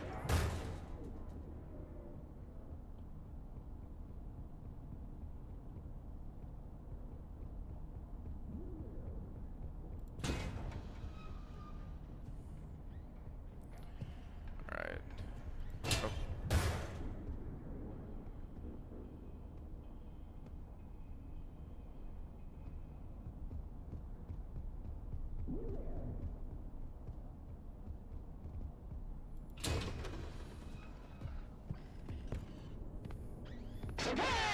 He's downstairs. I think here we'll Play draw to him here. win.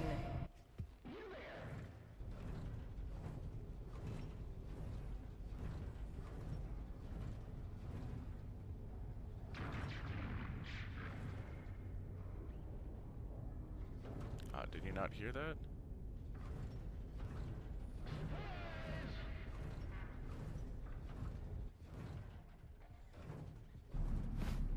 I want the grand prize.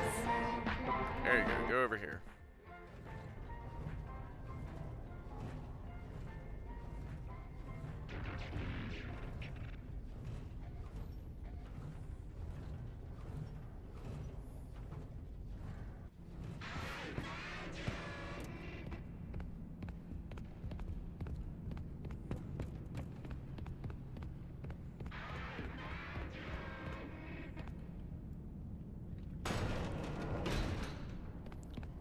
Another one.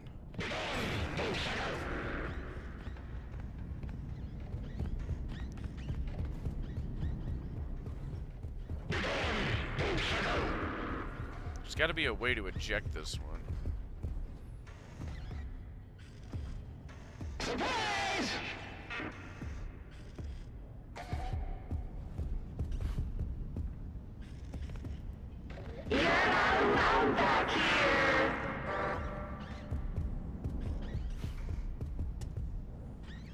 Edwin, It's not quite right. I know you were excited, but you can't let them know. You got it if you want. Yeah. We It's might. not safe. Keep it between us for now.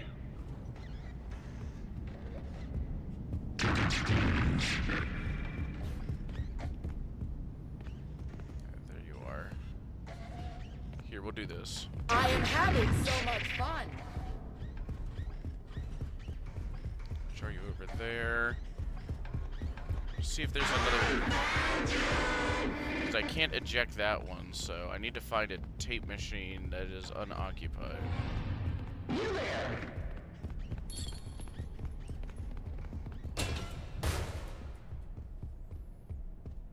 Not sure, actually. That'll be a part of the adventure.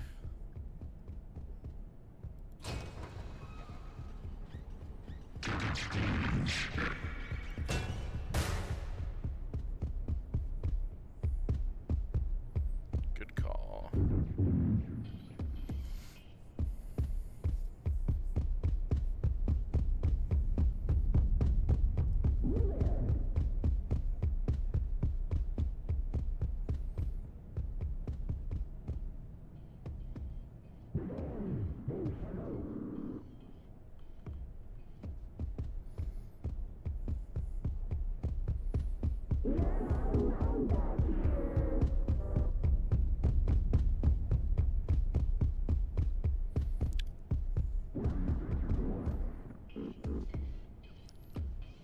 Must leave the room.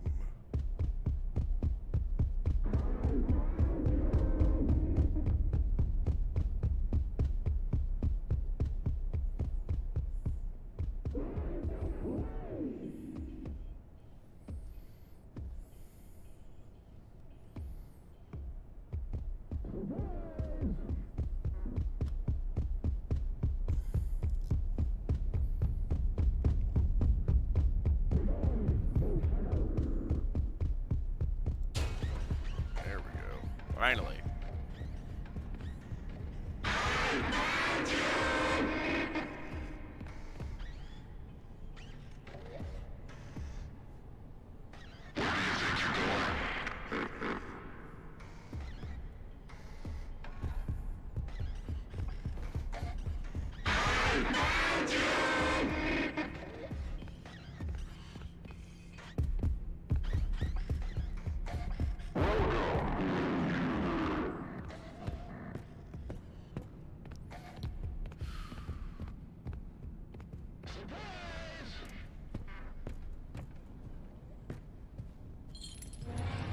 Oh, yeah, of course.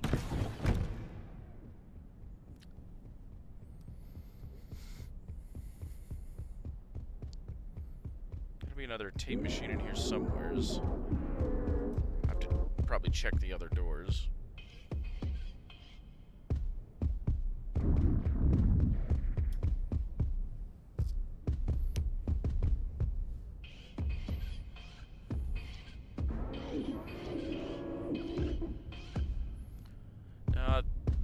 I want to keep trying. Hang on.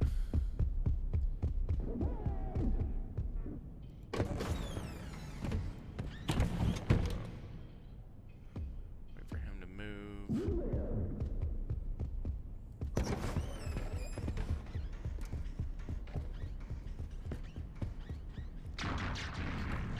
Yeah, you're good. I will phone a friend should I completely despair and give up. Let's see. Oh. Yep. Here we go. I'm guessing.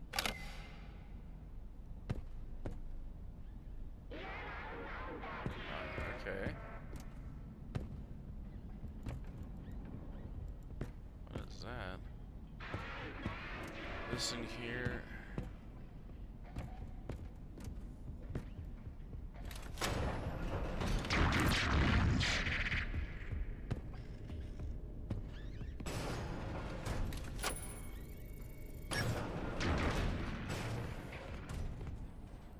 For the last time, no, it wouldn't be him.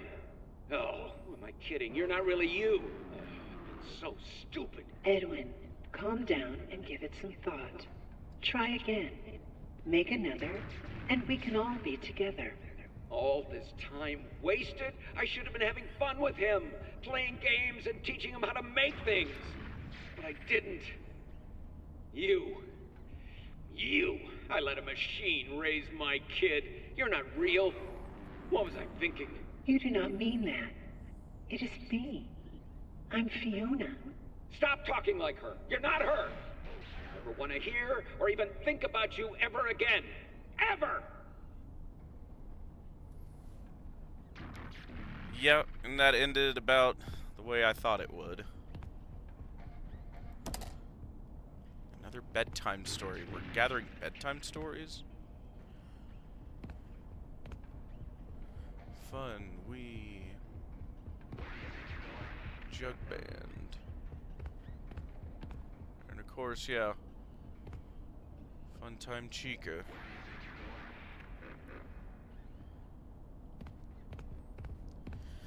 Okie dokie.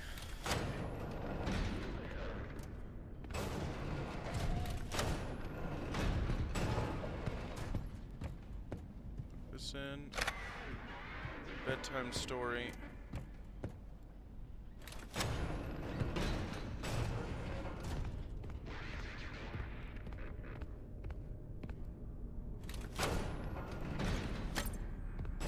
Bathroom.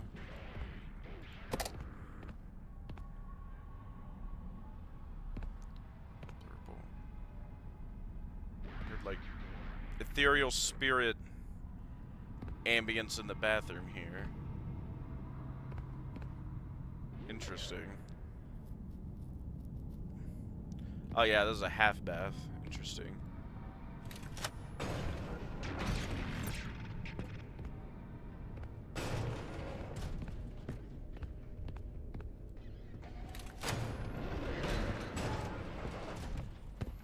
All right. Halfway there. To whatever we're doing.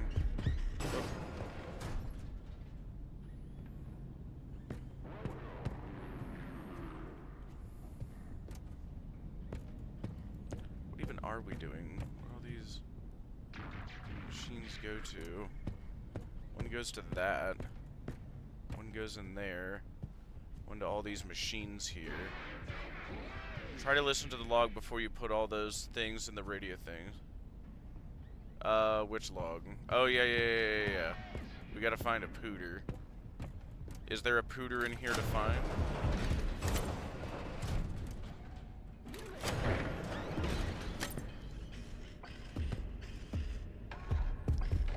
Not listen, look at the log. Yeah, look at the log.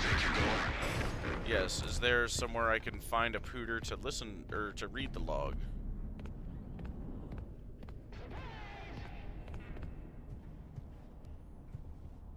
I don't know if there's one here. Let's see, activate the... Draw them up there so we can get downstairs and grab the others.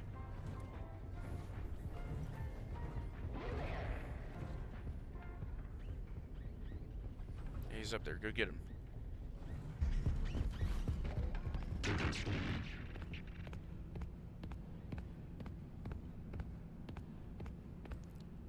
think it's too late to look at the logs. Well, there has to be, because there... I mean, I guess there was a computer in the main lobby there, I guess, when we were at R&D. We might be able to go back there again. I don't know.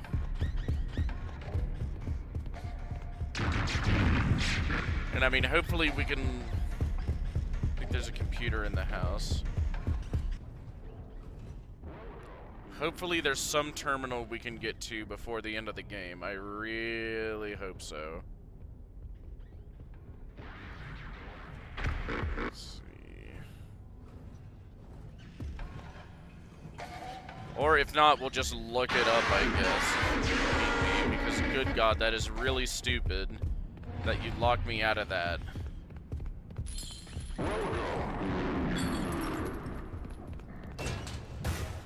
After one terminal, and you don't give me any in this house for some godforsaken reason.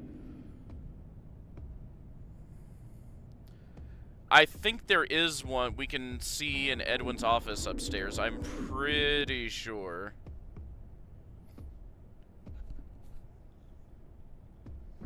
All might not yet be lost. Hold up. I seem to remember one upstairs.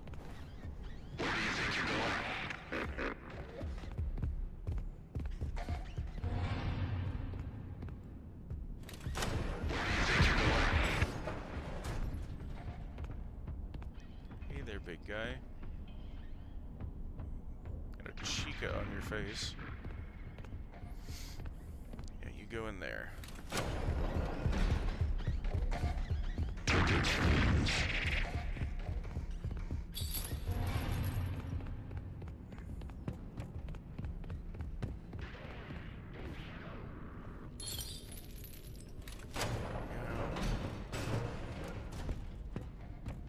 yes, there is one upstairs. Which, actually, can I open the upstairs, actually, before I grab all these? Or does it do something? I guess that would be a good question.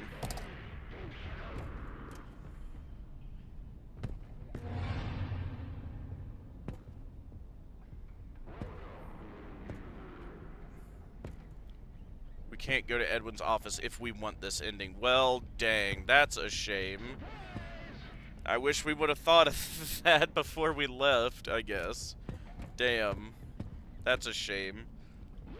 How else am I supposed to look at it? Am I supposed to immediately... Ah, yes, immediately stop what I'm doing to look at a log. Because this is going to be the last computer in this... Like, that is dumb, if that's the case. Alright, let's throw this in here then. Yeah, we can't go to Edwin's office if we want this ended, so sick. Not like we got a choice, so... One more to go. Oh, yeah. Right outside the door, sick. That's a little frustrating, to say the least. Like,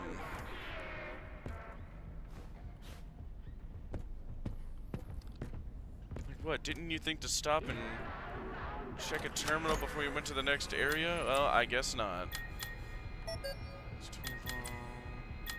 Yeah.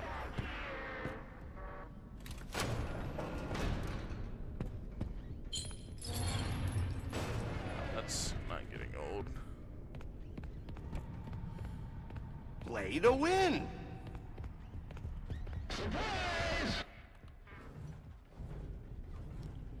Yeah, that was the last computer if we do the secret route. Okay.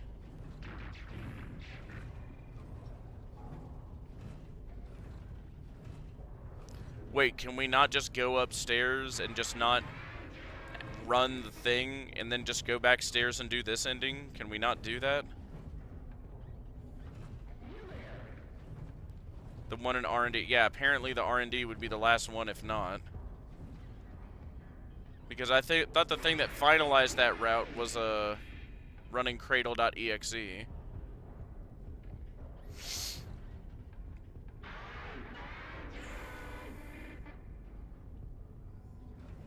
But just for safety's sake, we'll in the normal ending route, you could check it on Edwin's computer. Yeah, and that's what I'm. Can I not go up there and just do this different ending, or does it lock me up there?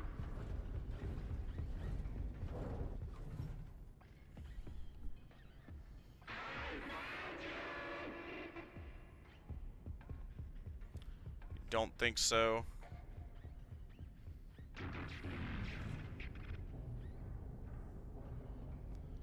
I mean, it might be worth checking. I don't know, but I don't want to risk it either.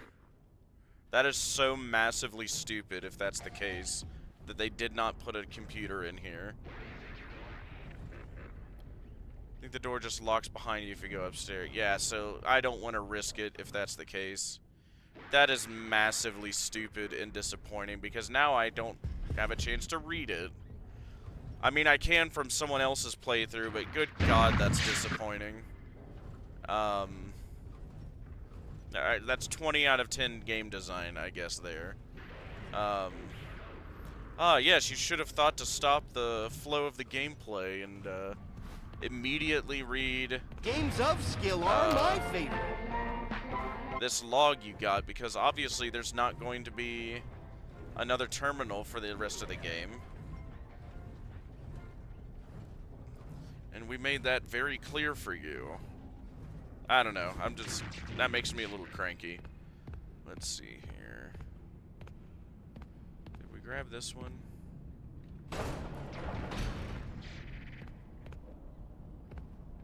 Yes.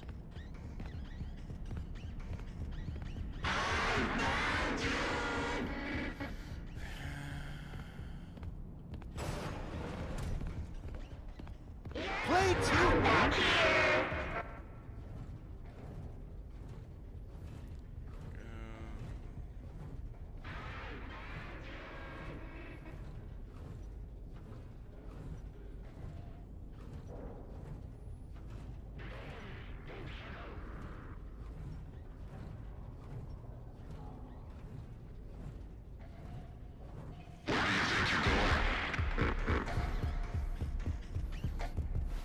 Which game will I play Sick. first?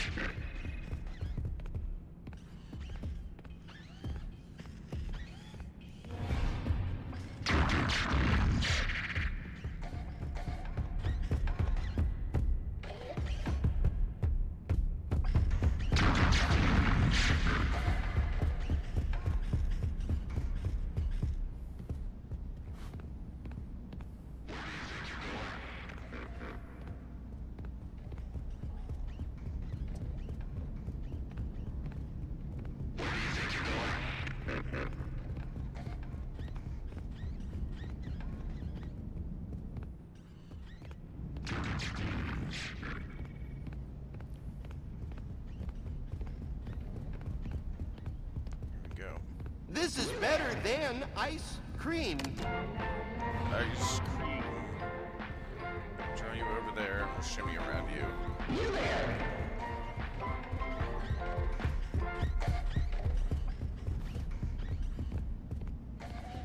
Surprise!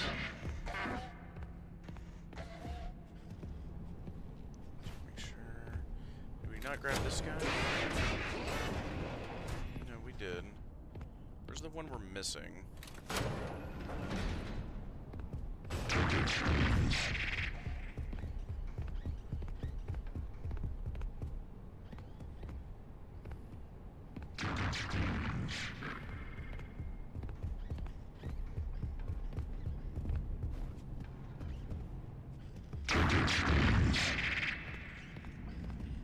Here we go. I want to play.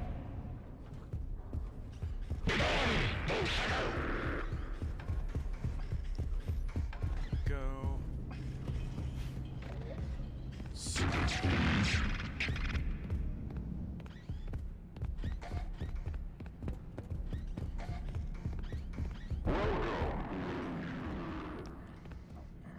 Grab this guy. Yeah, I checked. It 100% locks behind you. That is massively unfortunate. What is this? Edwin, you can't put it off any longer. You need to try again. Build another.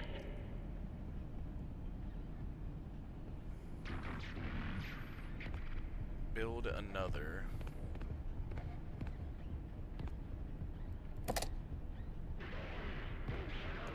Time story. Alright. Let's see what this is then. And we'll go back and see what that last log is somewhere else, I guess.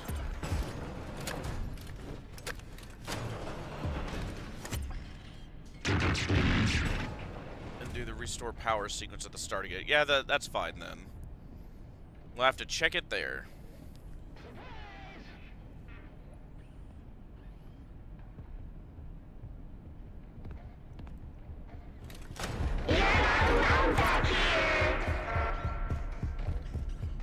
Head down there, David. You can talk about your thoughts on whatever your ending we're about to get. Oh boy, actually I'm curious before I do it. Have you seen it before?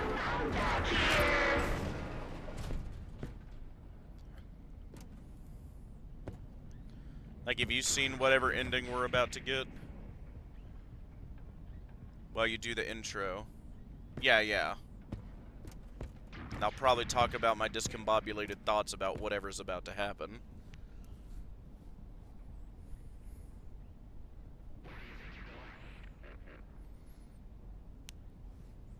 As if Fiona and the Mimic start doing the Macarena, who knows at this point. Dun dun dun dun dun dun dun dun dun dun dun dun. Hey, Macarena. We were immortal before it was cool. Grief. But yeah, I'm curious. Have you seen this ending?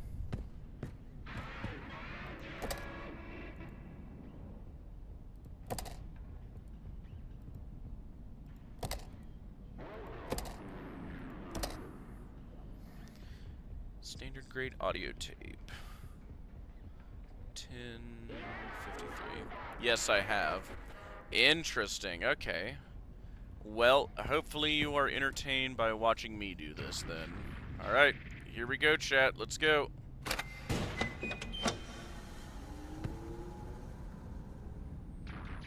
Oh, hey, do we get to go to the mysterious room with the white light going out behind it now? Okay.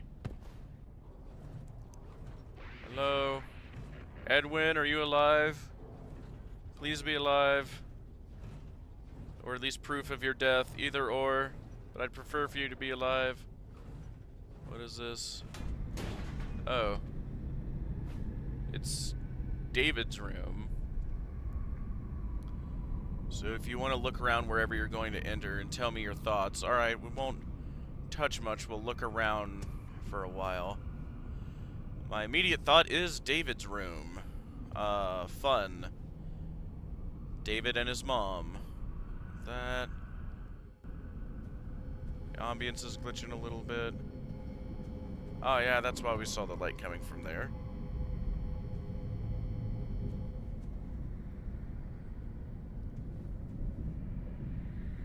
What is that?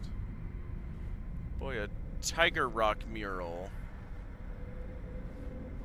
Takes a lot. That is cool. That is very cool looking. With a sun and moon above him. Of course. And bees flanking him. I mean, what else would it be? Tiger Rock. Toy chest. What in God's name is this? Chicken, gator, bear, rabbit. What? Yellow chicken, green gator, purple bear, like teal rabbit? Do you recognize anything? Like, that jumped to me pretty quickly. Do I recognize anything in the room? I recognize all that. The Tiger Rock. Oh. Hello. What are you doing here? Oh yeah, look around the closet. See anything familiar? Yeah, you're the toy in FNAF 4 that's in the crying child's room. What are you doing here? Oh, by massive coincidence, they got the same toy for Christmas. I've got a feeling that's not it now. Oh boy. The ambience keeps glitching. I'll wait until I catch up before I say anything else. By all means, I'm going through this slow.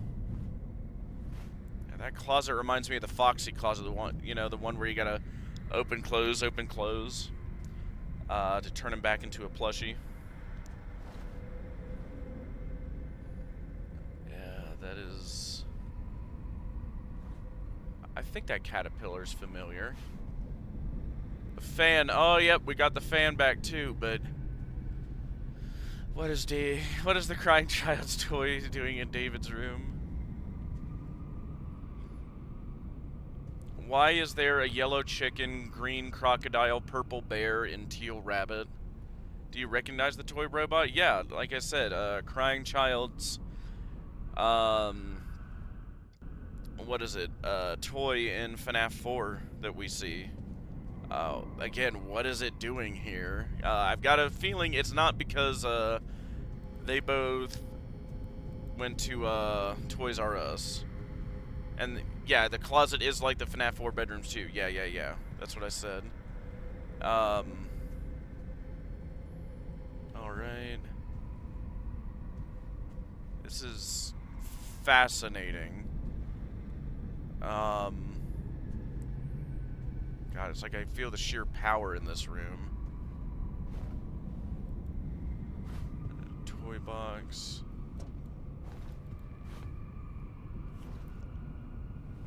The seal.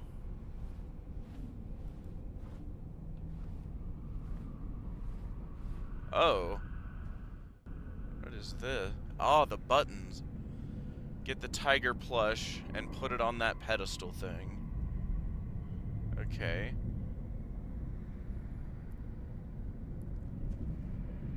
like the storybook is giving me buttons. Purple bear, blue rabbit, yellow chicken, red fox, green gator, pink dog. Why? What does that mean? Like, what do these new 4 mean? Yellow chicken, green gator, purple bear, teal rabbit. And I'm guessing that's the code for there, but I'm wondering, like, is there anything more significant to that? I wonder. Alright. Alright, so yeah, yellow chicken. Okay. Green gator. Purple bear. Teal rabbit.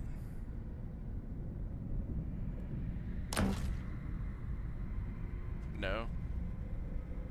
Okay.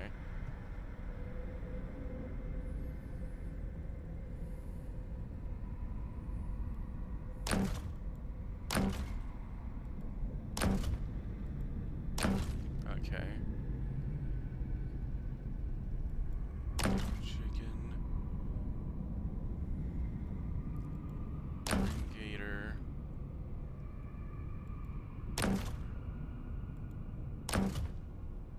What else could it be? Look around a bit more. Maybe that one was a little too obvious.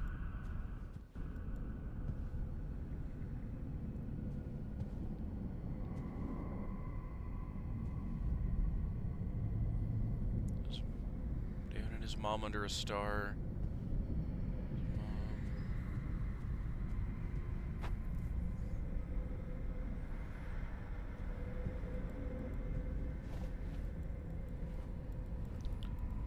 Grab that. What else could that be? Do I just gotta click them one by one?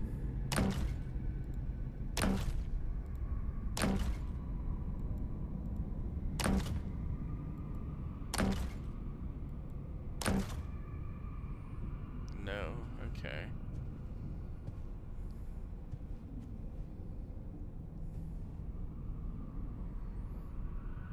Maybe in reverse order?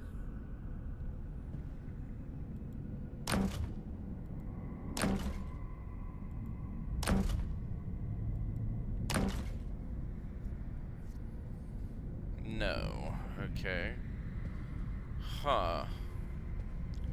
We need to use our impressive brain power to figure this out.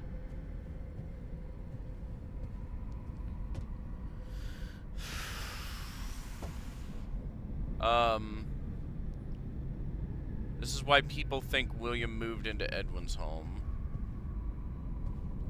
Ah, is this toy here and it just got left here and left for the crime show? Okay. Possibly? My thought was,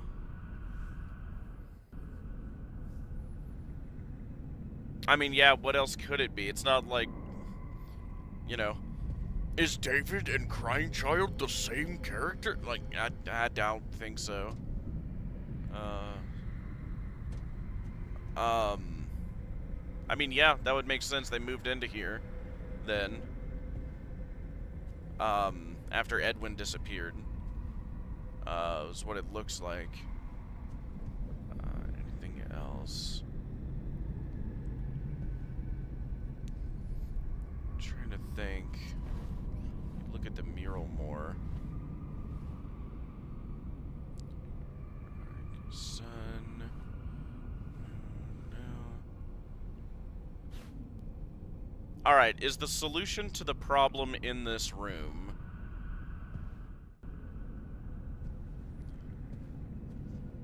I just want to be clear on that, firstly. That is very dark in there.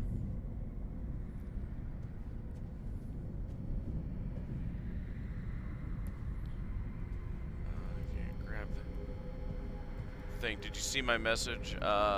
Yes, I did. I think there's just a little bit of delay for you.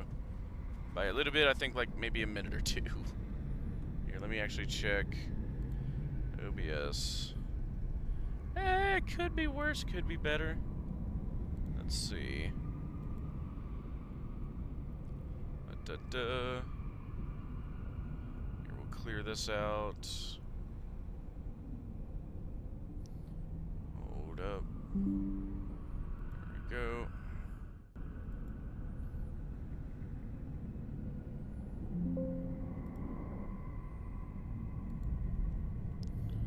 Let's see. Oh, there we go. More stable frame rate now. Up, and it immediately tanks again. Sick.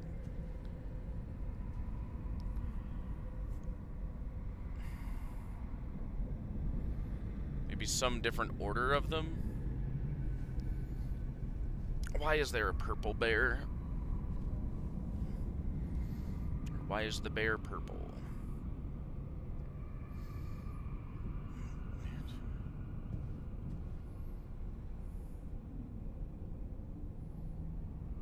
Or alternatively, what about the characters that aren't on there?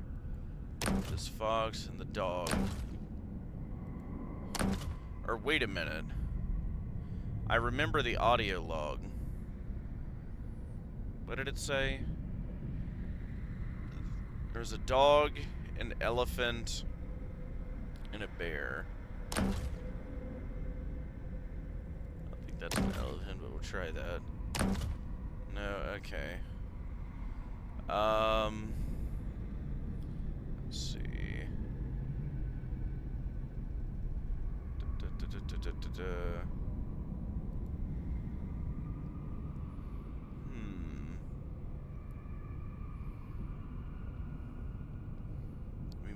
I have nothing else to go on in this room with.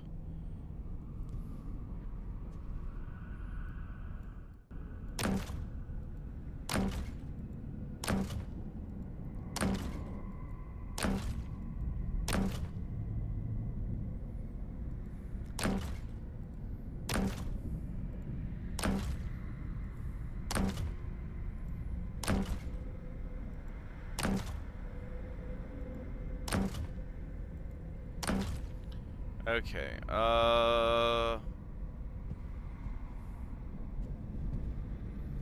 if my life depended on this, I would die here, apparently. Again, can I ask that? Is the solution to this problem in this room? I would love to figure that out.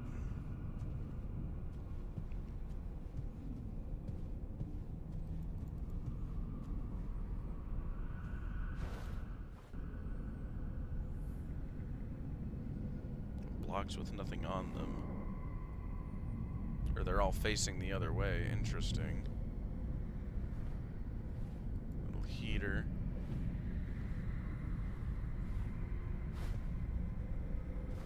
Can't see what's on them.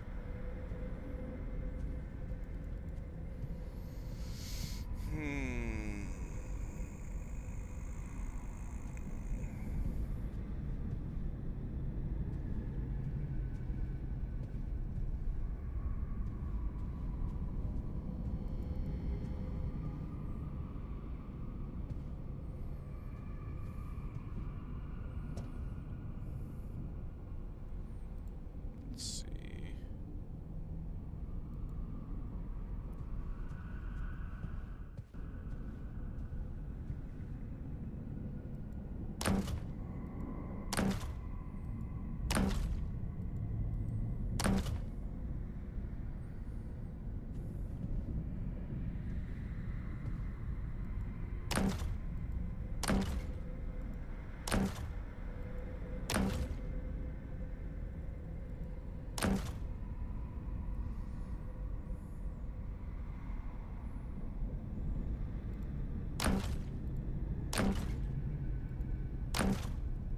Wow, I'm ages behind you. Yeah, you might need to reset and do the playback speed at 2x thing for a bit.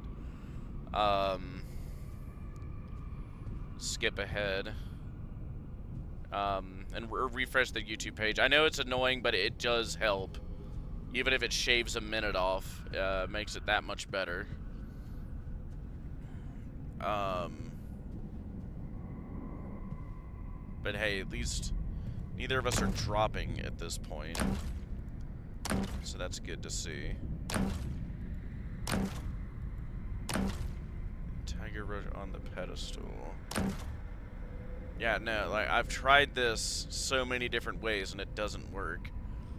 I think the obvious thing would be here, but maybe it's, again, maybe it's too obvious. And apparently it is, so it's like, I don't know what to do here.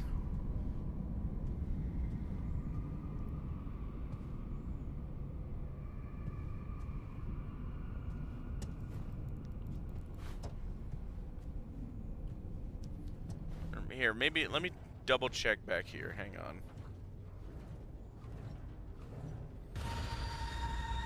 Wait, what?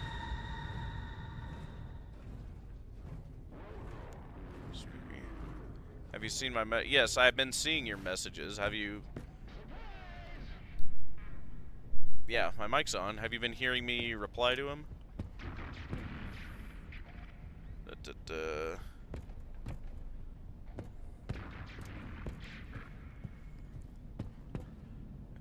Seem to be anything in here about tiger plush. Yeah, you need to put the tiger plush on the pedestal, but I can't find anything, and I've asked a couple times, like, is the solution to that problem in that room? And I'm guessing no, because I tore that room apart and I can't find anything. I've tried 20 million different combinations on that book, especially the obvious one that's on the wall. You know, go back and look.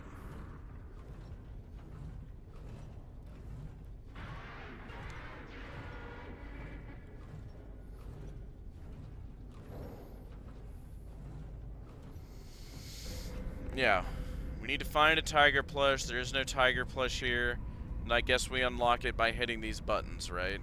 But the combo doesn't work. Chicken, crocodile, bear, rabbit. Chicken, crocodile, bear, rabbit. You need the tiger in to put. Oh, so I need that doesn't unlock the tiger pedestal. I need to find the tiger pedestal. Okay, so then I need to go back out there and find where this tiger plush is. Then let's see.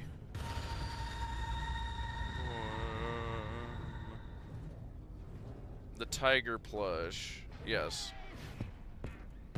Okay, yeah, I think you are very behind. But we are doing it now.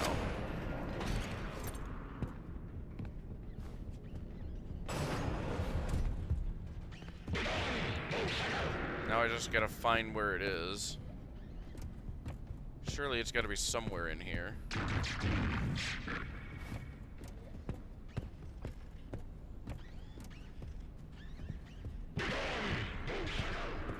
Whoa, lag spike.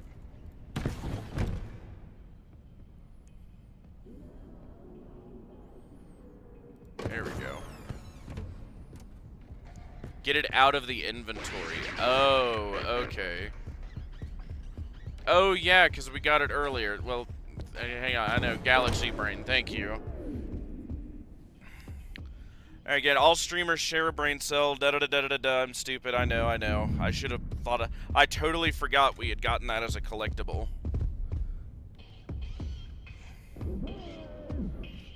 Let's see.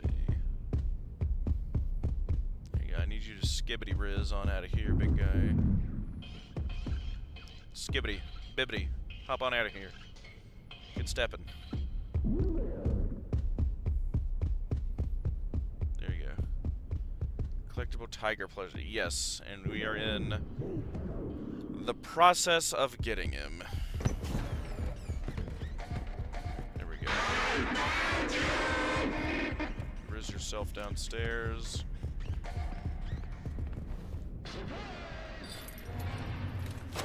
And right back in we go, yep.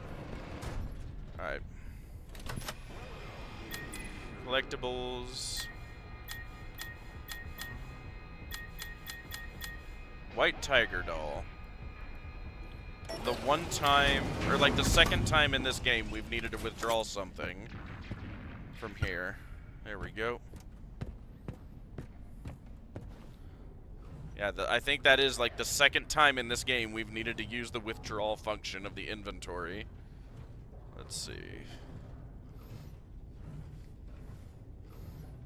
Here we go. That was a thumb. Alright. There you go. Welcome to bedtime.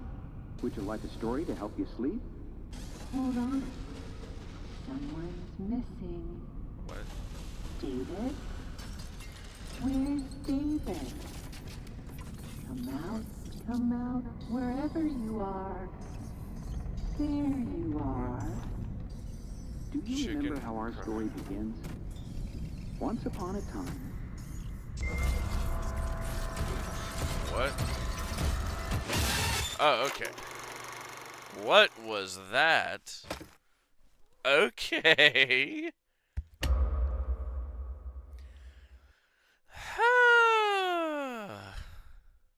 Fascinating. I kind of do want to see that again, too, anyways. Alright. Skibbity Riz. Yeah, no, I am a straight dingus. I will claim ignorance. I totally forgot about the tiger plush. I thought I had to unlock it in there. I cooked a little too hard, I guess. Or not hard enough. There we go. White tiger doll. There we go. Grab you.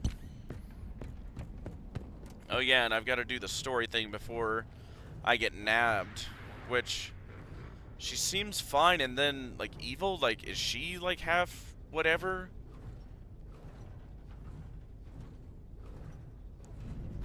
Like, half good, half bad? Interesting. Chicken, croc, bear, bunny. Welcome to bedtime. Would you like a story to help you sleep? Hold on. Edwin and Fiona. They're both in there. David? Chicken, croc, bear, bunny. Chicken, croc, wherever you are. bear, There bunny. you are. Do you remember how our story begins? Once upon a time. Oh yeah. Chicken. That's right. The Okay. clumsy chicken danced in the sunlight on top of her coop. They had so much fun. Do you remember what happened? Croc. That's right. An Okay. angry alligator came by and promised not to eat anyone. They had carrots instead. Oh no. What did they do? Bear. That's right. A roly-poly bear joined the others and offered Bunny. his honey. But then he spilled it all over them. Oh no. Bunny. That's right. The bunny saw everyone arguing. The group yelled and gnashed their teeth. It scared the bunny, and he ran away. This shocked all the friends, and they realized that anger didn't solve anything. They all started a band and lived happily ever after. The end.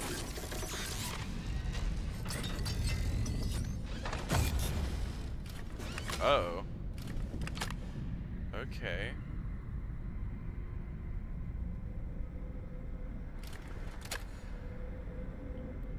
Is this? Are they both in there? Story time. Fix what's broken. The moral of the story is that friendship is the real treasure. Now it's time for bed.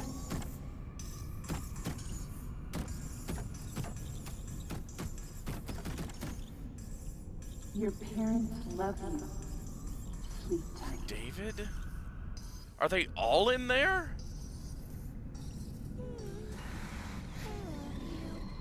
Yes!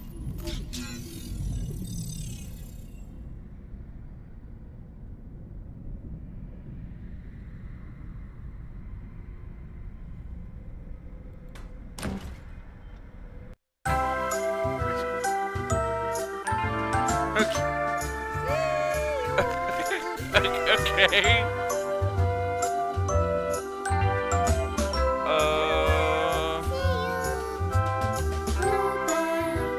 Scott Cawthon, epic. It's just M2.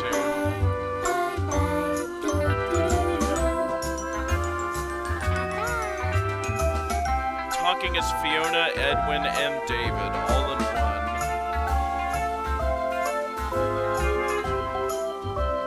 That's what I'm wondering. Are they all in M2?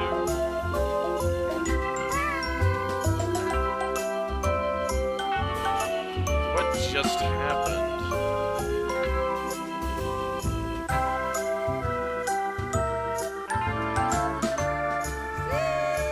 How long was she in the closet?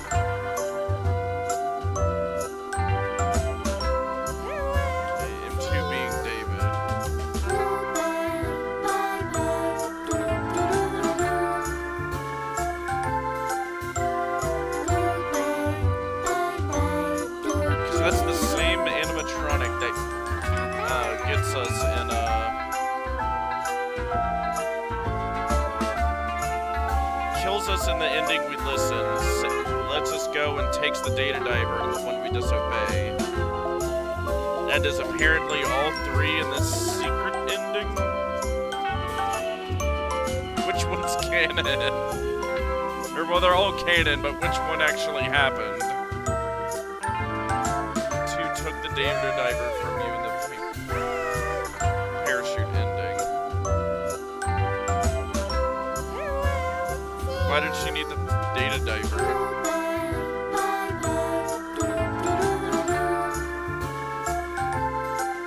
Could she not have just done whatever I did right there? And awkwardly pressed it against its chest. Yes.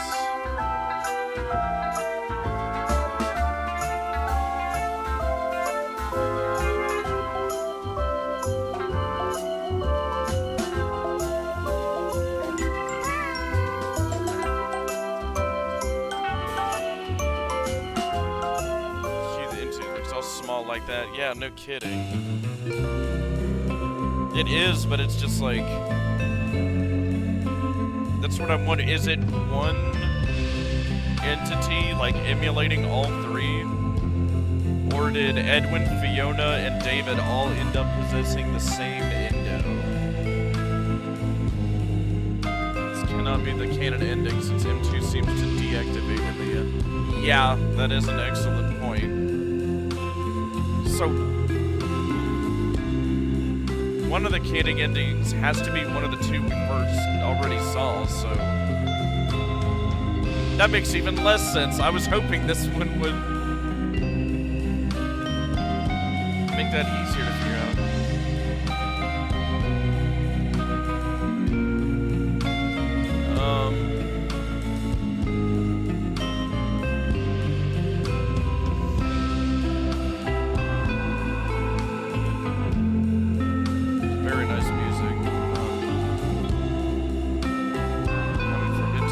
Would they have been coming from in that ending section? Because, like, it was flipping between the different personalities there in the end.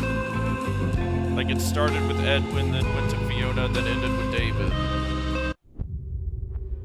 Like, what was up with that?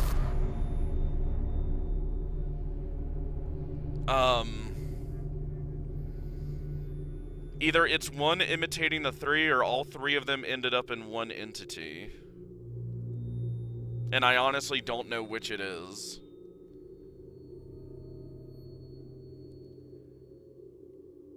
But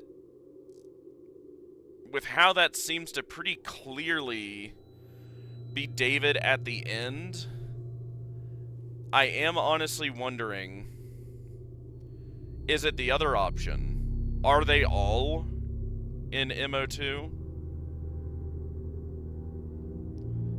And if David is in this one, how does he end up in the Mimic we see in Ruin? Because even if this ending isn't canon, we now know he's in there. In MO2. Assuming that's the case. Excuse me.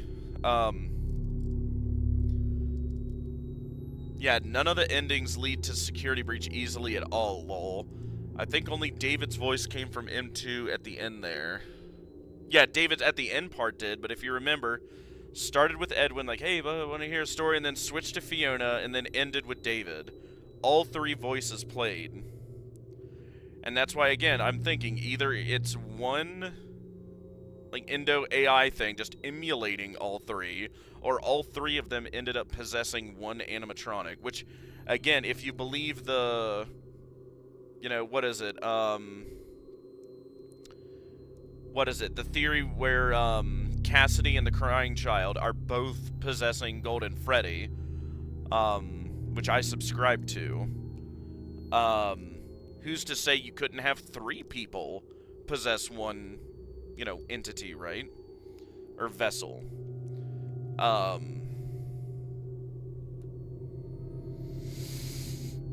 That's fascinating. Which ending works? Do you think the Endo in the closet is the same M2 that's been chasing us? I thought that was M1. Or no, M1 is Fiona, the Fiona Endo. But that looks like the Fiona Endo. That doesn't look like the Mimic Endo. Or at least by the one we see by the time it ends up in Ruin. In which case, what is M2? If David is actually in M1, what is in M2? Is it purely just an AI recreation gone rogue? And the Mimic that chases in the factory is another one. Okay, so is that what you think? Do you think that is just a pure robot animatronic AI thing? It has nothing to do with possession or souls. But the M2 seems to house David, and potentially Edwin and Fiona. Well, and it pretty clearly seems to be Fiona. I mean, it's emulating her. It's talking like her. It's probably the one. It's probably not the Fiona in the basement that's been manipulating us. It's been the Fiona animatronic that had. Or, well, we're not sure on that, right? Because there's a Fiona animatronic and a Fiona machine in the basement. The Mimic is another one, and the Mimic in the closet. Right, there's two Mimics we're working with here, right? At least.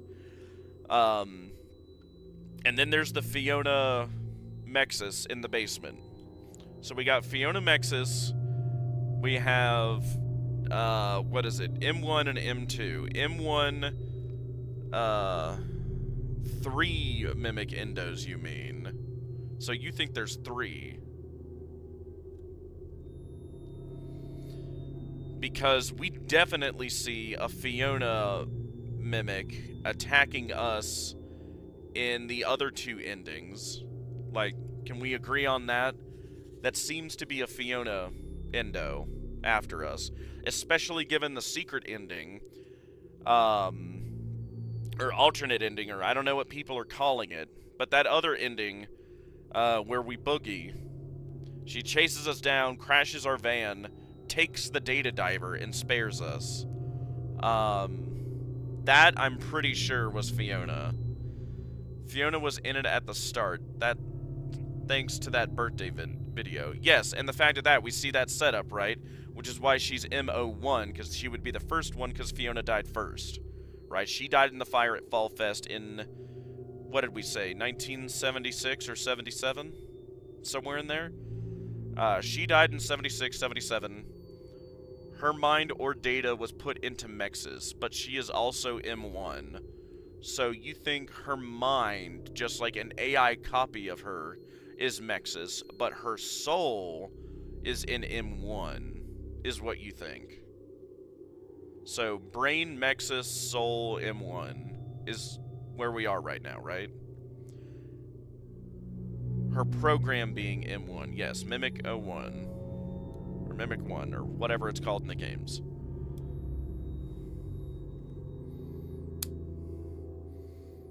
Goodbye. God. God, this was a journey, and I guarantee there is more still to find. And Edwin uses some of her code to make M2, and put M2 in the Endo M1 first inhabited. Alright, I need to read that a couple times. She is M1, yes. Her program being M1, yes. And Edwin uses some of her code to make M2. Okay. And put M2 in the Endo M1 first inhabited. Why is that necessary? I thought there was a specific Endo for M2. Why does he need to reuse the first one? Because isn't she still in M1? Because she seems to be in the Fiona Mexis machine, but she also seems to be an Endo. The one that's manipulating us the whole game. And, you know, ends up sparing us if we disobey her for some reason. But kills us if we obey. When I say M1 and M2, I mean the Mimic programs. Okay, that's not making this any more confusing, because now we've got Mimic Endos and program. So what are the Mimic programs, and how do they differ from the Mimic Endos?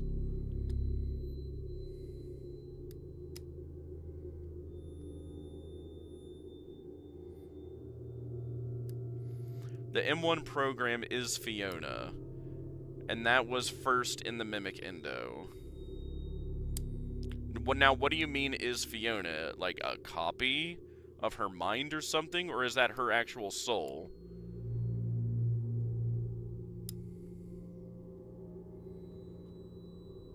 Is my question. Like, is it just imitating her in a sort of simulacra way? Or is it, like, actually her in M1? And by M1 program, well, where did the M1 program end up? In the Fiona Mimic? In the Fiona Mexis? Or both? Or then her M1 program was moved into the Mexis machine, and Edwin used her code to make M2. Okay. Let me try to digest that. M1 program is Fiona. Alright. And that was first put into the M1 Endo. Okay. Yeah, no, wait. Okay. Then her M1 program was moved to Mexis, and Edwin used her code to make M2. I guess that's my next question then. Why was it necessary for him to move her from the M1 Endo into the Mexis machine? You mean M2 is in the Endo. Mimic 02 is in that Endo. Really? And not in like a separate one? Because I thought there were two of them. That Fiona had her own Endo, and the design was different. Especially by the time we see it in Ruin, at least, right?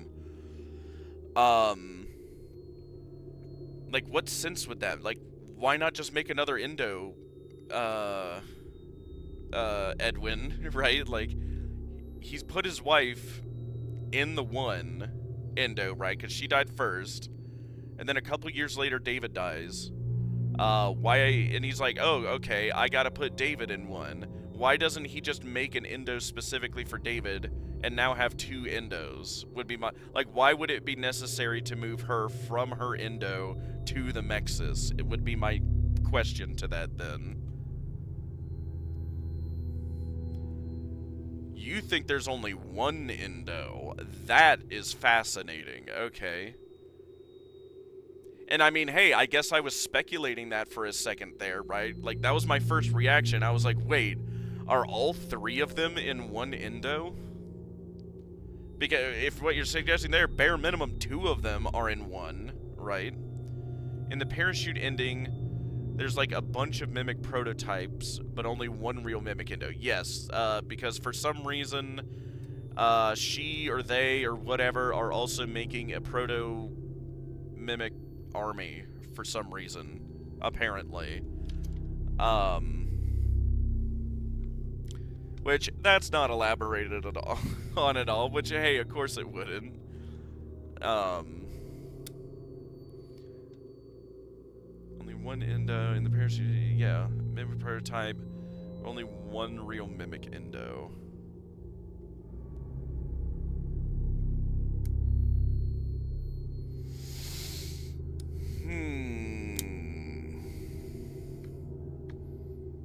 I guess that would be my question then.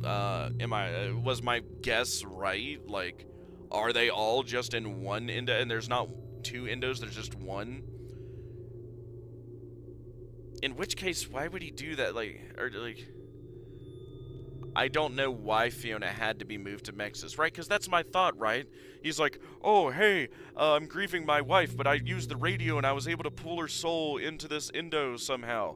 Awesome, cool. Like, my wife is safe now. Oh, crap, my son dies a couple years later. Okay. Oh, wait, I know what I must do. I must move my wife now from this endo into a Mexis supercomputer machine where her soul can now reside, and then move my soul to the original endo. That is much simpler than just putting my son in another endo and doing the same thing again.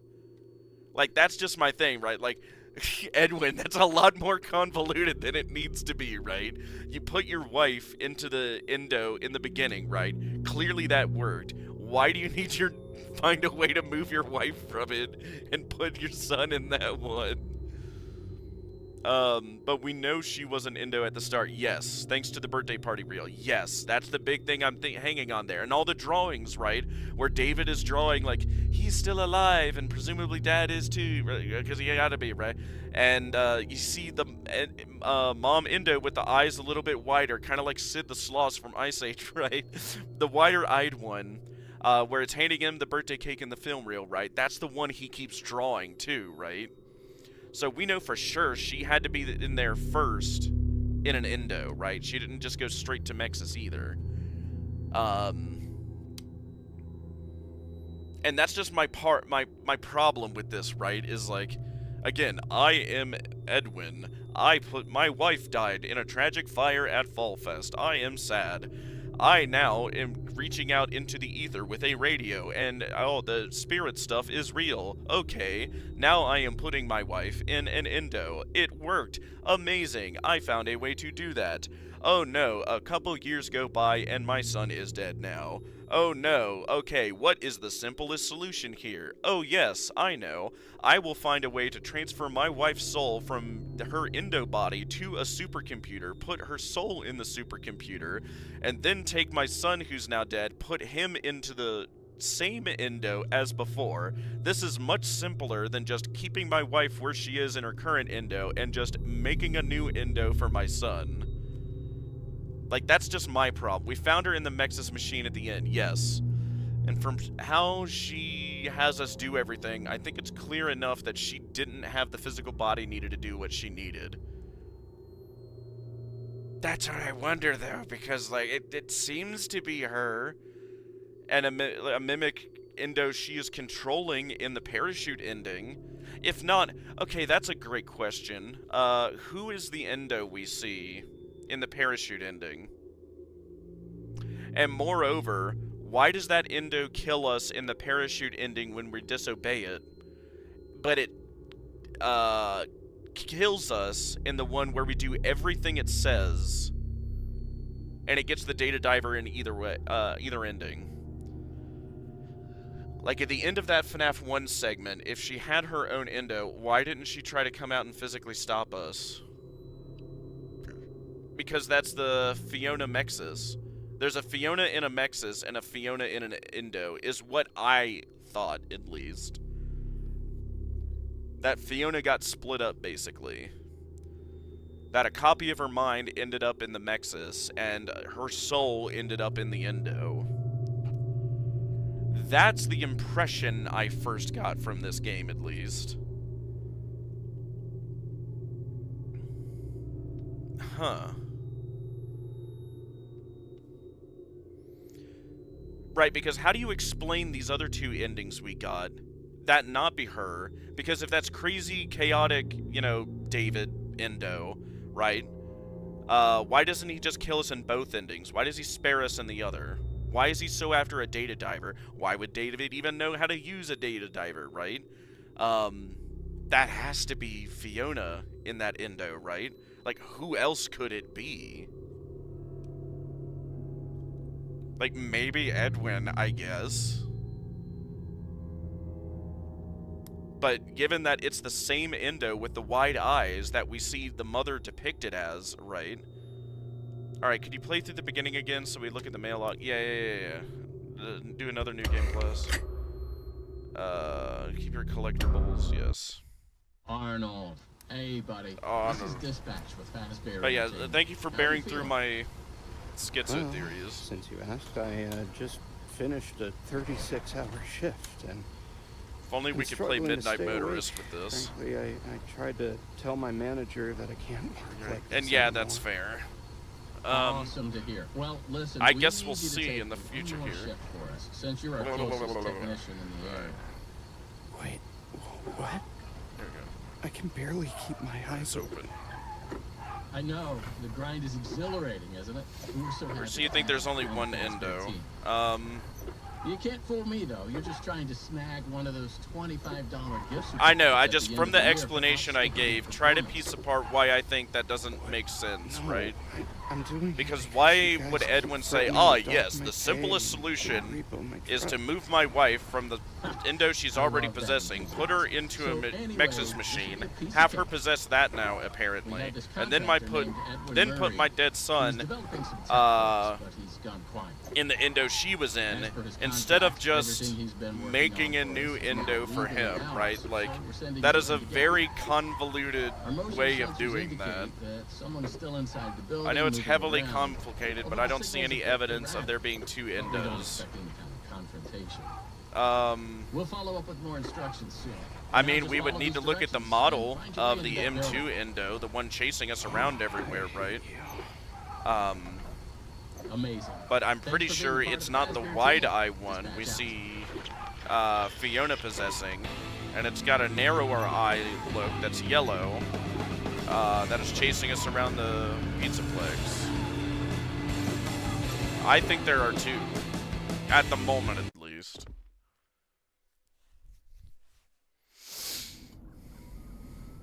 Then we'll see. Hold up. Skibbity. Good job. Through here. Doesn't look like anyone. I may be swayed though. I mean, hey, this is just my impressions. I'm not like nailing myself to these convictions yet. Okay. How am I supposed to get in? To access the building, you've been provided with a data diver tool. There we go. Good job. Well done. That data diver is your master key to the MCM facility. Do not lose it. Now get in there and retrieve our property. Over and out.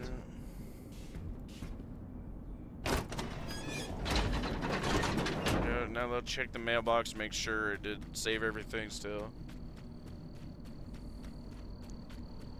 Okay, see.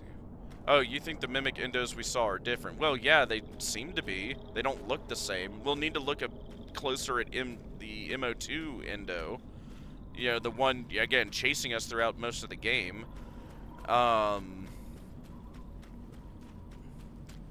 But I know can we agree that Fiona is the wide-eye one? I will say that the mimic endo is able to shapeshift into any looked at, yeah, and I will say, and we saw him do that in front of our own eyes in that ending, right? So I will admit it is tricky. But I guess that would be a question then, like, oh, I guess it's changing its appearance depending on who's at the steering wheel in that moment then, I guess.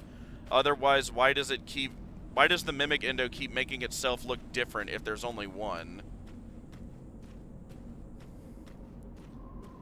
Like, for gits and shiggles, I guess? Which, I mean, hey, it might be the case, but it's just, I honest to God thought, like, oh, yeah, there's a wide-eye endo the wife is in, and then there's the narrow yellow eye one that the son is in. But we will see. Welcome, potential buyers, to Edwin Murray's Costume Manor, the leading powerhouse in costume entertainment and carnival game technologies.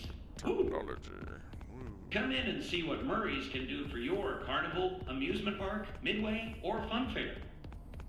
This client tour will show you just what I'm capable of. Get ready to be amazed. Don't forget, every one of my creations are available for purchase or lease. Yeah, like, I can't really say the eyes being slightly more apart is enough to say it's something completely different. A small detail like that can be enough in FNAF, at least. I will never let anyone live down the toes. Welcome, welcome. Another completely different but similar looking endo, I mean. There's so much to be done. You want to be here to stay. It's a one-of-a-kind fantasy workshop where you'll quite simply be amazed.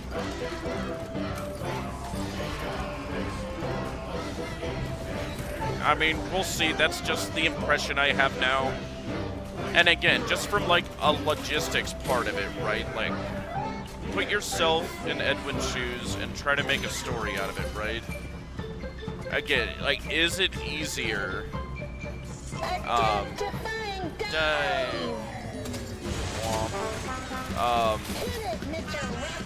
It's easier to like play Soul Spirit Indo musical chairs instead of just making a new Indo for your son, I guess. Oh yeah, that is this same franchise where it goes into the minutia of detail of toe counting from the beginning. Yeah, there we go, okay. Blah, blah, blah, blah, blah, blah, blah, blah, blah. There we go, yep. Skibbity. Alright, yeah, I want to see what that last log is. Oh, hey, and we keep the glitch perms. Sick. Oh, wait, and do we keep all access to the facility immediately? Or permanently? Maybe. Actually, I'm curious, does it? No. Okay, so it just keeps the glitch perms. Okay. I mean, fair. I would put more stake in the possibility of the small differences you saw if this was any other Indo, but this was the excuse of being able to shapeshift. And that's kind of the rough part, right? It could just be shapeshifting. It could be another Indo. I'm just speaking of like the logistics part of it. It would also make sense that there are two, because good God, that would be easier. And like, if you're Edwin, right, why would you take the risk that you don't mess it up, right? Like, oh, through like sheer luck, I was somehow able to like, assumedly, like take my wife's soul from the ether and put it into an Indo. And she's there now. She's back. Okay, with whatever the hell I did that I clearly can't recreate, or maybe not, I don't know. But even still, right, like, even if you could do it again with someone else, would you want to risk, like, moving her, trying to move her from there? Like, why? Why not just make a separate, okay, my wife is possessing this Indo, and that worked. Okay, I'll do the same for my son and make another Indo for him. Now there are two. That would make more sense to me than being like, ah, yes, I must put my wife in a supercomputer now, obviously. I must reuse the same Indo for some reason, because I, Edwin, the animatronic genius, cannot be bothered to make another one for my dead son, I guess. I don't know, that's just what's kind of annoying me. I hope there's two Indos. Alright, there we go. Yeah. Hey, you made it. I knew you would. Or actually, do we even need to listen to that? There we go. And those who did are now out $20. There we go. Not that anyone here at Logs. Fazbear Entertainment. Oh yeah, the logistics under the one Indo idea is convoluted as frick. I totally agree. And that's just my thing, right? Spring locks. It would be very difficult for you to turn back. This was the last one. Fiona, the new spring locks are working well, even with the water damage. They should be ready for the diner soon. I'll just make sure to warn Hen about some of the more odd behaviors they might have. Unfortunately, it seems that one of his most creative inventions may have encountered some homicidal glitches. What does that mean? These things happen, and I'm sure it's nothing to worry about. But you Fiona, the new spring locks are working well, even with the water damage. They should be ready for the diner soon. Fredbear's Family Diner. Oh yeah! Boom! Proves right here. William and Henry were working together prior to Freddy Fazbear's. Yet again, do I need more evidence? She's talking to Henry about the springlock suits for the diner, Fredbear's Family Diner. Henry was working at Fredbear's at one point. All right, take a deep breath. Or and with him, get at back in least. there. Finish the job, and that $25 As another gift company. certificate is as good as yours. Right now, you should focus on finding a way to turn Yeah, the power Fiona, back the new up. spring locks are working. It looks like whoops. you don't have a security level high enough to leave this office or enter the power room. Working well, even with the water damage. Use that data They should be diver ready for the upgrade diner machine. soon. It should Just give make sure you clearance warn to open the Henry door. about some of the more odd behaviors they might It's have. very important that you update the data diver whenever you find an access station. This is not optional. Now go find that power room. Huh. Yeah, that was it.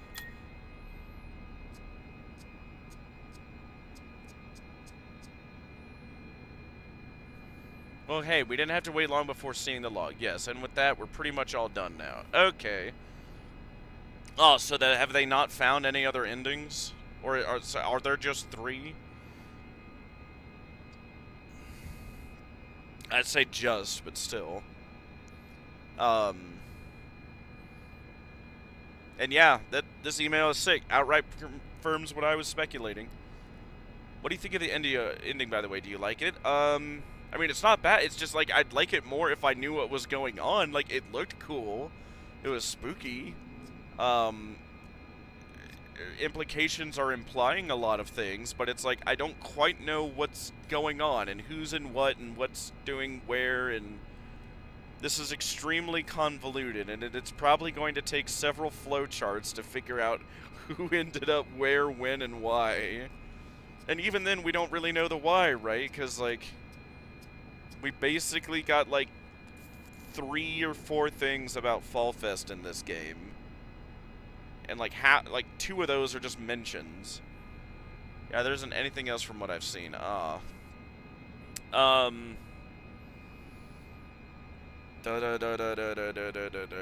do I think? At this second in space and time, I think,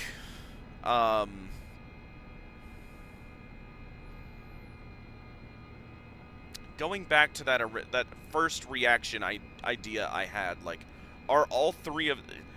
There's a good question for you. What, like, to my first reaction, what's your thought to that? Are all 3 of them in that endo? If you're right, yeah, okay. Let's say that. You're right. There's only one endo. My next question would be, are all 3 of them in one endo? Yeah, from what I got from it, we were giving M2 a bedtime story to revert it back to being David. Yeah, and I mean, that would tie into the question as well. Given that, do you think, if there is only one endo, do you think all 3 of them are in it? And why or why not? Oh, and Edwin and Fiona's voices were coming from those tapes you put in the wall in order to access the vent. Interesting.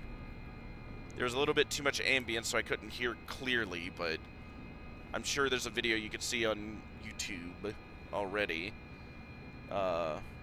Remember, they were all labeled bedtime story. Yes, they were. And the endo acting as both Edwin and Fiona started to crawl out of the closet, asking like, oh, wait, where's David? You know, where is he? I don't see him. Like, oh, time for a story, but where is it? Like, and no, I don't think all 3 of them are in the endo. Then why was it acting like all 3? Like, who is in that one endo then? And why would it be like, if that's just David in the one, why is it mimicking his parents like that? I mean, sure, yeah, mimic, right, like, sure. But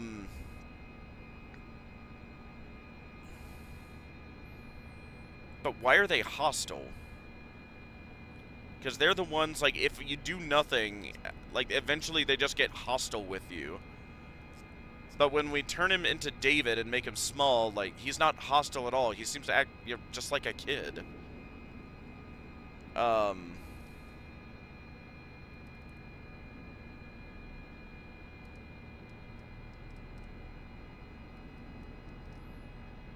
Edwin and Fiona just pre-recorded a bunch of variations of that bedtime story.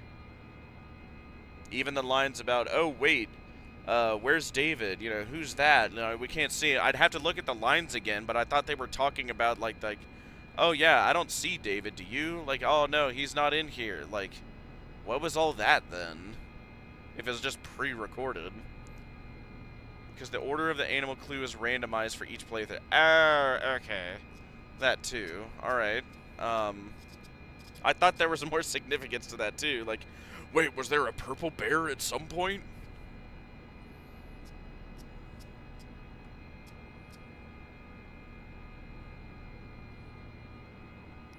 There are a lot of variations for what the final bedtime story is.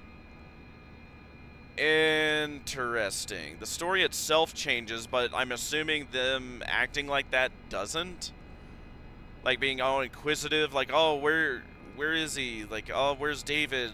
You know, we can't see him. And then ending up being hostile. David isn't hostile at all. Like, I don't know. If there is only one, I want all three of them in it, is just my thought. Because otherwise, like, where is Edwin? Where is Fiona? I think they were just play acting. Maybe I'd have to see the scene again. Yeah, like acting like a parent, like, oh, where is David? I can't see him, right? Like, and he's right in front of him, like, yeah, playing with it, sure. So I guess that's a question for you then. Is that just David in that endo then? And if that's the case, is that the... Well, wait a minute. It can't be, because it came out of the closet. How is there an endo running around the house in the other room as it apparently also comes out of a closet that we don't see like a gaping hole through or anything? How is it in two places at once? Like how a parent acts like they can't see their kid. I mean, that's my next rebuttal then. How is there an endo chasing us in the house and yet there's another one also in the closet, apparently? Behind a door that is locked that we can't get through, and a closed vent that we don't open until we assemble the story.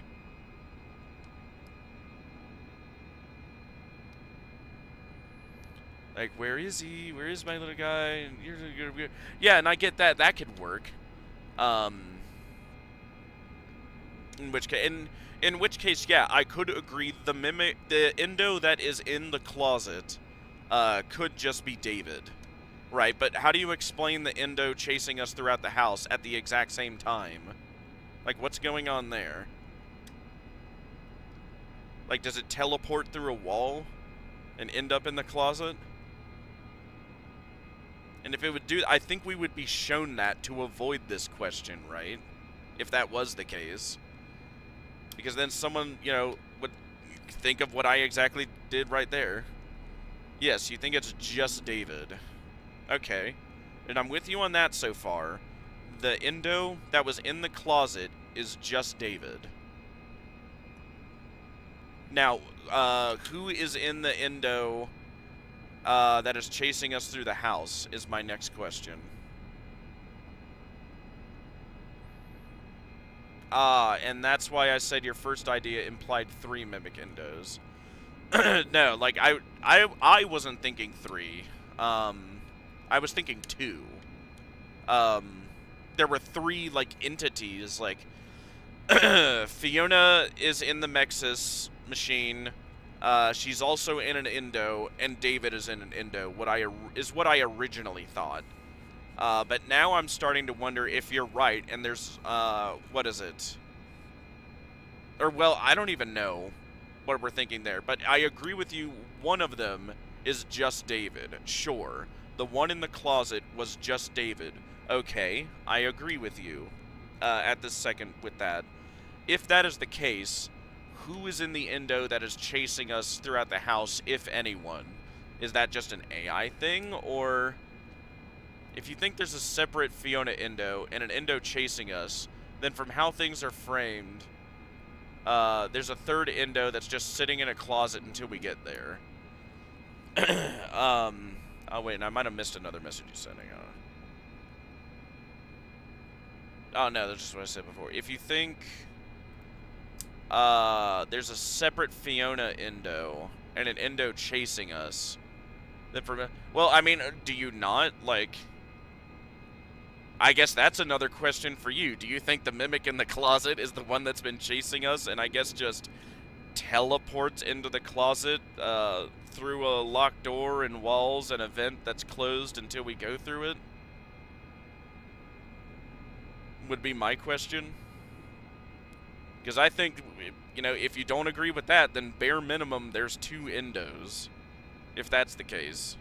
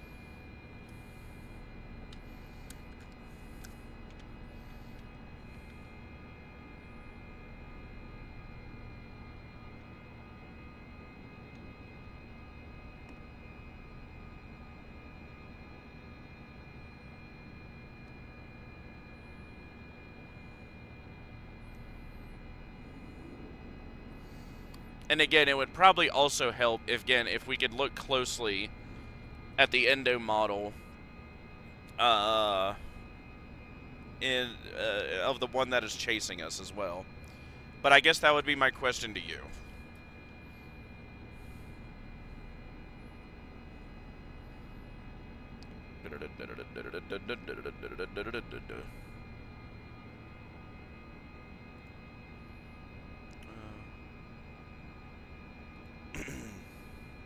Yes, I think it's the same Mimic that's been chasing us the whole time. Alright, I would counter then the question I brought in there. How did it teleport through the walls, through a locked door and a gate that's closed until we get through there? Like, it didn't bust a hole through the closet that I saw. There was nothing behind it. There was another door back there. So how did it get in there? That door for the bedroom stayed locked the whole time, and the vent was closed until we went through. In which case, how did it get in there before we even got in there? Right? That's my rebut. That's why I think there's 2 Endos at this moment. At least. I think there's only 2. There might be a third, but I'm more leaning on 2. And how else would you explain that big personality shift to, like, chasing us, trying to murder us constantly, never speaks other than, like, mimicked phrases entirely, to a Mimic Endo that's presumably either her or Mexis, the Endo or the Mexis, is using the manipulated fake voice of the dispatcher to manipulate us the entire game. Right? There's that one. And then there's the one in the closet, is what I'm pretty sure. Otherwise, again, how did it phase through walls right there?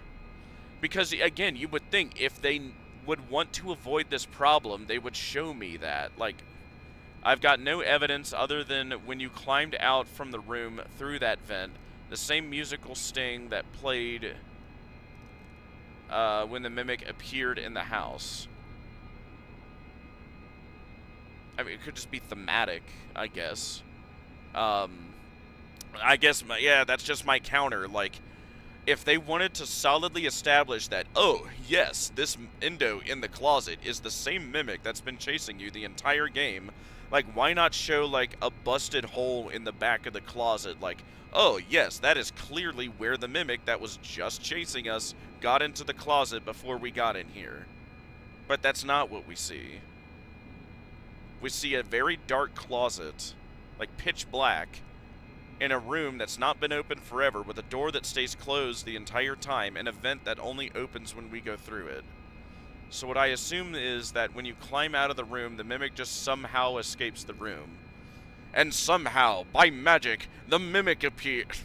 Like, I don't know. That's just my problem with it.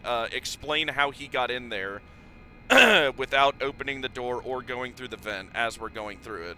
And it's still, like, out there, right? Like, you can hear the Mimic stomping around when you're in the vent room, right? Before you go to the bedroom.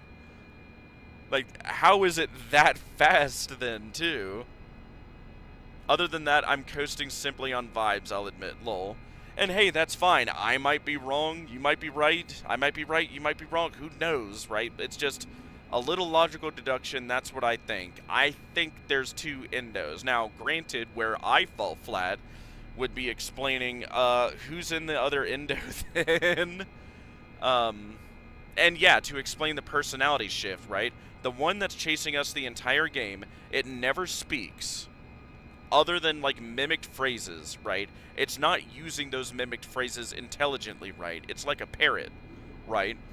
It's just saying, like, applesauce, 27, you know, fiduciary. Like, it's just throwing random words, right? The Mimic that's chasing us the entire game, right? It's not intelligent, right? But the Fiona Mimic, like, that seems to clearly be intelligent. Again, look at the parachute ending. It is intelligent enough to, even though it doesn't speak the entire time, which I also find suspicious, it looks right at us, intelligent, like, it reaches right past us, grabs our data diver, lowers the van, and walks away. Does that scream Mimic that's been chasing us the entire game to you? The mindless thing that's clearly not intelligent and is just, you know, AI whatever and rage. I think it's only Fiona Mexis that speaks to us as the dispatcher. Oh, okay, so that might work. So you think the dispatcher has been... that's been the Fiona Mexis that's been messing with us, not the Fiona Endo. Okay. And that might explain why there might only be 1 Endo.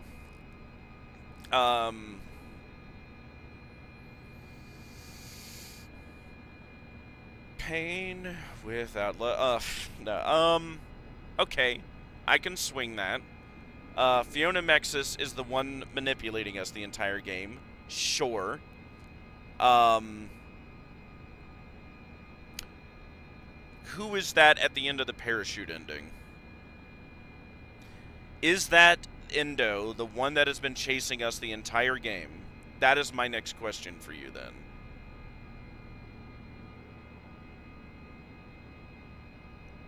And the whole Endo chasing us is just M2. The one chasing us in the house is M2. And the one in the closet is M2. I would want you to explain the teleporting then. And why the Mimic in the parachute ending acts completely different than the Mimic that's been chasing us the entire game. And moreover, explain why is it when we disobey the Fiona Mexis, she spares us in the end and takes the data diver. But in the ending where we follow everything she says to the letter, she kills us and also takes the data diver. Like, that doesn't seem crazy fuel rage to me that never, like, speaks and, like, has any intelligent thought, right? That's what I'm getting, at least. And again, if they wanted to make that more obvious to prevent people like me from thinking this, right, they would show, like, all they would have to do is show a busted-in hole in the back of the closet, and I'd be like, oh, yeah, alright. That's where the Mimic that was just outside the hall just burst through the wall and got in the closet here while we were through the vents, I guess, right? I would buy that. Yeah, I'll admit the Mimic in the closet is just magic. Yes, the magical teleporting image. Edwin was much better than we thought. Yeah, that's just my thing. Might get proven wrong, might get proven right. At this second, at least, I think. How it got in there, yeah, okay, I'll explain how I think things went. By all means. I am curious to think how you think it worked then. With those endings, explain the endings, explain why it's acting different, explain why it spared us in the one where we disobey, and doesn't in the one where we listen, and how did it teleport in the end. During the events of the game,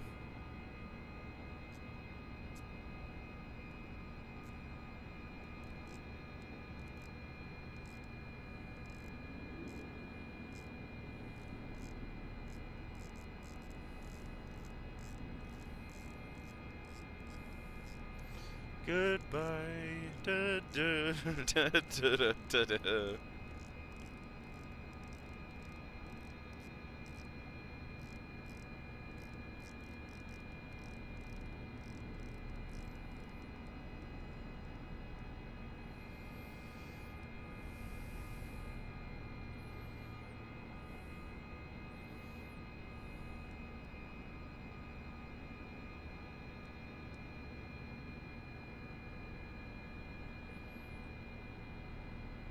As the hours pass, I will let you know that I need to SB.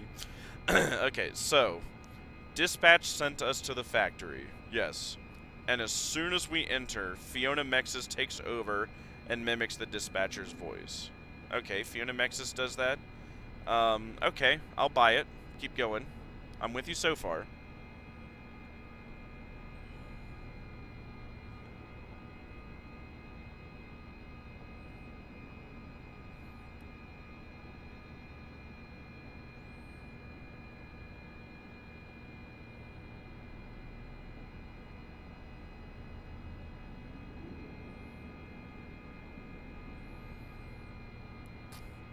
And yeah, that would also explain the little ditty about, from the dispatcher when you finally leave the facility. And he calls you saying, like, oh, hey, we're going to dock everything from you. You stole from us. Da-da-da-da.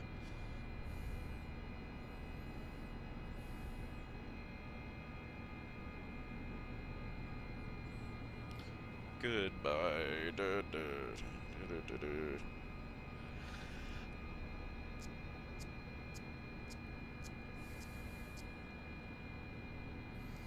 As the hours pass, I will let you know that I need to rest before I'm alone. And hey, for excuse me, goodness, for all you other people watching, feel free to chime in. I'm hoping to have a group discussion here about what exactly we think is going on here.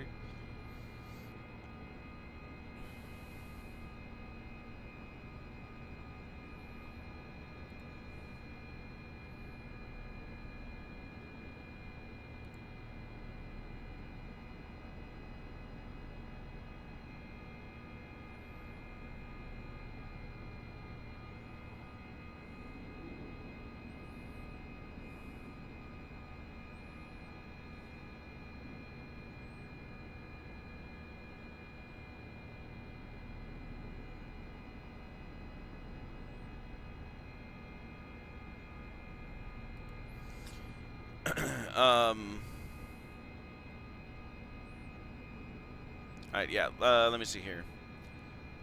During the events of the game, Into chases us around, while Fiona Mexis guides us through the radio. Pause right there. Who do you think is in M2? Or what is controlling the Mimic 2? Like, before I keep reading, I want to, like, establish all this.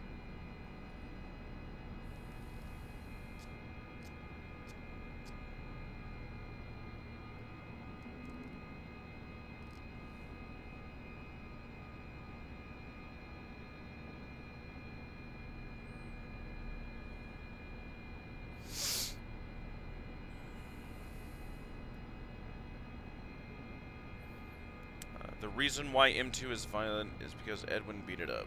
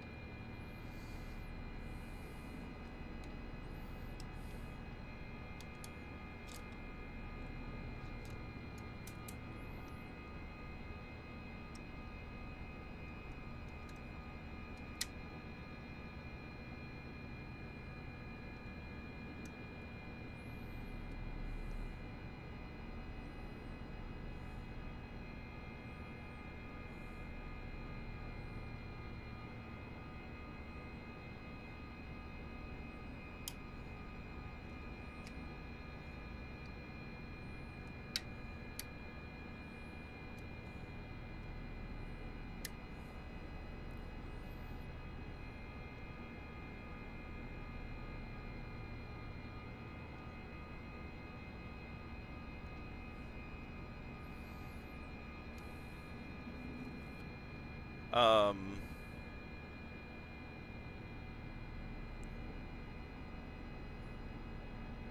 right. So while I wait for an answer on who is in M2, I'll keep reading then. M2 goes into Jackie and attacks us, going into Big Top and attacks us, goes into Dolly and attacks us, and after that it makes a suit out of prototype parts down in the FNAF 1 segment. Okay, and attacks us. Okay. Fiona Mexis is manipulating the player to get a data diver with admin, I think you mean executive, level access, assumedly to use it to fix M2 and finish it being David. So you think M2 is David, okay. And what is M1? The reason why M2 is so violent because Edwin beat it up, okay. Now back to the events. In the parachute ending, we run into Fiona Mexis, and she tries to get us to convince Edwin into fixing M2 and make it David. She doesn't know he's dead. Okay. Or missing. When we make it to the mansion, the M2 is already there somehow, despite us going down a straight path there. When we make it to the mansion, the M2 is already there somehow, despite us going down a straight path there, behind a locked door and a vent that stays closed until we go through. That's the part where you're losing me. Again, if they would have had like an obvious show of like how that same Endo ended up in a closet in a room that's locked, I'd be more convinced. We avoid it and get into Edwin's room and see that M2 left Edwin for dead.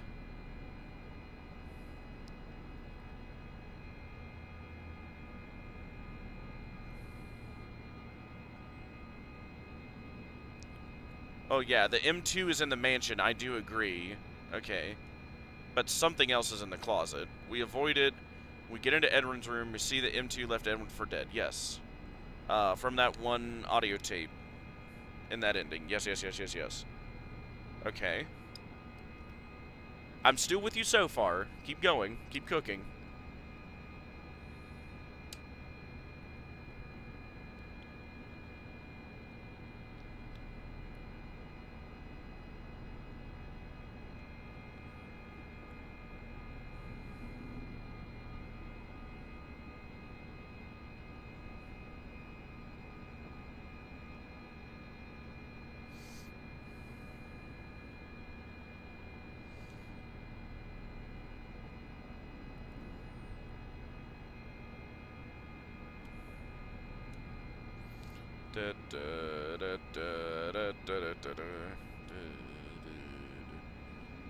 I think M2 is a mimic program that was meant to become David.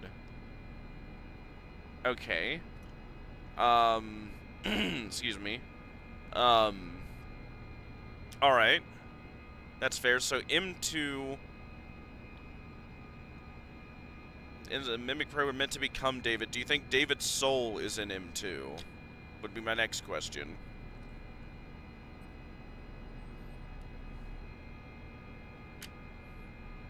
I think David's soul is separate from the Endo. Okay. I think we see his ghost in Tiger Rock. So is his soul just floating around the factory, or is it tied to another Endo? Separate from M2.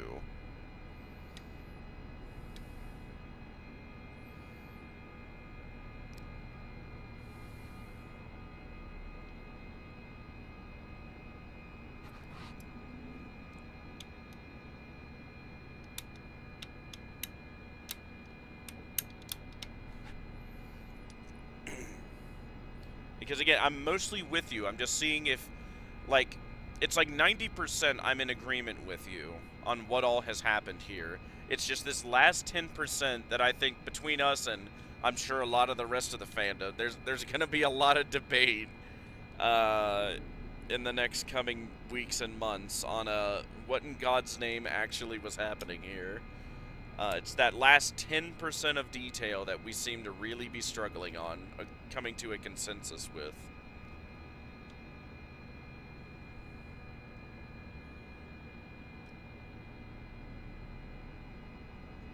because yeah, I dig the idea, like, David's soul, is separate from the Endo because of all the Tiger Rock stuff we see in the basement. I've got a couple questions with that, though.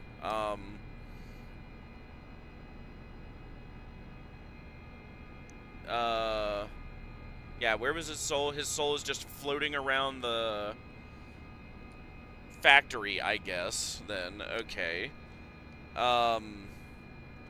If that's the case, then, what is in the closet in this bedtime ending? The Mimic 2 program seemed to have been going well until Edwin hated seeing the Mimic act like David and beat it up. Okay. Yep. With you so far. Yeah, those are still my questions so far. How did it end? What is in the closet, in this ending we just got? What chases us down in both the other endings?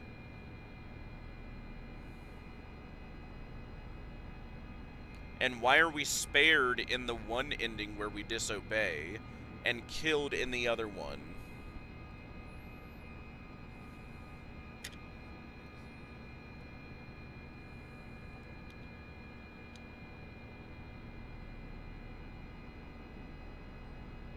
That made M2 stop acting like David and become the violent version that kills people and chases us. Okay. And has echoes of him. Sure. Alright. And that is M2. And that is the just pure evil... so I guess that's the question. Do you think M2 is just a pure evil robot machine that just got beaten up after...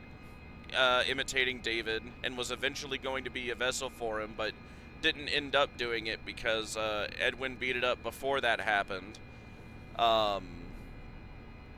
Okay, and he couldn't coax his soul into it, or I guess bear to do that, I guess. Okay, so my next question would be, who is M1? Or what is M1? Is that Fiona?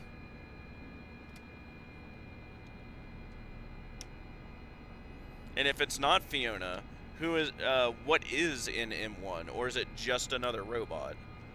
I think Edwin was in the process of making into David, but stopped when he trashed it. Yeah, okay. I can see that. I'm with you on that.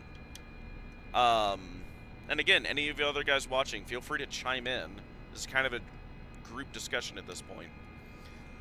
Yeah, I think David's soul is just floating around the factory. Okay. I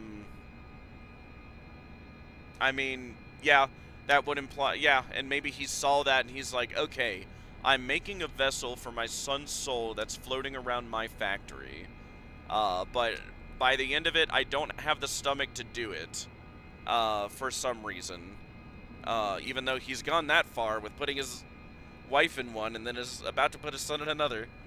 Oh yeah, there's gonna be a bunch of debates, lol. Well, yeah, and I guess that's my next question to you. Okay, I'm all with you on M2. Great, okay. Who and what is M1?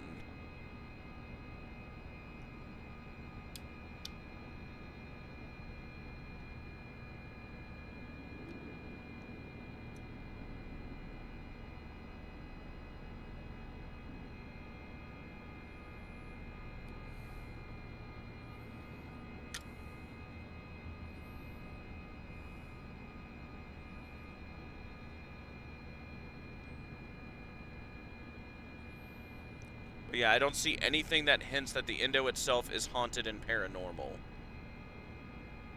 The M2 Indo?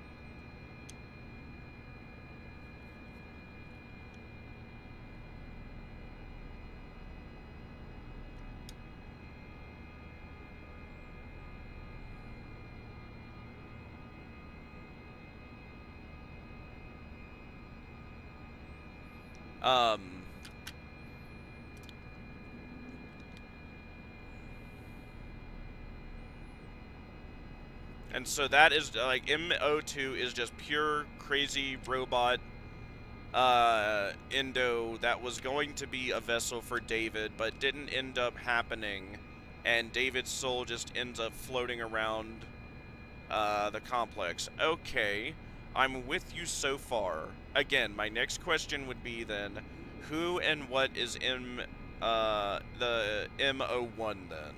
Or M1? Who or what is that?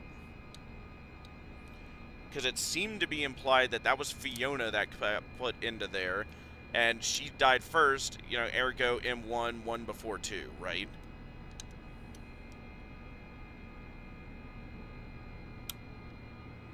Did Fiona end up in the first Mimic? And that alone, right, an M1 and an M2, doesn't that alone imply there's 2 Mimic Endos running around?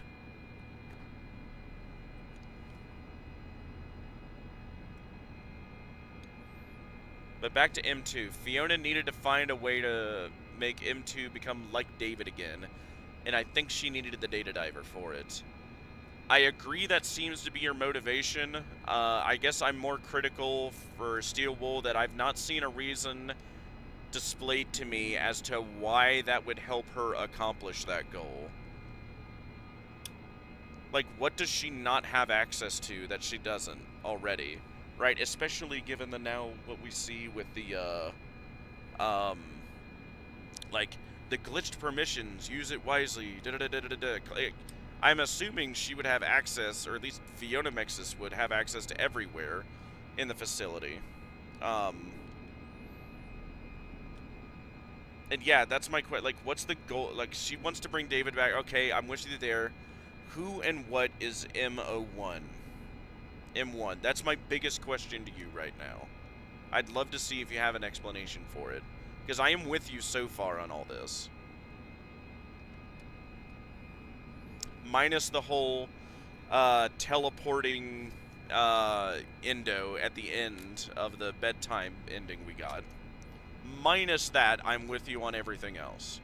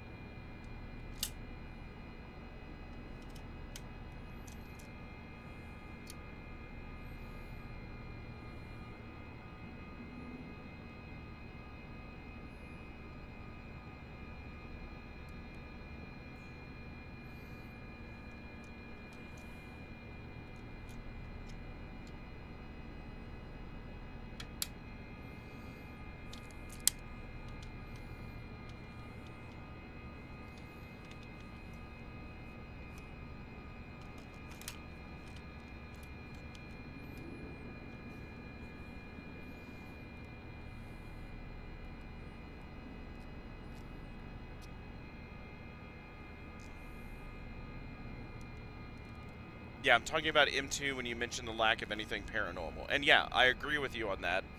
I'm just saying, okay, I'm with you on everything else. My question to you, separate from that, is what do you think M1 is then? And what's even the point? If it's just one Endo, what's the point of having an M1 and an M2? And for M1, I think it's the Fiona Mexis.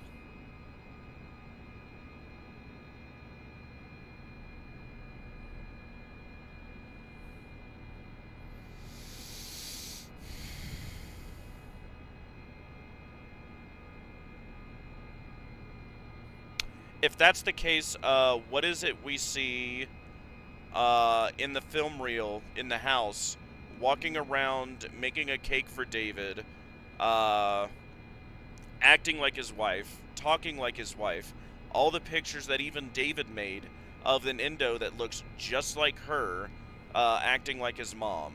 What is that? And that's before David died. If M1 is Mexis, then what is that? M1 was the first mimic Edwin made as a babysitter for David, though at some point it became Fiona. So, well, which is it? Is M1 Fiona Mexis, or is M1 the first mimic?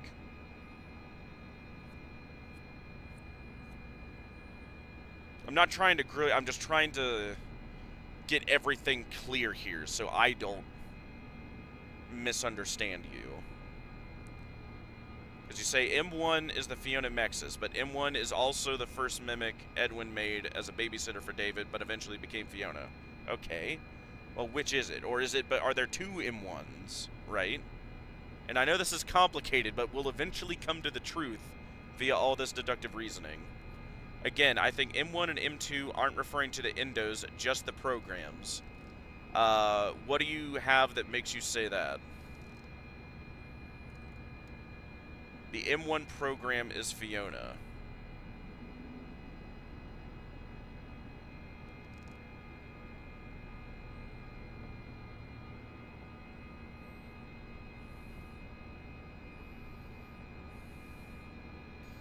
So would that be the case then? Are you saying her program are in like two different locations? She is in both the Mexis and an endo, the first endo mimic.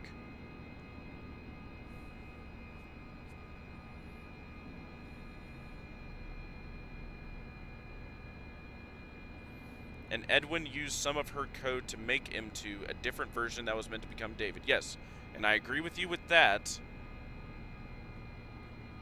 But, which is it? You're saying that M1 was Mexis, but also the mimic that was first made by Edwin for David, but eventually became Fiona. Fiona herself stated that M2's code was based off hers in the logs. Okay. And yeah, I can dig that. And that would explain M2 even more. You know, having echoes of voice lines from her, mimicking her, ha ha ha. But what is it?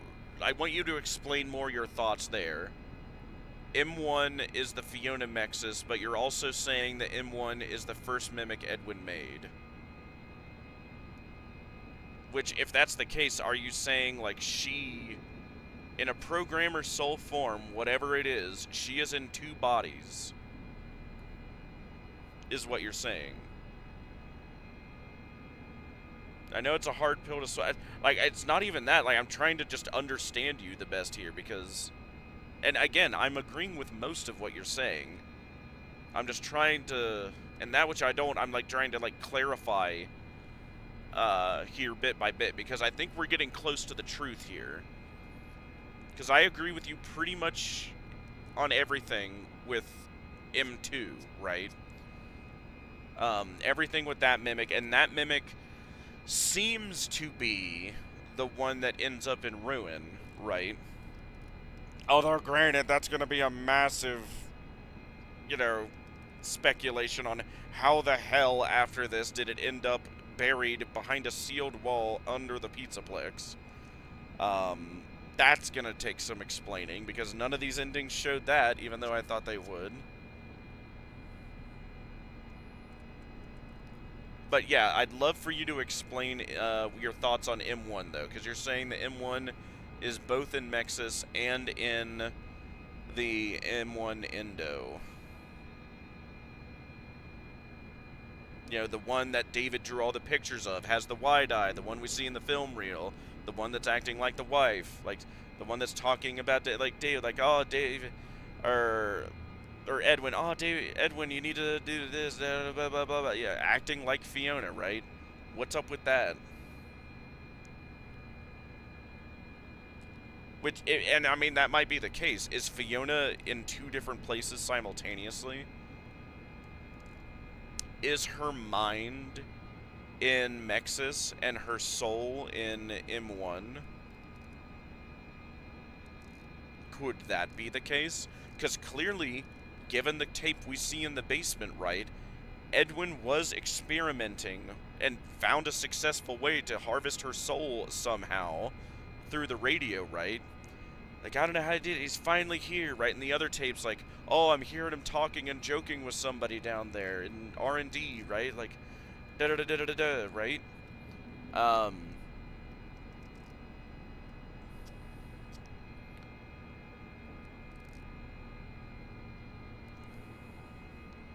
just wanting to, like, hear that clear from you. So you're saying she's in two different... She, the M1, is in two different places simultaneously. She's in Mexis and the M1 Endo simultaneously.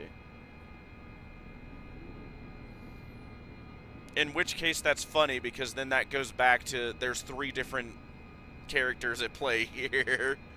There's MO2, Mexis, and Fiona Mimic. Which is back to what I was speculating.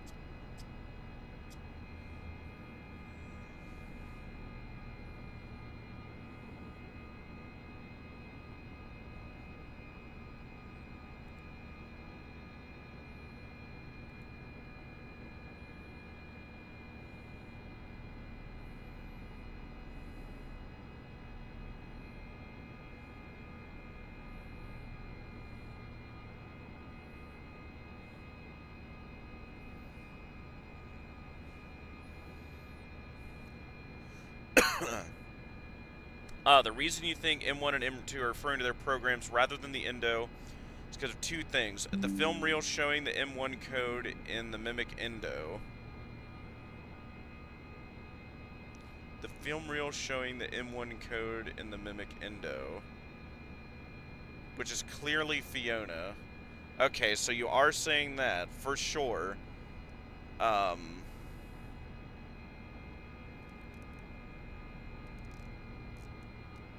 M1 code in the Mimic Endo. I mean, is that the... I don't think that's the M2 Endo. I think that's the M1 Endo. The wide eye one. Separate from the narrow eye one. You know, we see in all the teasers and chasing us around and everything. And again, we will need to take a much closer look at the Endo running around the Pizzaplex chasing us, because if it's different than the Fiona Endo, that would raise some questions, wouldn't it? And that we later find a Fiona Mexis in the FNAF 1 location. Yes. And I guess that's my question. Are you saying whatever M1 is, whether that's her mind or soul or whatever, did Fiona end up in two places? Is she both in that Endo and in the Mexis?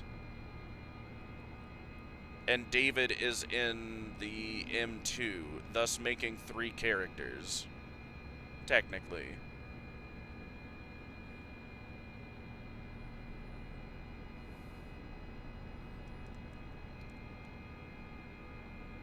Because now I think we're like 95% in agreement.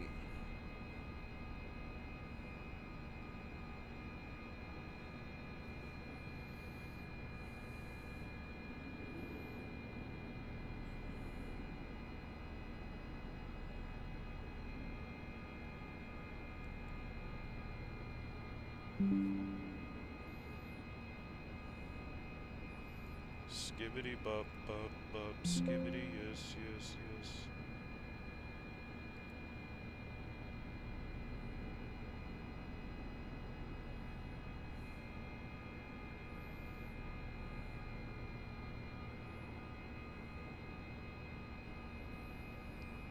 We're Costco guys. Of course we shop while eating a chicken bake.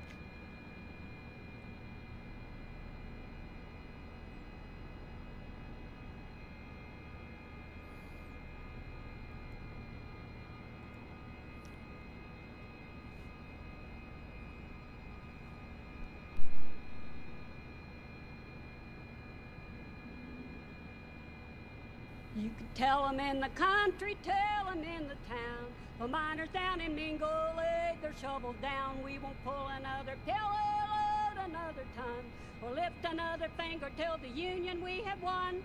Stand up, boys, let the bosses know. Turn your buckets over, turn your...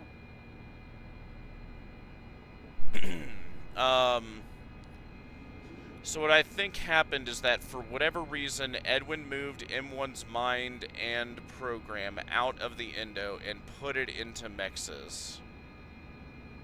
Okay.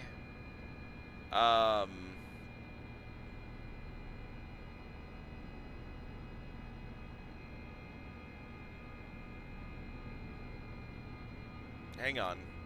Let me chew that. Moved M1, so Fiona's mind and program out of the Endo. Do you think her soul followed it, or did her soul stay in the M1 Endo? That's a question for you with that.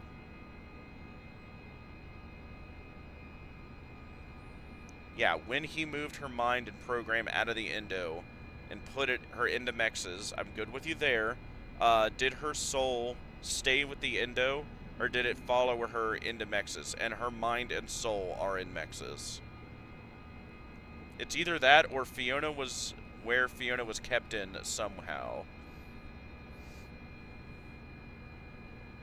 But again, those film reels make me think, and again, all the pictures and everything, and her acting like his wife, like, yeah, I think she was in an Endo at some point at the bare minimum.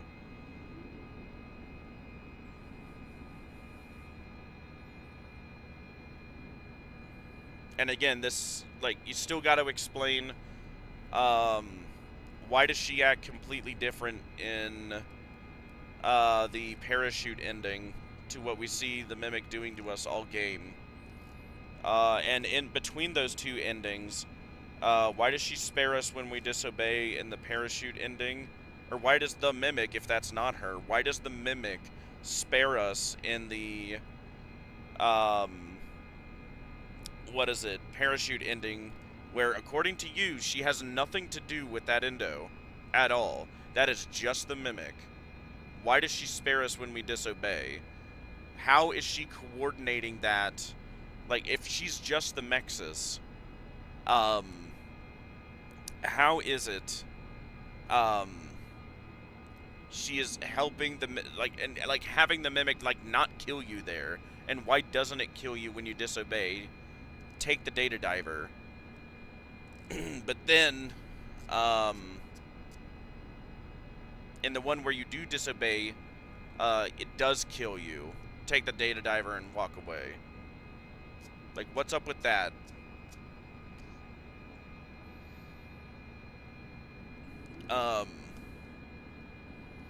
And yeah, my contention with, Edwin moving M1's mind and program out of the Endo and put into Mexis, my problem with that is that just from a logic standpoint, like, that's a lot more complicated and risky than just using another Endo for David. And Edwin let her inhabit the Mimic Endo at some point. I mean, at the very beginning, right? Because again, she dies first. She, as a Mimic Endo, is in that form for years, right?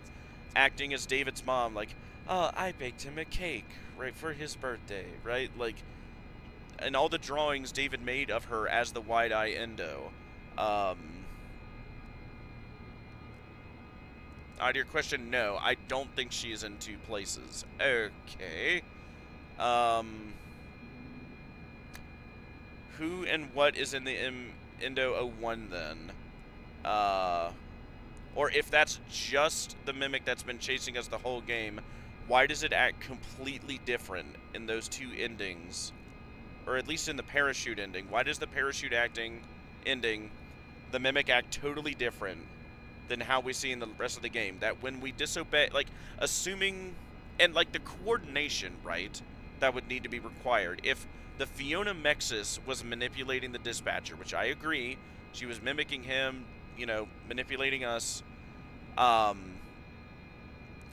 does she coordinate with the Mimic Endo that is the simulacra that was going to be her son, but it's just a crazy Endo? How does she get it to just take the data diver from you and not kill you? And why does that happen? I don't know what happened exactly, but for whatever reason, Edwin seems to have taken Fiona out of the Mimic Endo and used it to host him too.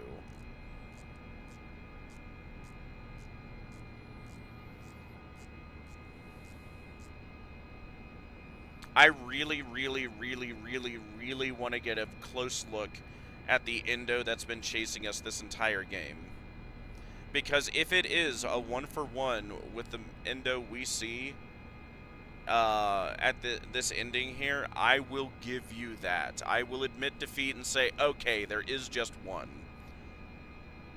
But with how it's acting totally different in those endings, and how, again, the Fiona Mexis would need, like, how would it be coordinating with the crazy robot, not possessed by anything mimic that ends up in ruin?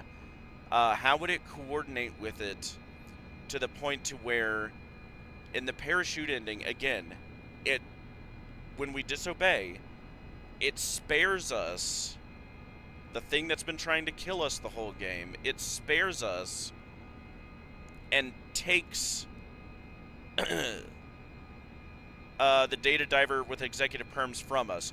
And more importantly, if she was able to do that, was able to call off the mimic in the that's not her, by the way, according to you.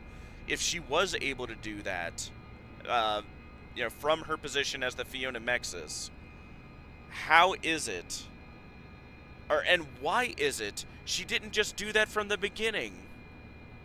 Right? Like her whole motivation and the whole thing with this game is getting the data diver to have executive level permissions, right? Why is she not calling off MO2 on us from the beginning? Why is she letting it chase us around? Yeah, her mind and soul is in Mexis. Okay, if that's the case, why is she not calling off the mimic the entire time? Because apparently she can call it off enough to not immediately kill us in the parachute ending. So what's up with that? Right? If her mind and soul is in Mexis, how does the parachute ending make sense? Why does the mimic spare us when we disobey and just take the data diver? That is my next big question.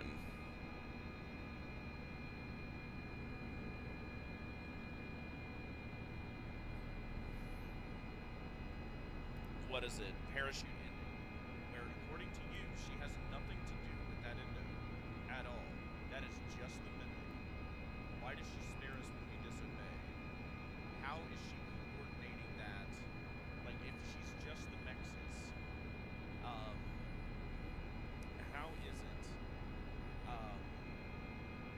She is helping the like having the mimic like not kill you there.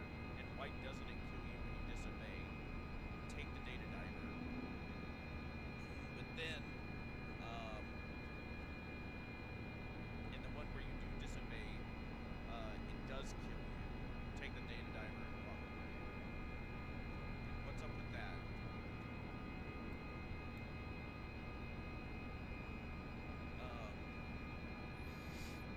And yeah, my contention with Edwin, I'm unsure if her soul is truly around. I'm leaning towards a yes, though. And my question would be next is, what is her soul around?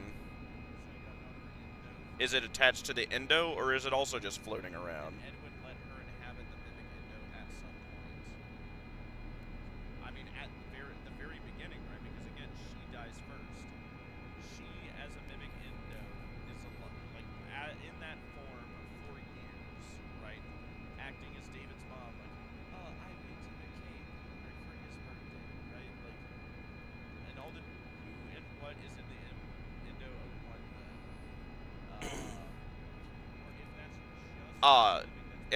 Honestly, I don't have an explanation for why the mimic endo acts differently in the bad and parachute ending. I would encourage you to say that I think it has something to do with the cradle.exe we ended up running in the parachute ending. I have no idea what cradle.exe is or does. I'd have to look at that again.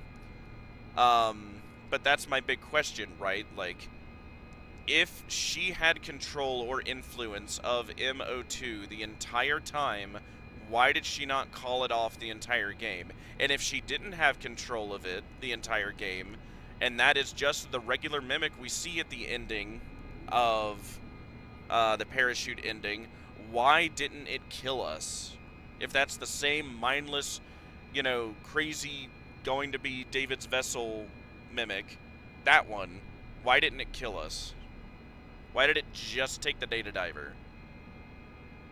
You know, stare us down, lift up the van, grab the data diver, drop the van, and walk away. Why did it do that? That is nothing like the mimic that's been chasing us the entire game. And granted, it might have something to do with the Cradle.exe program. But I don't know, with this ending as well, like, I'm tracking with all of this so far, besides those two questions, right? The one being, if, like, why didn't she call it off if she did control it? And if she didn't, why didn't it kill us at the end of Parachute? Would be my questions. And my one question that I'm disagreeing with you so far, and the only other one is, how did the Mimic Endo teleport phase through the walls into the closet before we got in there through a locked door, an event that's not open till we go through? Specifically, I don't understand why the Mimic Endo takes the data diver in the parachute ending if it isn't Fiona. I'll give it to you there. That is, yeah, one of my... I have no explanation for that. Not only be still interested in the data diver, but spare you. Because, again, that was the impression I got. After the data diver, I don't matter. I wasn't the point. You're not some crazy, you know, whatever. You know, you're just after the data diver that I got. Okay, that sounds like the motivation Fiona has, right? Because she's wanting to build back David. Okay. And that's what I thought, right? Like, oh, yes, this is Fiona. This Endo is Fiona. She clearly has intelligence and is just after the data diver. Otherwise, she would have just squashed us right there and left the data diver to, you know, not care, right? The Mimic's not trying to take our data diver from us the entire game. Same with the Mimic Endo we see in the closet in the secret ending. I have no sensible explanation. And yeah, like, those are just my 2 points, right? I'm 95% with you, right? And maybe the Cradle.exe would answer one of my questions. But that Endo in the closet at this end of this secret ending, yeah, that's my big question there. How does that make sense? How did it, like, phase through a locked door? Like, again, it would be so simple for them, so simple, to just show a busted-in hole at the back of the closet to be like, oh, yes, that's how it got in without breaking through the door or the vent that we just went through. It busted through a wall. And then my question's immediately destroyed, and oh, yeah, that's the same Mimic the entire time. But they didn't do that. They showed it, an Endo, in that closet in a room that's clearly been locked for years and years, right? How and why, I guess, are just my questions. And again, yeah, if you don't have an answer for it, that's fine, right? I'm sure we'll come to a consensus soon. The thing I would encourage is, if you're bored right now, because I do need to take a breather, I need to make myself some food, I'm thinking I might end it here for now. And for what it's worth, you're free to message me on Discord as well. I need to cook food and whatnot, but like my parting question with you would be,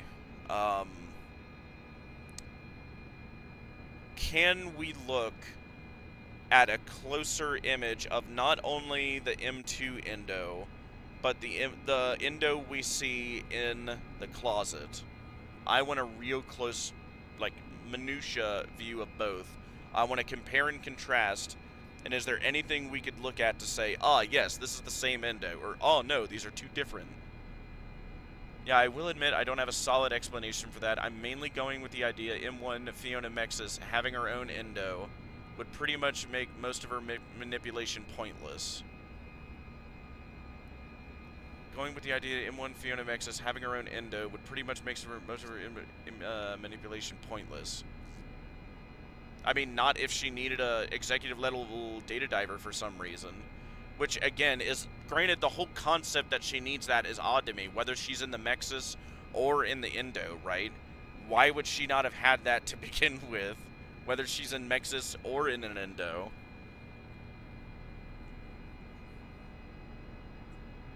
Because clearly she still has enough access and control to the facility to be able to mimic and have access to like a lot of the machines, like the inventory system and like some of the doors and whatnot. Fiona Mexis clearly has access to those from all the way down there. Fiona's soul, maybe it's in Mexis. This was the possibility I mentioned earlier. So you think that it is possible her mind and soul ended up in there?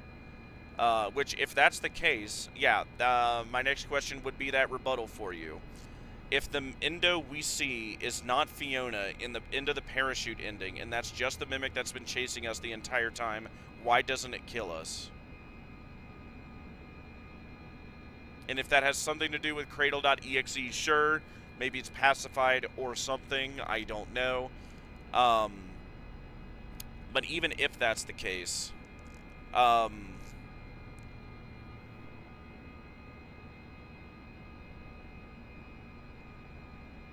okay. Why is she not calling it off the entire game? Mexis stand for mechanical, X being, I forgot, something, storage. Okay, yeah.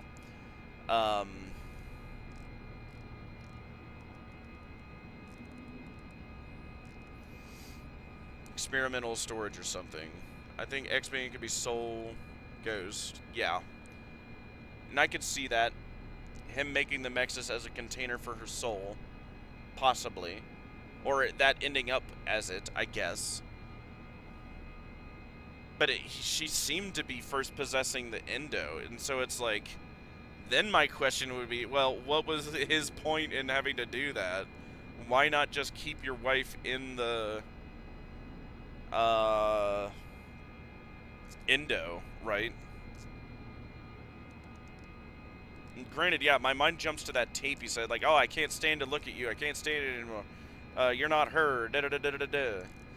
Which, and sure, that's the case, and we see that in the game, so sure, that seems to be the case, so, I guess my problem with that is then, wait a minute, you put your wife in an endo, okay, you got tired of her, okay, you ended up shoving her into Mexis and just put her in a corner in the basement. Okay, sure.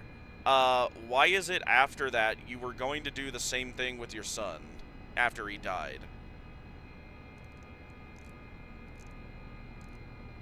Like, if putting your wife in there caused you so much pain, why were you even going through the motions of doing it with your son?